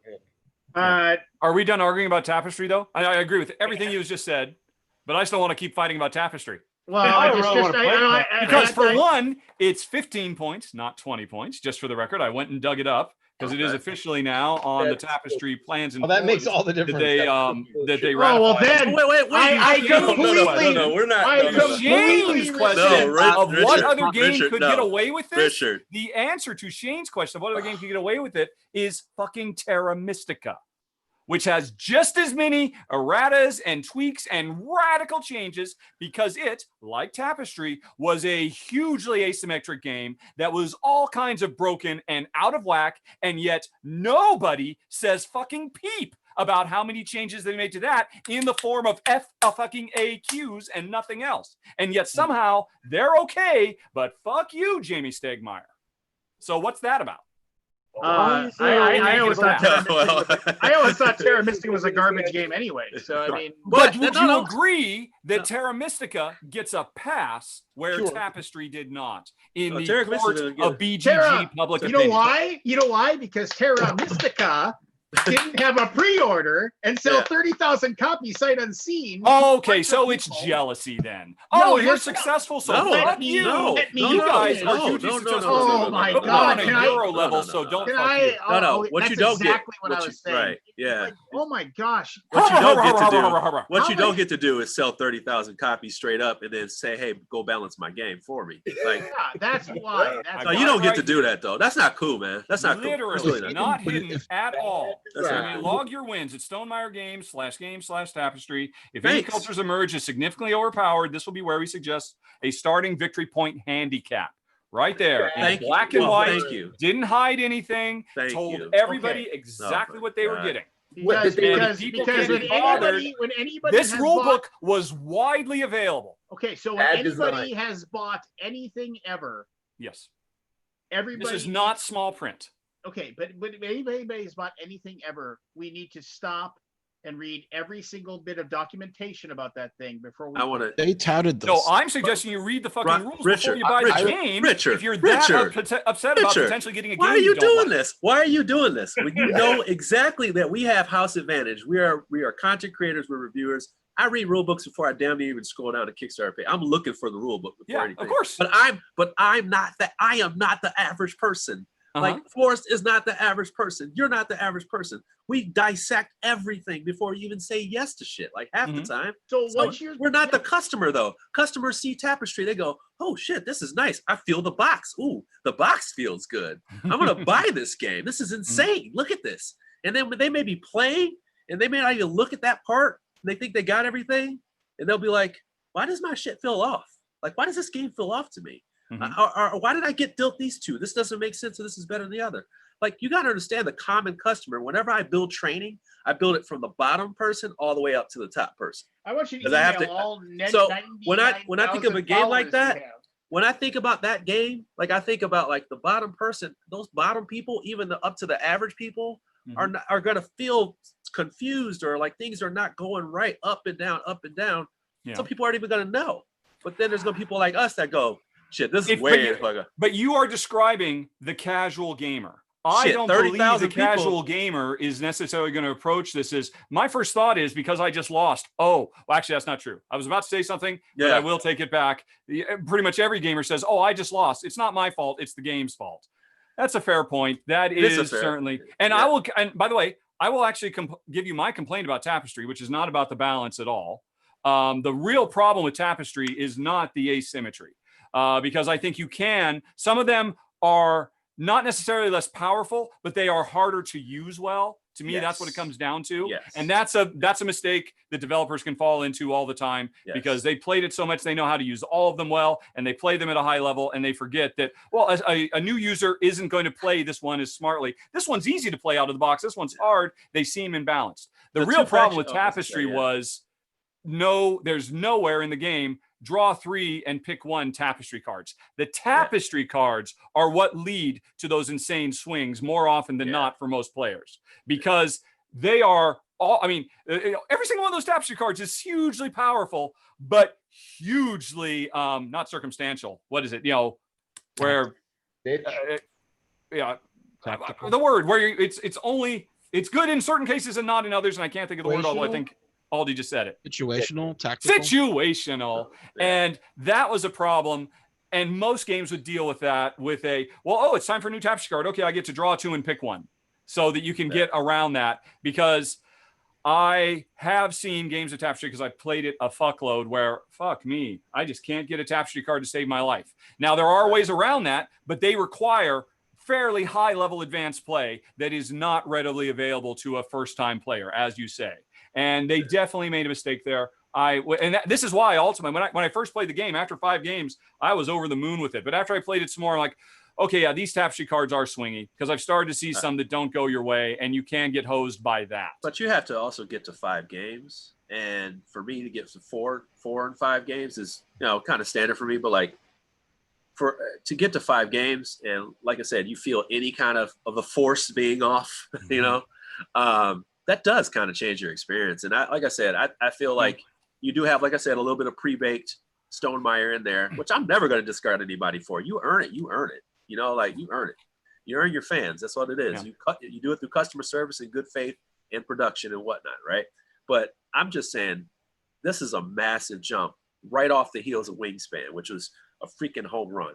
Mm-hmm. And he made good money off that. Mm-hmm. And he made good money off a game that literally is being play tested by people. And they go, hey, dude, what the fuck are you doing?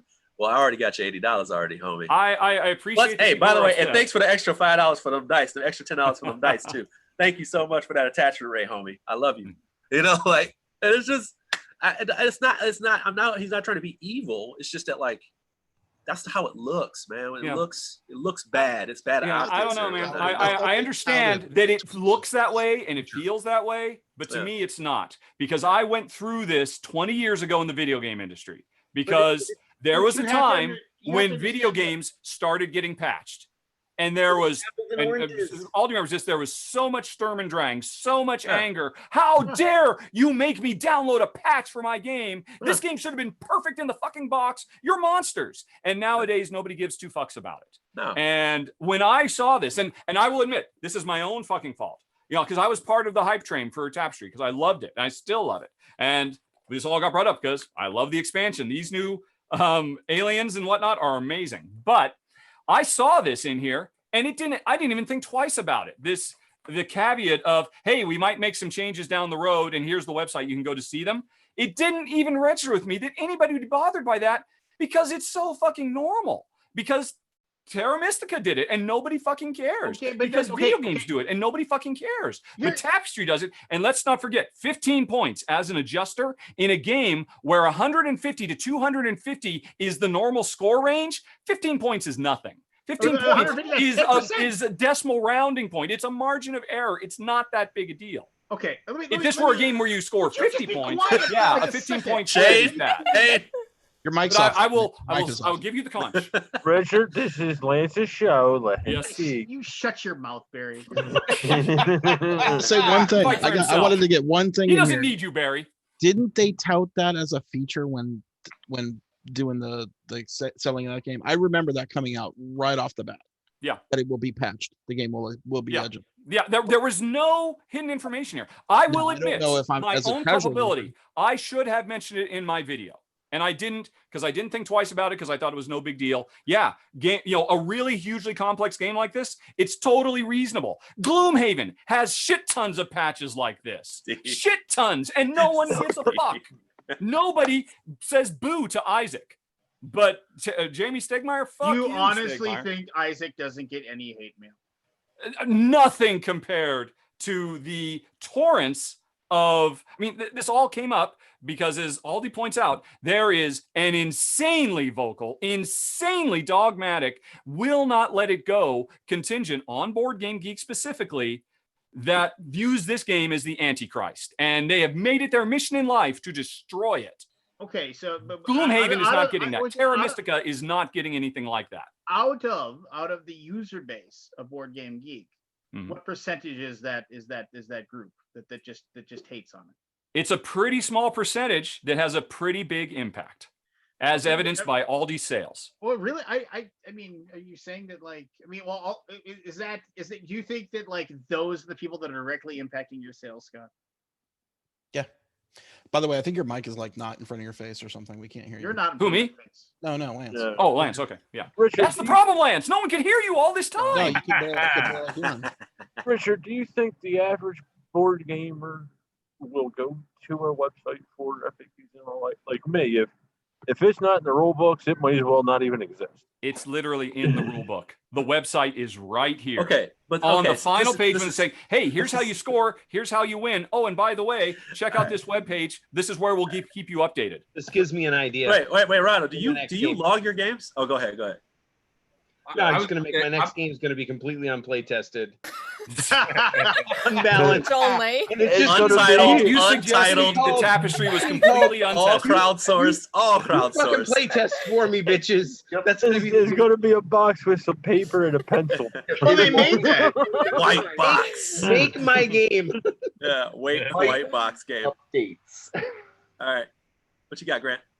I was gonna say I'm the most casual gamer out of this group, and I don't want to go to a website. Yeah. I don't mind going to a website. It's just like, oh, let me double check that I've got them all down, and you just scan for what you're looking for.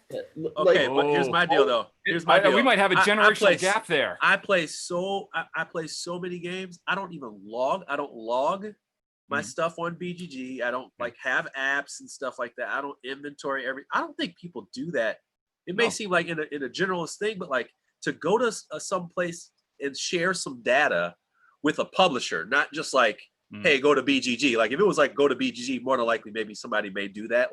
If Scott had something set up where you go and you log notes for Tapestry in a nice little area, and it went and fed that data to whatever, that'd be maybe a little different, but you would have more users. But to go to his site and then say, hey man, what's that site? www. Okay, what is it? Okay, let's log our game. StoneMeyerGames.com/game/. I'm just saying, but you can also just Google that. There's never an issue with finding the site. Or you can just go to Stonemeyer Games and click the big Tapestry right on the front page too. Yeah, I'm just saying. You're actually asking people to do something. Right. Yeah, Got a point. Post gaming experience. Yeah, let's clean this up and then go talk to Stonemeyer about it. Yeah. What I would suggest is for the player you are concerned about that played this game and said, this is bullshit. I don't lose by 20 points in any game, but I lost in 20 points in this game because I played with the Heralds. Clearly something is wrong. A player who's going to have that kind of attitude, as opposed to, oh, maybe I should try again and I'll do better on my second try, which is, I think, what most people will have a response. For the other player, they will, oh, wait, here's a website. And I suspect that player will go to that website and they will find a fact where Jamie said, yeah, we balanced it because we actually said it right here. Do you have That's my sources feeling. on that? Because that's a lot of assumptions. Because most casual players, if they have a shitty experience the 1st time they play a game, they will not they're out again. Yeah. That can happen to any game, whether it's balanced or not. Average players play really shitty the first time they play. They have really bad experiences. I would say, and if the game was fun, they'll go back. Pandemic is my #1 game of all time. I know for a fact I lost miserably the first 7 times I played that game because it was literally every single night while we were in the camper van in France. Every night we lost and we kept coming back. And we were just regular gamers at that point because we didn't even know board games existed. There is a difference between losing because you felt the game was tough versus losing because you felt the game was unfair. Yeah. Well, not balanced. Somebody repair tapestry, please. Somebody repair tapestry. And there is no doubt, I'm certain, because you see that, I mean, any game, Remind me, Jeremy, I would have talked about with that. any level of depth in it comes out within the first 3 days on Board Game Geek. There are at least a few threads saying, this faction feels overpowered. This is clearly broken. This card should have never been included. Without fail. There's no getting around it. It doesn't matter how perfectly balanced the game is. You are still going to get people having that gut check reaction. That's unavoidable. There's nothing Shane can do about that. So, yeah, you might as well just follow the Jamie route and just say, suck it, bitches. Go to... But here's the thing. Here's the difference. He does say that. No, I'm just saying. I don't know. Jamie has the luxury. Yeah. And he's earned it. He has earned it. He has the luxury of being able to do something like this and be okay. Because, sure, he may lose some people that'll be like, well, I'm never playing a Stonemaier game again. Like, but whatever. he still has plenty of rabid fans to sell. Say, so he sold 80,000 copies of Tapestry, and his next game he only sells 70,000 copies. Also, want to be clear, those people still have bought the game and they're just pissed about it. Well, they already bought it already. Right. Also, another one to answer Shane's original question: who else could get away with it? Fucking Root. As Alan Brown points out, Root shipped with radically out of balance, totally fucked up shit.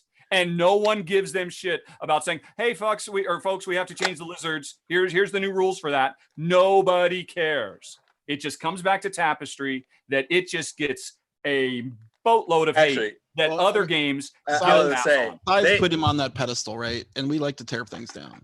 Yeah. Right. I mean, that's got to be pedestal is a big part of it. You're right. Definitely. I think pedestal is a big part of it, on the mountain of top 10. But also just like thank you, Alan. Just like Chip Theory Games and Leader Games, they do good faith to the people who bought their game, and they give things back for that, and they give you great customer service as well. Stonemaier Games is good for customer service, but they don't go, hey, this is imbalance. Here, we'll send you these cards, or hey, we'll do this as a good faith to you. They literally said it in black and white. Here's the one thing that they did differently Nobody than Terra reads. Mystica and Gloomhaven and all the other ones. They were the only ones to have the temerity to admit, you know what, folks? We might have missed a few things. Here's where you can go and read about it. All the other games, they don't admit that there might be balance issues in their ship games, and no one's complaining. Jamie says, hey, mea culpa, our fault. We might miss a few things. Here's the link you can go to. That's an actual example of better fucking customer service. This game might be kind of shitty. This might be kind of fucked up. So if it's fucked up, send us a log it in. That's how you can read it if you want.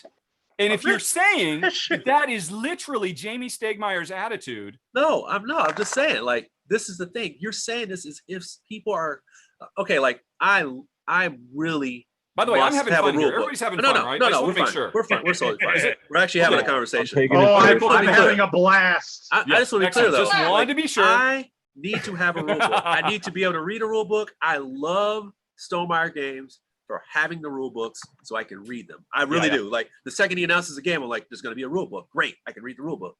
People who know and love his games, probably this is a reason why he got much more faith, is because he does offer the rule book ahead of time. And that's great, but you got to understand that there's a vast majority of people who are not reading that rule book, and their first experience is just like any other game for any other company. You know, and then you got people who just bought Wingspan, you know, and they're like eggs. He suffered a similar problem with Euphoria. The original Euphoria deck of player, or what is it, special ability cards or whatever they were, completely broke the game. Yeah. But he made a new deck and offered it. Make no mistake, Viticulture has some wildly broken day and night cards too. Oh my gosh, yeah. They were so swingy. They still are swingy, but now they used to be so situational. You'd have the most amazing card, but if it was late in the game, it's just yes. Yeah. I remember I complained about that in my video. It's one of those visitors. The visitors help with that though. You would not recommend anyone play Tapestry. Is that like off your list? Like no, like it's a flat no on your reviewing world. For Jeremy, it sounds like you do full reviews. Tapestry. Yeah. No, I just didn't touch that one. I think I went on a podcast for that one. Talked about it. Yeah, just talked about it. Yeah. I gotta try this now. I love asymmetrical. It doesn't get much more asymmetrical in this game, which is why I think it is so well loved. It's why Terra Mystica is so well loved. It's why fucking Root is so well loved. Yeah, and what do you know? The more asymmetrical you get, the more stuff will slip in the cracks. To be fair, asymmetrical has been around forever, and it's just become nouveau gauche now. I mean, it's like everybody. I mean, you look at any. I would say nouveau riche, but yeah, whatever. You look at any war game, like the stuff I've been playing, those are all asymmetrical. Oh yeah, totally. Oh yeah, I completely agree. Yeah. But it's hard to make those, right? It's hard to make a good. It is. It's hard to make them. Yeah. And I would imagine those games probably have mountains of FAQs as well. Probably.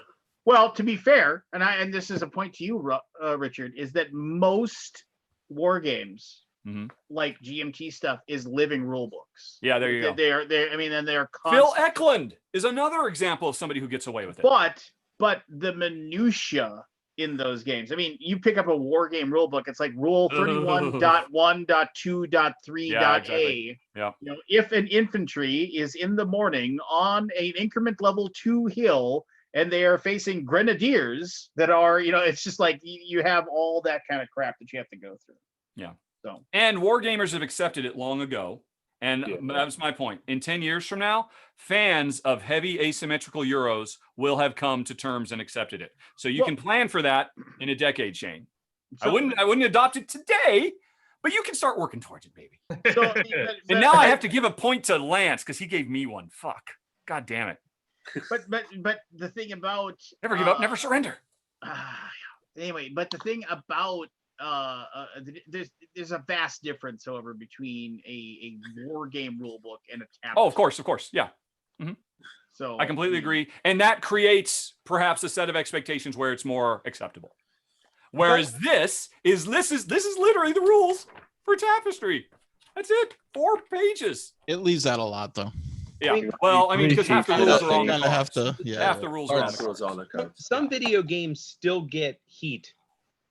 About patching, if depending upon the level of how bad. Trust me. It can be egregious. So one of the biggest ones, actually, Madden this year's just got killed for it. They just had their first reviews and they're giving them 6s because clearly they didn't finish the game.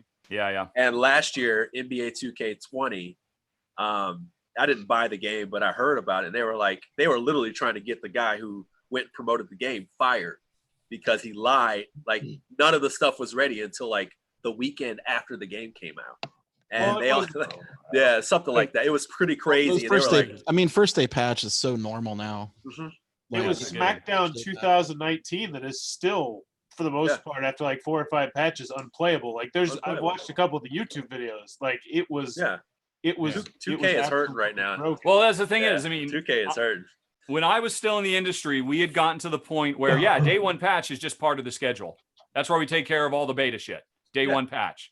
Because, of course, we have to get the thing, ready and off to printers 6 weeks before our launch date.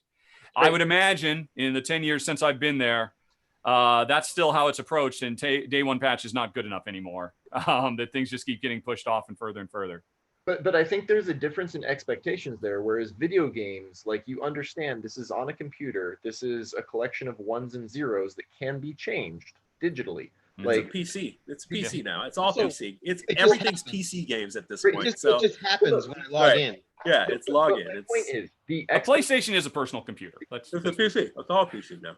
the expectation with a video game is that in the way that the data is transmitted, you know it can be changed very, very easily, and you will have access to those changes. Whereas a board game, which is a physical object, theoretically entirely self-contained, when you purchase that object, the expectation is what I pull out of the box is what I will be able to play with. Which you can. Tapestry is a totally playable game, and if you are upset by a 15-point deficit in a 200-point scoring game, I would suggest it's not that big a deal. That is almost 10% of your entire points. You're telling me that's not a big deal? I'm telling you, no, that is not a big deal. It's obviously warranting fixing, and a very important thing to bear in mind. I would give you a lot more credence to that concern if the required fixes for Tapestry, or the required, how do they refer to it? The required victory point handicap, which is what they said right up front is what they were going to do. If instead this said, this is going to require you to make a lot of errata and changes to actual gameplay, I'd be right there with you on the picket line, brother, because that would be bullshit. But if the way to fix Tapestry's imbalance was, well, we have to fundamentally change, and everybody take a Sharpie and scratch these 3 levels off of the science track. That would be unacceptable. But that's precisely what you're doing. Taking 15 points away at the start of play doesn't affect the game. Every player in the rules is supposed to start at 0, except now you're saying, okay, this person. Except for plenty of games where players start with different handicaps based on what their character is. Plenty of games start you with, oh, because you're that, you have twice as much weed as that player. That is not at all uncommon. That's super common, in fact. I don't know if you, but you're telling me that I'm going to buy a game. I sit at home and I go, hey, the common score is going to be 250. Well, I don't know that. We don't know that. We're you do. He actually says it in the rule book. I can't remember if it says that. If it does say that, that's it different. Does. If it says that, it literally says that. I can't remember right, that, the sentence right before he says, and if you're having a hard time hitting those, check out the website because maybe we will have done some stuff. So one thing I would like to point out is that when you brought up your examples of other games, you said other games start you out by adding things to you. If a game takes something away from me at the very start of the game, that is a bad feeling as a player. Well, they could have instead said, everybody except for the Heralds, add 15 points to your score. I thought that's what. Would you be satisfied with that? Did they take away? Because that's literally functionally the exact same thing. It is. I will not disagree. A logical difference, though, with like the negative versus. Yeah, it's just It literally, in the case of Heralds, which is the one everybody complains about, Heralds lose 15. You literally just have to take everybody's victory point is at 0 except for the Herald, who is at, well, not at negative 15, but is really at what, 285. I have a slight disagreement with that because, especially the nature of an asymmetrical game, your engines are all going to be different. Some people might chug at the beginning, and then they trickle towards the end. Some people might be consistent the whole way around. So giving someone a 15-point advantage, if they're like that, the ones that essentially have like the very hard time at the end getting those points, I feel like that would make a big difference in this nature of a game. So I do think they give everybody else 15 points for the chosen. Yes, for chosen, that is what they do. Which is the same as losing 15, right? That player gets 15 because the chosen is deemed to be a bit weaker. It needed a little bump. The Heralds were deemed to be a bit too powerful. They needed a bit of a nerf. I mean, this is such a common thing. We have a term for it. Games get nerfed all the time. And again, the only difference about Tapestry is they had the temerity to admit up front that we might have to deploy some nerfs. We want every game to be like Marco Polo. We want everybody to have awesome powers. Exactly. But like, there's so many games now that I play, and I'm doing what Richard basically says. I'm blaming the game. I'm always looking at what first turn player advantage is. Yeah. You just feel it sometimes. I'm always looking at that stuff. I want more nerfs. I want more patches after people play it for a while. Because we play way more than they can possibly play test, right? Yeah. Especially now. We're going to have a slew of probably poorly play tested games coming out next year. Yeah, we are. Because no one can play test. Very few people can play test. Definitely don't have enough in-house people play testing either. So, yeah. All right, so Yeah. sidebar to that, Richard. Richard, we're I have deflecting. something for We're Aldi deflecting. too, but Oh, okay. I will was give gonna you say, the conch. Can we deflect a little bit? Can we deflect Yeah. over to Cascadia? I play Cascadia. You play Oh, yes. Cascadia. How That's do you right feel here. I'm about gonna film it tomorrow. Oh, you're filming it tomorrow? Did you Yeah. have you played it yet though? Yeah, we played it yesterday a few times. How'd you feel about it? I actually quite liked it a little bit. It was pretty I think it's super charming. Yeah. I love the attention to detail. I love that these guys put more thought and effort into the actually theme. making their world come Yeah. alive than Mhm. Coimbra or America or pretty much any Euro out there. I mean, so they clearly love their subject matter, Mhm. but I love the gameplay too. This is the third game I can. I'm trying. It's driving me nuts. A few months ago, I did what was it, Boss Monster, I think, from Brotherwise. Okay. And there was another game, this idea that it's a tile drafting game. Hey, every round there's a bunch of tiles out there. Yeah. Everybody takes turn grabbing tiles. But in Cascadia and Boss Monster and at least one other game, the tiles are paired. There's like the major and the minor tile. And it's Yeah. like, oh, I really need that fucking mountain. But it's associated with a fox. I don't need foxes. I need more fish. It's Which one am I going to take? Yeah. And that is an engaging choice many times throughout the Yeah. play, and and just like, oh, I can't want to go. I love that feeling, and the game gives me that feeling. That's exactly what we had in the middle of our group, and I tried to tell people, like, don't sit there and wait for this thing to be here your next turn. Yeah. The chip will change, the tile will change, and Yep. everybody's like, whoa, this game's crazy. I'm like, yeah, it's crazy. And the cool part about it is that if this game funds really well, hopefully they have even more cards, scoring type of cards. Oh, sure, yeah. Because the ones they have are really good, and just the flex of having 5 different ones, 15 possibilities. Yep. I was just like, man, if they even add like 2 more to this game has so much replayability that it's a great business proposition. So I'm really excited for them. Randy Flynn, shout out to him for this because he's got Calico, which is an awesome game. And Calico is one of the best games of last. Well, Yeah. it came out this year, right? But yeah, I played it's it last year. technically And it was this one year, of the but best yeah, games I've played it is. in I 2019. met them when they were in development of that game back in the day, and I was like, this game's gonna be awesome, and I'm so glad it became even better than when I first saw it. So, yeah, I like Calico so much, it prompted me to start thinking about a goddamn Rahdo runs through recommends line, just like the Dice Tower Essentials, because I felt so strongly about No, that. that game is like it is right up there. It is one of those things of like I like Parks. We were just talking about like essential family games that you could be like, this is like the ironclad game that you can recommend. You can hate it or love it. Maybe that's not your style of game. Yeah. There's nothing wrong with Parks. You can't touch it. There's Yeah, nothing wrong with Parks. Yep. You can't tell me there's something wrong with Parks. It's not. I It's what can. It is. It's It's two-player what? implementation. It's 2-player implementation Yeah. is bad. You're right. Yeah, You're right. But there's nothing wrong with Cascadia. You're right. But It there's nothing scales wrong great. with it. It's just like this thing is like these are ironclad games. That Calico is like up there. It is way up there. One of So the best, yeah. yeah, it's one of Yeah, the these guys hey. are someone to watch, definitely. To the thing about I was talking about the ratings, and you said like there's this group of people that just hate it so much they have to bring it down. There are 121 ratings for Tapestry. Tap, yeah. 803 tens. Yep. So I don't really think you can blame this rabid 100 or so people. There is a what do you call it? A social sense, a taste in the Zeitgeist. air, The Ooh, wisdom of zeitgeist. crowds. Zeitgeist. Tapestry Ooh, does. yeah. Yes, There is, Zeitgeist. 'cause I Also, fell for it. Time Yeah. Ghost. The Time The Ghost. time goes. So here's I mean, and I might be just shooting from the hip, and maybe I don't have any freaking idea. Fire. Oh, am I out? Oh my Yeah. god. Oh, it's Lance. Okay. Lance He went out. died. He'll be back. While we're waiting, got him. Aldi, Jamie This got is- him. this is way below your pay grade. So please feel free to just refer me to your admins.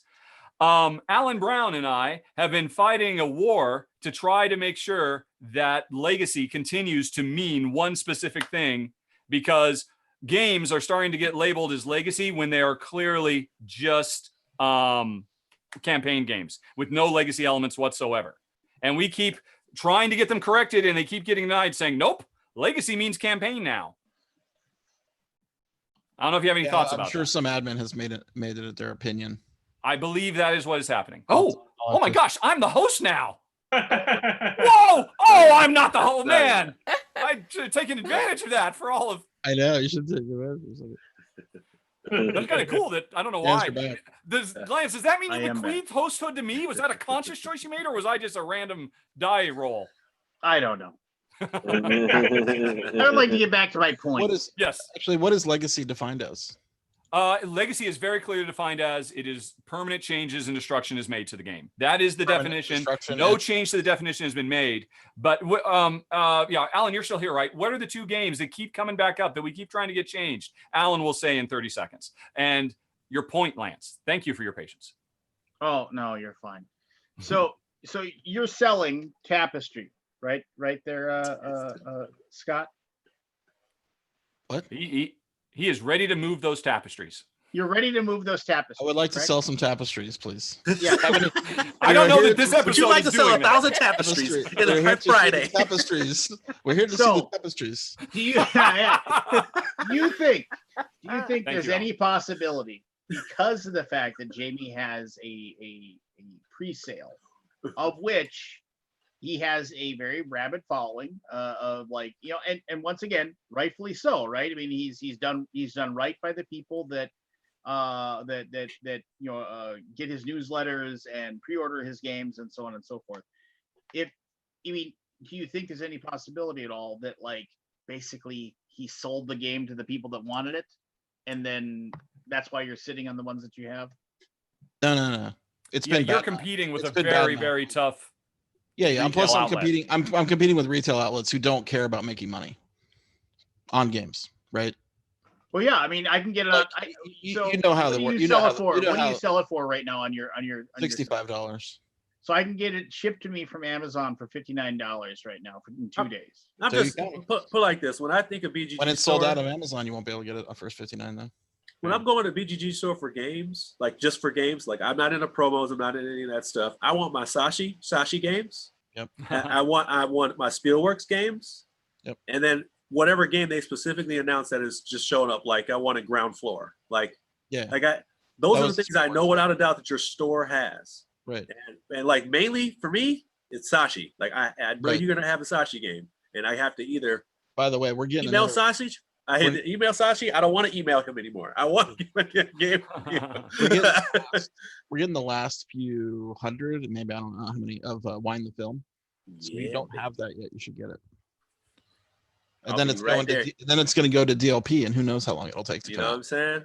So are you, Jeremy, are you suggesting that Aldi has kind of a branding issue, that people think of the Board Game Geek store as the site to get these more oddball, esoteric, I can't get it anywhere else's, and why would I go to the Board Game Geek store for something that is so readily available? Yeah. So I don't know what the loop is as far as like, hey, we have games. But when I think, this is just me, like right away when I think BGG, like what do you get at BGG store? I know they have the art, without a doubt. The art thing is awesome.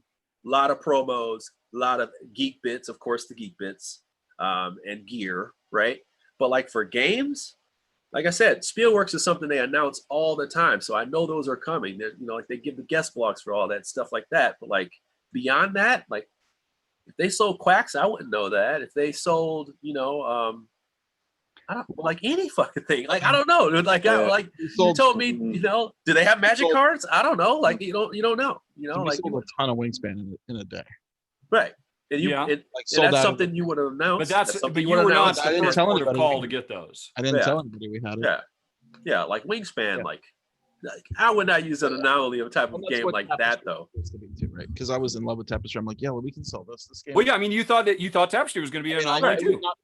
And I did not pre-order Pendulum. I did not order any Pendulum. Yeah. Because I don't like real-time games. I mean, like, do you have any board and dice games? Like, they sell a shit ton of their games. You could buy all the board and dice games. I'm sure you have sales on your. I mean, it's on your site. Like certain games, like I don't know if you partner with certain companies or whatever, but if some exclusives come along, then yes, I will. Yeah, but I just don't know. Not like a primary goal of the board to sell games. Exactly. There's another store called the Geek Game Shop that's supposed to sell games. Yeah. Well, the other thing too is if you want to really bought games for the Geek Game Shop. Correct me if I'm wrong, Aldi. One of your biggest weaknesses when compared to Miniature Market, whoever is, you don't have the if you get over that $100 hump, you get free shipping. Yeah, I'm working with my partner to figure that out. Really? That's a big game changer. Obviously, I thought we had already decided on that, but something has crossed communication paths, and I have to clarify that. I see. Okay. Yeah, I mean, if you spend $100 free shipping, I think is pretty sure it can happen. Yeah. There's a number there, right? That's free. Yeah. It comes That's free. good to know. I think that's good to know. I like the fact you have the Rodney thing where you do like your geek bits, but I also would like that for games. You know, like you got a crew. I think we got to get people in the store, in the BGD store too, because yeah. here's the thing, it's only recently been more expensive, right? Like Yeah. store was always like $5-10 was like the average order. Mm-hmm. Now it's grown up because we're selling more expensive games, we sell more expensive stuff. Yeah. The orders monetarily go up. So yeah, I don't see any problem with you doing that. Like some really, yeah, I just need to. Because it'd be kind of cool. Like if that's the thing of that's something that doesn't really exist. Like when Ronnie does that thing where he does like kind of like these are the things that are coming to the geek shop. Like you can do the same thing for the actual board games that are coming to your geek shop, and just make it fun, like fun and silly. You know, like Paula Deming did something for Renegade for Christmas, and they gave her hell about it. I'm like, it's very clear that they sent her all these Renegade games. When do you want to start? have like a fun little thing? So I'm like, I would like. Man, I'd do it. I'll do it. I'd do it, man. I'd do it, man. I love that kind of stuff. I like to have fun, but I like to have fun with stuff like that. No, advertising's hard. Publishing and selling games is hard. No, advertising is hard in board People games because people don't like new shit. They like the same shit. That's what it is. they like the same shit, So if you have crowdfunding, this industry would look completely different. Yeah, it would look completely different. Because it feels like there's a lot of easy money there, right? Like if what about crowdfunding? If different? If it didn't exist, this industry would look a lot different. Wow, that's an interesting thought exercise. I think the industry blew up because of crowdfunding. Oh yeah, yeah. Well, there's tons of games that would never get published out there. I mean, Gloomhaven would never have gotten published. No, probably not. Not in its current, not in its Unless state. someone saw the vision, and it was hard to see his vision based on his early demos. Go back and watch them. You do not get Gloomhaven out of those demos at all. Yeah. Not at all. So Rattle, Rattle, you're the reason why I bought Gloomhaven. Oh, you are the sole reason why I bought Gloomhaven. I watched your video over and over I'm again. afraid. Sorry? No, I'm serious. I watched your video over and over again. I was so excited about that game. And I remember I was too, man. I was so stoked for that. So over the moon. After I played that, I think I ended up with like a 3 or 4 hour call with Isaac afterwards, just raving about it and him telling me everything that was planned because I only seen a tiny portion of it because I was so excited. Yeah, and I got some stuff in the game. When your people retire and then you put cards in so that you'll run into them later down the road, that was me. Oh, there you go. That was not in the design. That was me. Look at you. I never saw that part, by the way. Nope. Oh, jeez. Oh, way to spoil it. Way to go. Oh, jeez. I already forgot. I don't even know. Oh, everybody bags on me for. I'm excited how they do that later. Once again, Richard Ham and his Richard Hamites will just let him go. Hamites. You got to watch out, Lance. I had control of this feed for at least a half a second. His followers, he can just do no wrong. I'm going to put that in the comments one day. You're going to see it. The Hamites have arrived. You have a term for your fans, Rob? Hamites have arrived. What's that? Rodites or no, that has not come up so far. No. The sliced hams. Like, wow, that's a really long name for your fans. The sliced hams. Did you have any idea what you were getting into, Grant? Yeah, I mean, it's fun. I'm enjoying it. I feel like I'm learning a bunch, Welcome to the Alaboom. The thing about the board gaming hobby is it just goes so deep. As deep as you want it to, right? I mean, well, I like that about. I mean, I'm legitimately partly because my comedy career is kind of on pause right now. I've been, diving even deeper. And I was legitimately like 3 weeks ago, I was talking to my therapist and I was like, I think I'm losing sleep over board games right now. Like, I'm thinking about it too much and be like, oh wow, I gotta try this one and I gotta try this one. And I'm just like, it definitely gives you. Well, that is healthier than other things you could be losing your sleep over. True. No, I was that way too.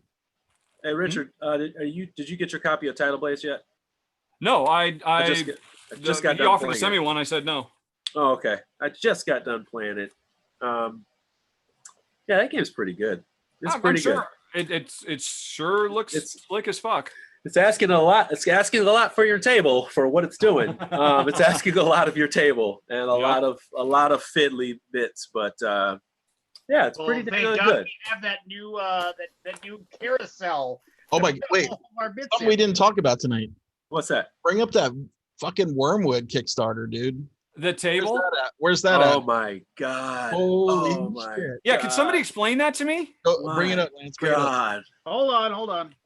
Gotta close out his 30 other tabs. I don't know. And this No, he'll just leave them open. Everybody's just hilarious tonight, aren't they?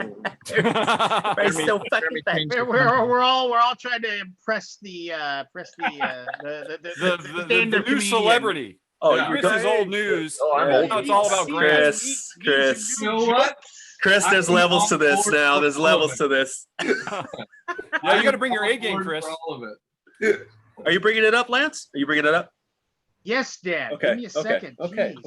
What's taking you so long? Faster. Christ. Lance. Yay, Okay, we get to look at Kickstarters. Yay. $7.6 million. And they had 1 million. They hit 1 million in like 10 minutes or something like that. Oh no, I was gonna say it was 3 million and it was 3 million in a day. I think it was. So correct me if I'm wrong. I mean, I haven't looked at it that close. It's just that this is the first. This is the first really relatively cheap gamer table on the market, right? That's what is happening, isn't it? But Okay, no, so it's a build. absolutely not. It's basically a build up kit. So you can make it grow up. So you can start with a small concept and build it and get it bigger and bigger and bigger. They used to make a very big premium version that cost thousands of dollars. What they did was they changed some of the material that they used. They went with like a different manufacturer. So this is almost like not their second tier line, but it's just a different line, but it's under them. And they're going to make it so you can buy it more modularly and increase it as you go along. I would like to say something. I would like to say something about this. I've never really talked to anybody at the Wormwood company or whatever. Jesus. So I don't really know much about them. However, and this is obviously not this is a me problem, not a them problem at all, because they are a product of who they are marketing to. I so detest their highly polished, basically reality TV show advertising things that they do. Oh, because I hate reality TV. I hate. They did such a good job with it. Wait a minute, you're still talking? You're still talking done. about these tables, Lance, this line of so tables, right? Well done. No, yes, no, they do these like advertise. They do basically, like GameStop has like their own advertising. I can't explain it. You go ahead. Yeah, it's like okay, you know how GameStop does their own like little they do an advertisement for their store, but then they have like a whole bunch of games from other spots. Well, they do their own kind of like skits and reality things for themselves. Just for this Kickstarter campaign. Like no, just overall, they just do it. Like okay, it's not just for this Kickstarter campaign. It's like every home improvement shitty show on Netflix. It's just like that I had to walk through the living room as my wife's watching. But they love their products and they do a great job of advertising. I think they love the money they make off their products. But they put it. This is what I'm saying. They talk on their phones like this, like nobody ever does until reality TV shows started doing it. So now people talk like this. You ain't met enough black people in this that walk around like that every day. They sit in their car like that the whole damn time. I'm like, are you driving or are you fucking just anyway? But for real, this is actually an example of what I was saying before when I was talking to Scott. Like this is exactly what's wrong. We are so used to doing the same shit when we advertise for games. It's do the same shit. These guys have decided to do something a little bit more different where they kind of made this little reality show of what it's like to even prepare for a Kickstarter. They have a weekly update of what's going on in their company. They do all these like nice little tricky things just to kind of keep you interested in what you're doing because they have a premium product. And instead of just waiting until their next Kickstarter or their next product is up, they actually do something every single week. So every single week. So it's not like I need you to start doing this. By the way, look at the show date. is over. Look at the Immediately. Estimated delivery date February 2021. I want a production schedule from February you. 2022. 22. Yeah. You will always talk on your phone like this. You'll always hold your phone like that every episode. I want every episode. So table accessories only. You'll get those in February of 2021. No, they're basically backed up now for several years. No, How I about- looked into getting one. I'm like, but I don't think I want to wait. That's almost 8,000 tables. So go to their configurator. Like, it's actually pretty interesting how they do it. So them compared to Geek and Son and whoever else is doing stuff. Board game table. Their thing is that they offer a really low entry level. Yeah. They could then be upgraded to premium That's stuff. But go to Is that what it was? Go to the pricer and price something. Yeah, you can. Here you go. Here you go. This is exactly what you right. All right. All This is right. it. I So need you to can- make the picture big again. All righty. Yeah.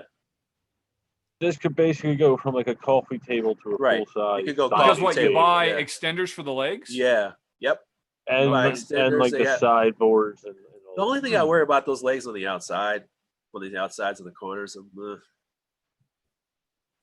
I'm just impressed Oh, with accessories, average $10 off. $1,000. Like, Look at that power pack on the side. Oh, Nobody's ever had a plug-in. Is that a wireless charger right there? yeah, buddy. yeah. Embedded into Yeah, the buddy. Yeah, I have to admit, I really liked having a gaming table when we had it, but Ooh, I don't miss it that much. Oh, there's where the tops go. look at that They topper. go into a block. little topper holder. Ooh, divide. Ooh. This is dead sexy stuff. I'm just not paying for it. So Well, yeah, every time I think about Sexier it, than that, This is sexy, man. carousel thing you were looking at earlier? Or can anything touch that? Oh, Jeremy wasn't here for the carousel. oh no. No. every time I think maybe I'll But- spend a but- couple grand on a table. I always think because the table I have right now doesn't hold the board game. Yeah. Yeah. Yep. So you see, It's the pit, right? but you There's see what they're doing. All these videos that we've kind of gone across right here, like they are like dead serious about their product. They do not hide anything, and they do like fun little twists when they do their little video. It's not just like, hey, we're just plugging this here. Watch us screw this in. This is why this is cool. Like they actually produce it, make it fun, and have personality with their work. It's just a different So approach. to give them Do you credit, think once you get I the will- table, it'll come with the right size legs, or will you have to like play testers? You'll for have to them? take off 15, Yeah. Ooh. 15% Yeah. after they Yes. balance it. one table comes like twice as long as the Look other. at this. One Here's leg. a board and a saw. Have at it. There you go, exactly. Literally, it's just an IKEA, Yeah. but with wormwood on it. Here's your errata. It's a No, I will give them this. They do not. the left leg was unbalanced. We need to add 5 inches to it. Lance, change the wood. You can change the wood type too. Put that wormwood Lance. for the purple heart. Is there anything else? Oh, Purple Heart plus you can spend more money. $2,300. All right. Lance, how many backers are this? Has this had? Purple Heart's $11 7,000 a of them. foot. Jane, it's 7,700, and they've raised almost 7.7 million. It's like $1,000 per backer. Yeah. It's quite. Jesus Christ, man. Like that's not as impressive as go to Wildwood Dwarven Forge. Dwarven. Oh no, yes. Look at this. Go to that ridiculous- one. The prices for this are just nuts. Is that a new one? It just It's makes nuts. Oh, is it? No, There's just- so many just- people. Let them There's so see this. much Let them money. see this. This is insane. Like you gotta take the first blow of seeing how Oh, much this stuff Dwarven costs. Forge. Yeah, I know what you're Yeah. talking What Oh is my that? Is God. that a RPG terrain? Well, it's just like the thing you had today. Yeah, I was Rado. just wondering. Yeah. Because people have been posting on my video Yeah. about, well, this really kicks Dwarven Forge's ass because it's half the Yeah. price or something. It does look really good though. I want to ask you about that. It said it had some of the Gloomhaven stuff in it. And is that all, does it have all the tile setups from Gloomhaven, or is it just that they had the first level as a model? Basically, if you buy the dungeon kit, it has enough of those little individual hexes that you Yeah. can create any Oh, mission okay. in the original Gloomhaven scenario book. okay. So that was what I didn't listen to the whole thing. I was just kind of watching. I was like, oh, okay, yeah, okay. What product are you talking Yeah, about? but they didn't send me a full set. They just sent me a little sampler of like 3 Yeah. different sets. What Yeah. product are you talking about? I just put it up today. It's called Talisman Saber Terrain. Well, hey, whoa. Okay, so let's. How much is the full kit? Yeah, look at Nick. You got to go to the. You got to go to the. You got to go to Crying the out loud! judge God, Damn it. Oh, there's a lot of money floating around out here right now. There's a lot. It's like 10 mil in board game paraphernalia. Yeah, it's just goes to show where the And I I mean can't sell our Yeah, no, our keep hobby scrolling. is a Yeah, keep long ways scrolling. You're not away even from Keep close. mass scrolling. market. Yes. Yeah, just keep scrolling. You're at 1,000. That's really cute. It's not even. Hey, wait, it's not even painted. Just keep rolling. Just keep rolling. all the way. Just go to the bottom. Just keep rolling. I talked to the Dwarven Forge guy at Essen. He's kind of There it is. What? 191 backers. Nutball. He's a complete nutball. Okay. $6,500. How many people dropped on that? 191. Wow. They got? And they only have 200 pledges left, which means they're going to open it up if they really close on that. So. Good lord. Good. Nine Four, left. like 4 sets of everything. Okay, hey, Lance, go. Let me see. What do you get at the base pledge? Like, what do you get? A hand job. Still a job. It's still a happy job. ending. Well, that's not a pledge there because it says build your own pledge. Okay. Starter scattered unpainted. $50. What does that look like? What does that look like? It's like I mean, yeah. You get a tote bag. You get a tote bag. I bought a ton of the Dwarven Forge stuff, but by the way, it collects dust. Is it Is is it good though? Oh yeah, it's amazing. Yeah, no, it's great stuff. So back when we used to play D&D in person, Uh-huh. like my D&D group and I, we all went together for the first Dwarven Forge one, and we dropped, like $1,000 between the 5 of us. Okay. And we used, like, I used it like in my campaign, and then when the next guy took over, he was hosting it at his house, and he's like, "I'll need that Dwarven Forge stuff." I was like, "Yeah, sure." Drove it all over to Andy's house. It sits underneath the table. Never got taken out once. Just sits there. Like you said, collects dust. Yeah. You just. I mean, you got to have a use for it. What's the scatter pack? No, they're just showing how it comes back together. I mean, you can skip it, but I was just like, it has to be like you get like 3 rocks for $50. Starter scatter. This is what you get. Yeah, that's 2 it. tiles. Mountain scatter, swamp starter, No, it's forest one of starter. Looks like about 5 pieces. You can go get that at like Michael's. Yeah. Pretty much. You get it at Michael's for like $20. And a coupon. There's a coupon, $17. That's hilarious. What's the other one you want me to look at? No, Talisman something or other. Talisman Saber. Do a Google search for that. And it's Saber the British way, SABRE. Is that on Kickstarter or is it something else? No, it's just they're just doing direct sales. Wow. Okay. Made to order sales. Yeah, just put Talisman Saber. Okay, geez, Dad, hold on. Yeah, Faster. He will turn this whole show around. He would have done it by now if he could. Oh, I love good section. Oh, look at that. Ooh, baby. Ooh, baby. So is it painted? Is it just? Okay, They're not come on on. Kickstarter. You just have Come to- on, guys. Out of stock does not mean, oh my goodness. Come on, man. Just say it's Yeah, not. it's $800. $800. $800. I have Look at no this. idea why they do that. Other than If it's not in stock, just means, oh, it's not really out of stock. It's 12 weeks. Boy, with all that money, they Here's the could deal. definitely have somebody update their website. If they put this on Kickstarter, people would be all over this stuff, right? But it says 12 weeks. Like if you're gonna go buy it now, like it's like Well, I mean, it's made to order. They don't have any of this sitting around. You make the order, they will start making it start making it. Yeah. and painting it. God damn, that looks good. So it's pretty good. Well, yeah, watch my video. I Wait, actually it's did got a locking fly-through. I got my systems too? camera down low and flew Yeah. through the dungeons. It's got a locking system? Yeah. Oh, shit, son. That's a lot of painting if they're doing it by Is it hand. plastic or is And it? yes, they are doing it by hand. Jesus. Wow, that's super impressive. It's insane. And the quality of the sample they sent me was just Man. really top-notch stuff. Holy shit. What's the minimum buy-in? And those snaps that you see there, that makes it sturdy enough that once you put the thing together, you can pick it up and carry it around. Right. Oh, wow. There's a problem with this. What's that? Doesn't have big. Nobody uses hexes in D&D. Oh, really? Is that the case? But we mean Really? people that you use inch squares is what you use. Wow, that's too bad. Even still. Even still. I'm surprised that I'm. Wow. Was Gygax's father killed by a hexagon or something? Yes, he was. Oh, I'm we don't like talking about it. So it's interesting. It says contact us to pre-order, but then it says out of stock below that. That's Well, what I'm yeah, but then saying. if you read it, it then says out of stock does not mean out of stock. Yeah, that's why I saw that. I was like, It's- that is why not are you what you doing want that, to see when guys? you come on the site. Yeah, it's a weird presentation. Yeah.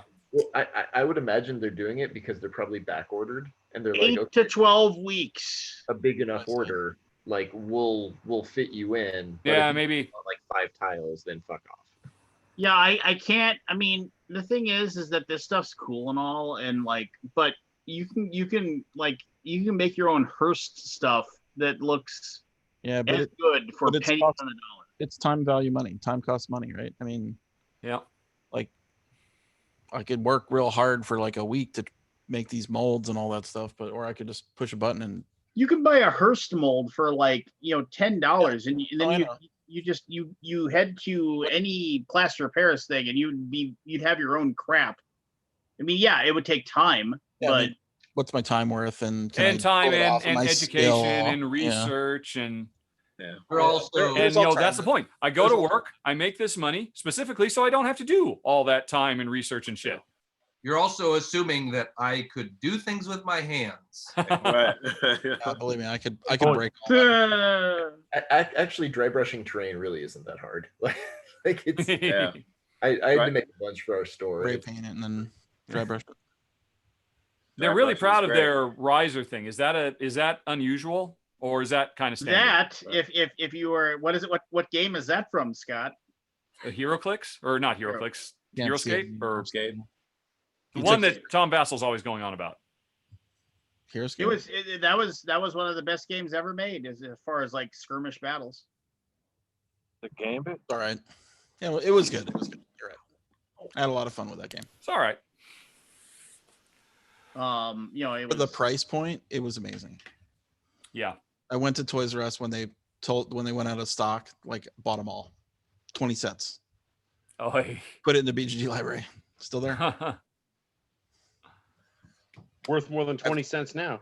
20 dragons. I know I'm tempted to take the water out because I know people like want that water. Oh, if it's the shiny water. Yeah, I gotta take that out. Yeah, It might already be stolen. Like for all I know. if it's the water that has the reflective surface on it, it's like people will sell like 4 Like tiles of gold. that for $100 on eBay. So it's worth more than gold. Yeah. Yeah. It's kind of like your ridiculous card, your sports cards thing, Shane, that you do. Mhm. Like, how does because okay, so you told me that so like sports cards literally like Tops and like Fleer don't exist anymore.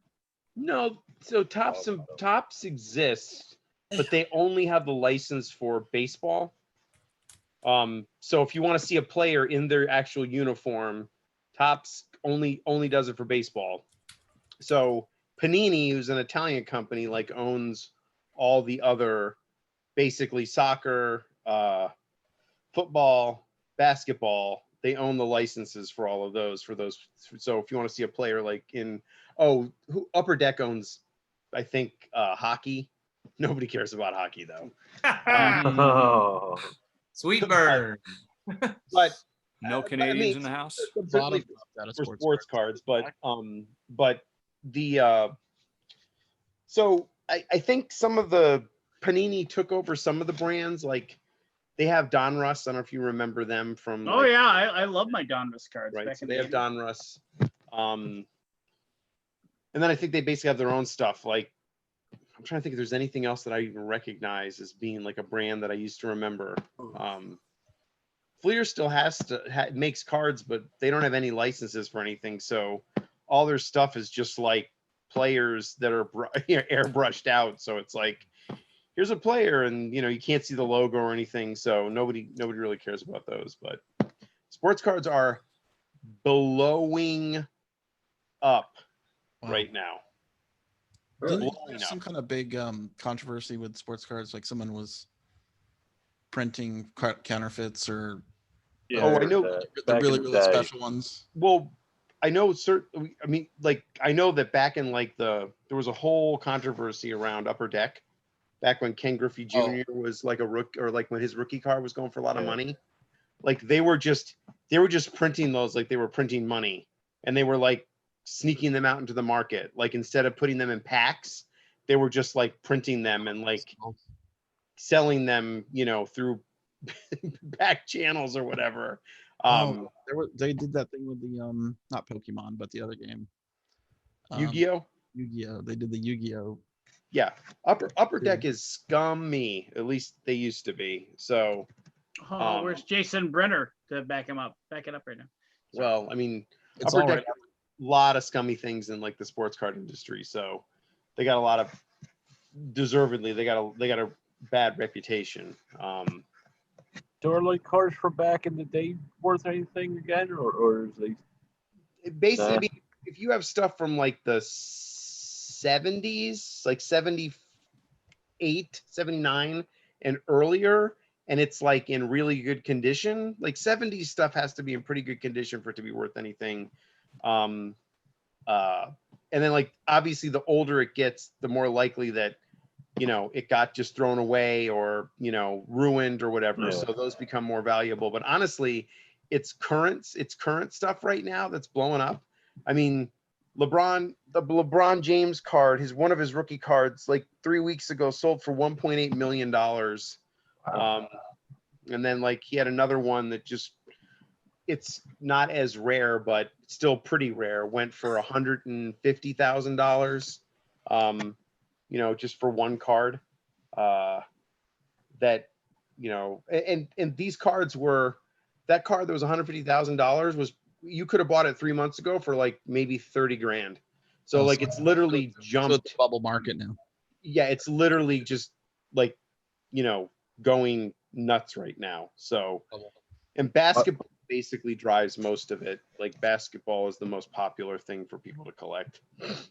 Why do you think that is? That it's popular. It's easy because in basketball, one player can make such a huge difference on a team, actually in a league, right? Like, if you talk about the NBA, it's LeBron's league, right? And then when he retires, everyone's going, well, Steph who's Curry. Is it going to be Steph Giannis? Curry. Is it going to be Luka? Like, whose league is it going to be? Yep. And so, like in football, like the only position that people really care about is quarterback, right? Well, yeah, punters. Yeah, that's it, right? Punters. It's like, hey, man. I got a few mint rookies of you, buddy, and I'm using them for like Kindle. Or tens of cents. No, I mean, why do you think cars are coming back in fashion recently? I think people are just looking for alternative ways to spend their money, to be honest with you. It's the same reason people are spending so much money on wormwood tables. Like, I don't know. Like, I mean, if you're not going on vacation, like a lot of Americans go on vacation, right? That's several thousands of dollars. Right. Hobbies are just blowing up right now. Like anything, Yeah, I was gonna say right now, people are home. They want to buy shit. They're getting into more things. They're going back to Pinterest. They're going back to just things we used to do at home. I didn't realize you meant within the last 5, 6, 8 months, whatever the hell. Yeah. Hey everybody. Sorry, I got a little heated there earlier, but I'm completely spent now, so I'm going to say goodnight. Well, I was going to say it is 2 a.m. Yeah, I think I got to call it. Yeah. Maybe we'll just call it a night. I think because we were all very excited about what we were talking Grant, about. It's just not. Maybe As I'll soon as you start sell a talking baseball copy. cards, it's just like. We should start every podcast. What's on tap tonight? Grant, I hope you come back, man. I'd love to. Yes. You got an open invite. Sure. Yeah, you're actually playing games? Yeah, I'm playing a bunch because I got roommates. You're probably the only one in this. Yeah, I mean, That's not and true. Cassandra too. Sorry. Yeah, I've been playing games. We need more game talk. Yeah, I've been playing probably 4 nights a week right now. You spent an hour and a half arguing about a game. You're saying we need more game Keep talk? it going. Keep it going. Great. I got one more question before we go. Okay. Oh, Jesus. Most comedians are damaged in some way. It's what makes them funny. What the hell goes on when you got 4 or 5 of you living together in quarantine for Dysfunctional. There's a lot of avoiding feelings, you know. We do a lot of that. A lot of walks, you know, a lot of taking walks. But like, yeah, I mean, definitely. I mean, I think most comedians. I would say every comedian has the reason that they're a comedian, or part of the reason that they're a comedian, is that there's something from their childhood that made them feel like an outsider, right? They felt like they didn't belong, and that could be real or perceived.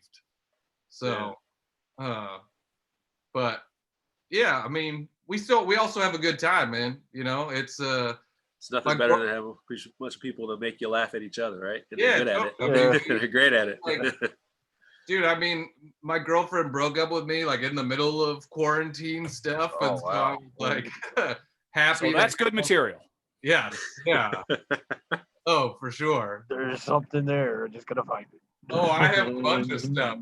She did it for FaceTime, and it was like one of those things. I have a bunch of like glasses, and for some reason I knew that she was gonna do it, and so I literally went and put on her favorite pair of glasses, because I was like, she's gonna wake up with me, at least I'm this happens. You know? Well, man, whatever works. Yeah. You know, tonight would have been a really good night for Travis Chance to show up out of nowhere. Oh my God, are you kidding me? Is Travis coming in? You gotta be kidding. Travis used to come on all the time. Oh yeah, he was a regular. God. Oh, entertaining all of us with perfect imitations of everybody. Oh, uncanny. I love that man. He needs to come on. I need to bust him up and make him come on. When he moved to Florida, and so like the time is like screwed up for him. No, man, he's tucking his tail. He needs to get his ass on here. Fuck that. Yeah. He's on the same time. I used to get on this show when I lived in Malta. Yeah. Come the fuck on. No, that's no excuse. I'm gonna call him. I'm gonna tell him to get his ass on this. All right. Well, I appreciate everybody being on, even though Richard was completely wrong about everything. So, oh my God. Yeah, Richard was totally wrong. But I tried to be entertaining at least. Yeah. All right, y'all. Take care. Have a good night. I appreciate the welcome too, everybody. Hey, anytime, Grant. Thanks for coming on, man. Yeah. Yeah, nice meeting you. It's a pleasure.